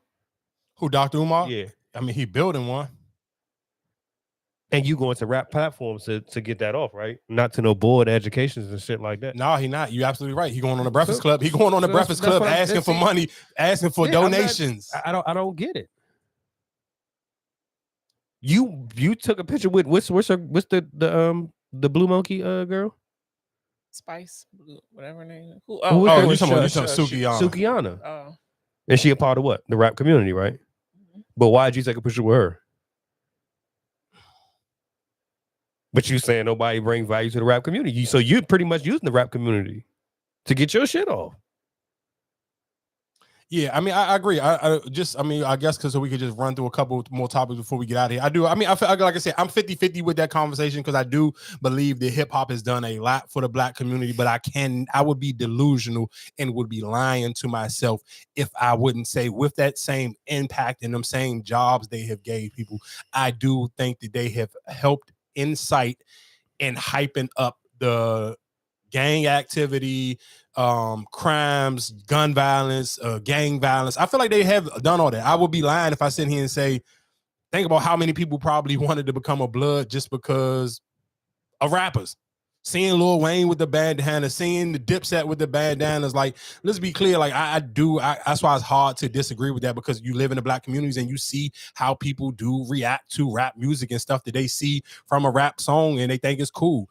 Like I said, in other news, what was it? Ashanti. Ashanti had pictures going viral after her pregnancy, and shouts down for the baby, healthy baby, and they had a healthy baby. But she gained a lot of weight, and most people have never seen Ashanti that big. So of course, that's what made the video the pictures go super viral because it was like, damn, like you just think about it. Before she got pregnant, of course, Ashanti was everybody's body goals, and then that's why women kind of all really be like, how much they give up and sacrifice to have kids. Because you're talking about literally, that was one, like, I remember her, Charlamagne, always joking about that. Like, when she comes to the Breakfast Club, like, bro, you literally stay vacation ready. Like, you're always on a vacation. And when, of course, that's like almost a polite way to say, like, dog, your body's always snatched. You always in a bikini. And that was Ashanti thing. And I'm sure even she's probably a little, I mean, even from the caption, if you go read her caption on how she just talked about, like how just life changing and it happens fast. Yeah, that postpartum and all that. So it was kind of crazy, but it is just so like,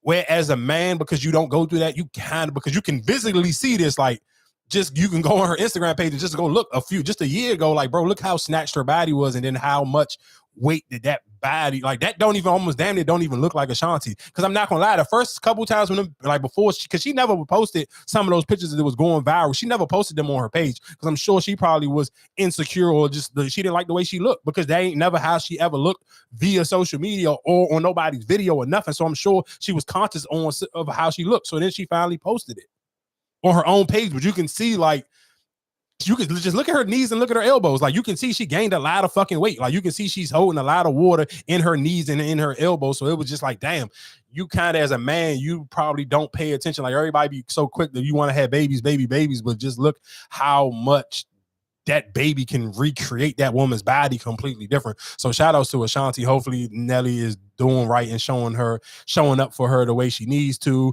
Daylyt's brother is trying to sue the baby for $4 million after that getting whooped in the bowling alley. And I believe the baby is putting out a song to shade him this Wednesday. He is releasing a song, rapping and dissing them. I forgot. I think the song is called Sue Me or something like that. I can't remember what it was called. Who do you think put out that video from her accident? I don't know. That shit wild.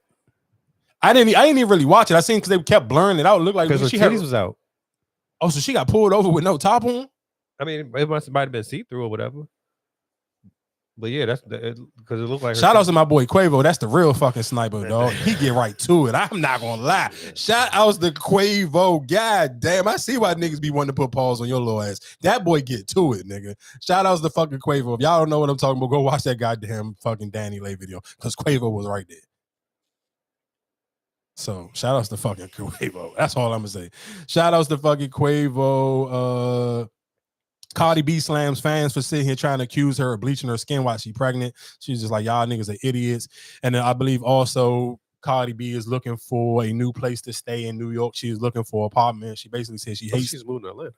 No, she said she hate living in Atlanta. She got a place in. She had no. She said she hasn't never stayed in Atlanta for longer than a couple of days, and I don't even know in the time frame. Basically, she was basically saying she hate Atlanta.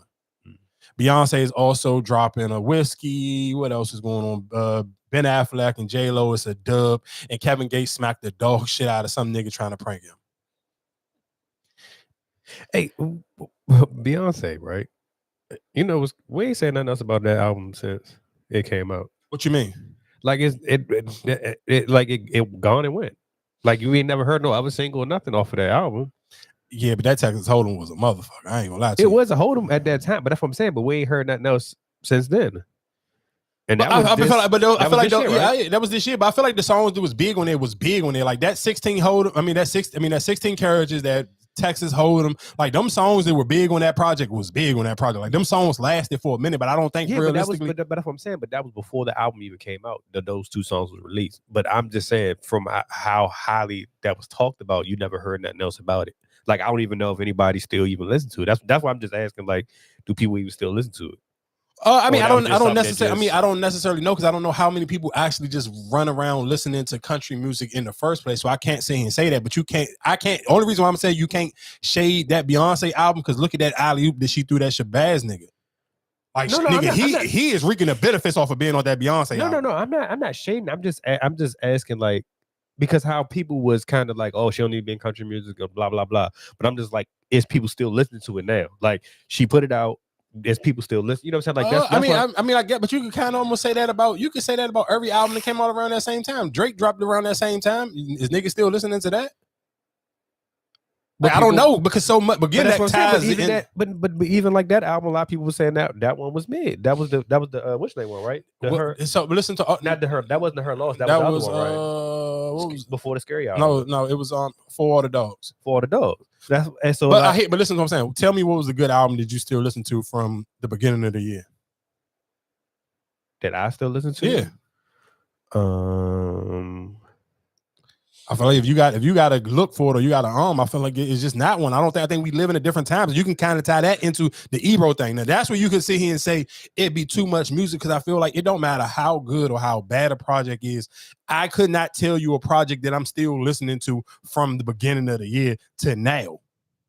It just don't happen. Like you put, like, I could sit here and say, oh, this is the best album in the world, and I may play it strong for 2 weeks, and then after that 2 weeks, I just don't listen to it again, because guess what?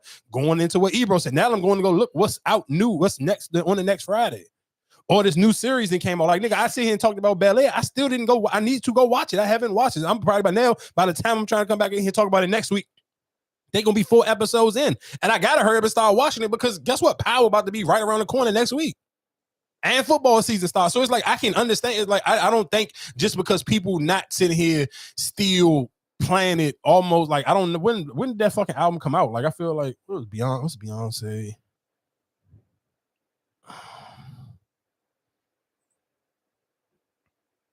Cowboy Carter.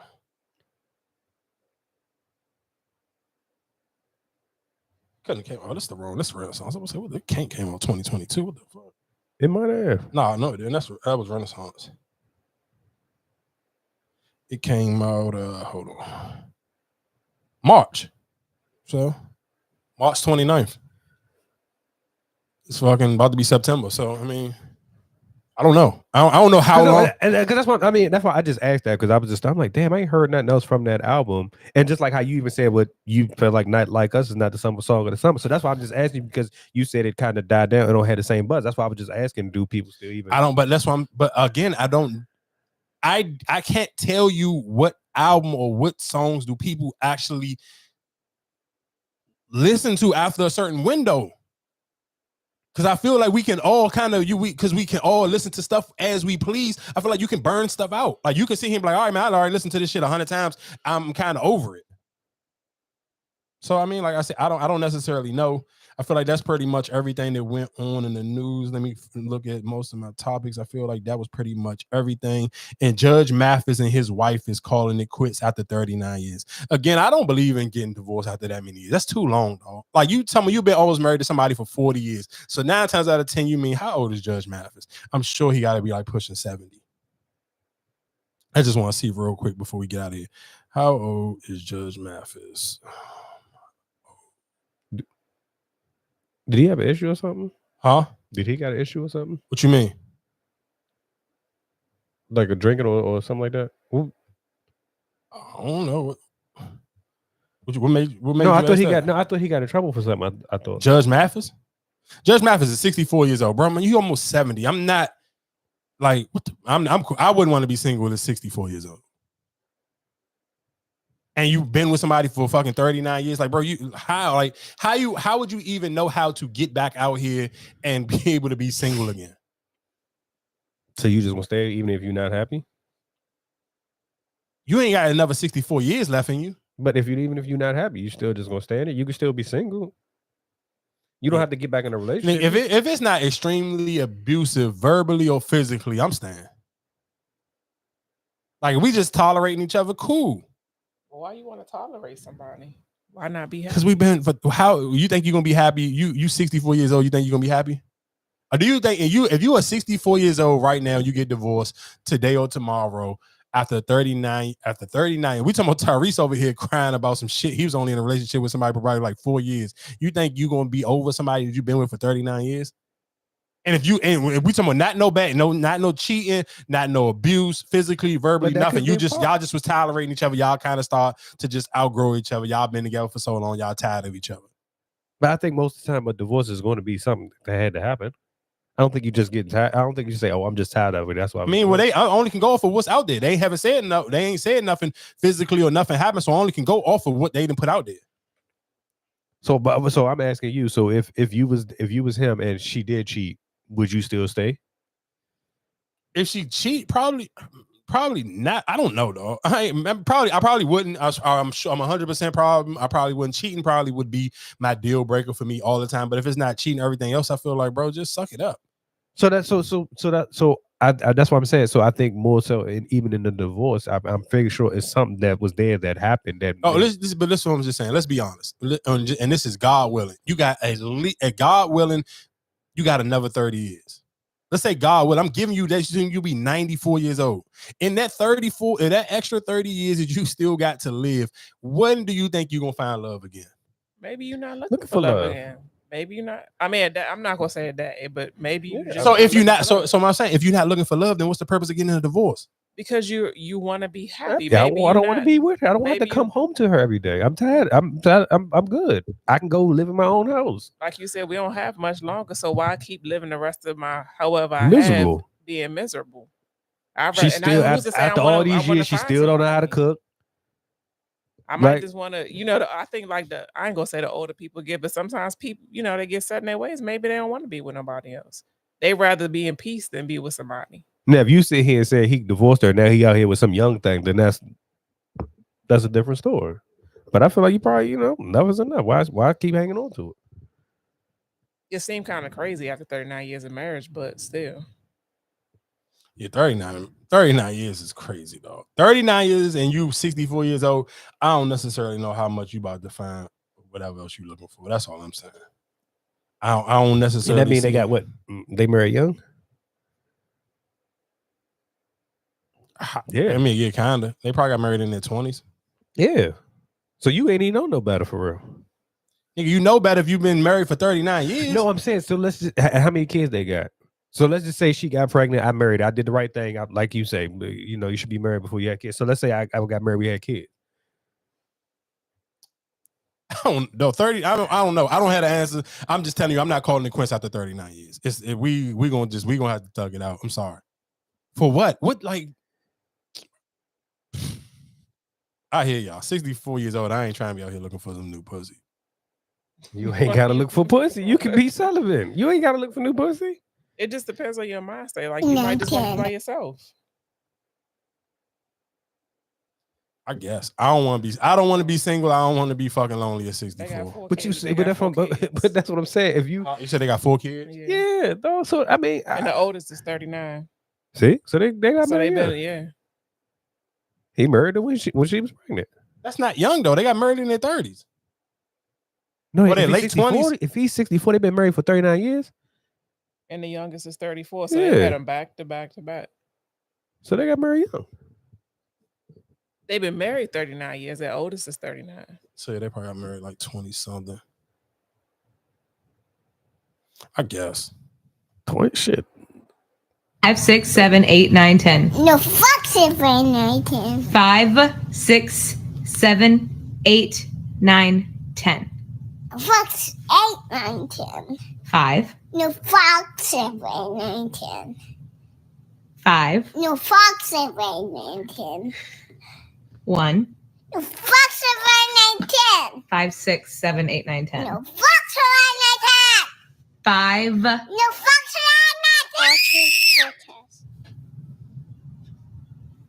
7, 9, 10. All right, Mo, it's past my bedtime though. I'll let y'all next Tuesday. Yeah, they got married at 25.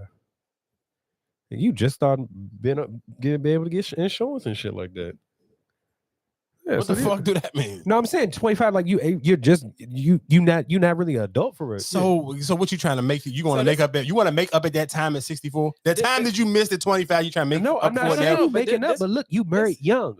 And this could be like the little Tabitha, whatever. You did what you had to do to keep your family together, raise your kids in the household or whatever. But it's just now, it's just not working. Probably maybe it stopped working a long time ago, but you stuck in there. And you not the same person you was when you was 25. Yeah, and at 64, nigga, I'm listening to him saying I feel washed at fucking 40, nigga. At 64, Right. I'm not you trying keep to thinking, do none of that you shit keep y'all thinking, talking you keep thinking the sex But and you're all not- that. you- But you if don't you have to be dating if now. you tolerated all this, like, damn, she been the same person all this time, ain't nothing changed. She ain't got no better than when I met her when she was 25. You just gonna stick around because you married to her? already stuck around for the other fucking Right, but you did it because of the kids. Maybe let's say you was doing. I was only staying around for the kids. Or maybe like the Tabitha said, maybe they couldn't afford to go separate ways. Y'all crazy as shit. At 64, I'm I not don't saying care. that I would, but I'm saying I would rather, like I said before, I'd rather be happy and at peace than be miserable. Life is too short to be miserable. So I'm gonna make that move to be happy. So okay, so how long would you stay to try like the Tabitha thing? I get it because I've heard people sit here and say, "Oh yeah, we was married for 9 years and maybe I should have got a divorce 5 years in because I knew this shit wasn't gonna work. So I tried to stick it out for the next 4." I get it. People, listen, what I'm saying. I've heard personally, have heard stories of people sticking it out longer than they probably should have. But then when is the real tap out time? And how much do you really got in you? Because if you should have been tapped out, then you should have been tapped out. Because it seemed like to me, the longer you stay in it, it just seemed way more crazy than when you tap out. Because I ain't gonna lie to you. You tell me you was married for 10 years, I'm still kind of looking at you crazy. But 39 is ridiculous. Okay, but then let's say she was just with me because of my money. Nigga, he still got money. How they still here? He still doing shows? Yes. Oh, okay. I didn't know he was still doing shows. That's why I was asking, was he in some trouble or something? I didn't know he was still doing the court thing. I don't know if it's him or judge, the other judge that was in trouble. Joe Brown? Yeah, he older and he wasn't in trouble. He just went. They was trying to cancel him for some because he said some wild shit. But that nigga, he ain't done nothing to nobody. Well, I know one of them got in. Man, y'all, yeah, I'm not. Listen to what I'm saying. At 64 years old, I ain't trying to be single. So if And it's not to say that you ended on bad terms. They could still be cool. They could be cool. We just not. We better separate. That's cool. So, but at 64, if you still horny, what you gonna do now? Who's horny at 64? I mean, yes, The same thing you do, nigga, masturbate. Goddamn, you don't have to get, nigga, what? I've been used to getting pussy for 39 years. I ain't trying to be beat. Nigga, who say your It's shit 30 work? it's Who say your 39 shit work at it's 39 years, 64? though. Maybe you was like Your shit might not be your working sex no drive more. might change when you get older. And I'm quite for sure if you want something, you can go find it somewhere. Somebody willing to give it to you.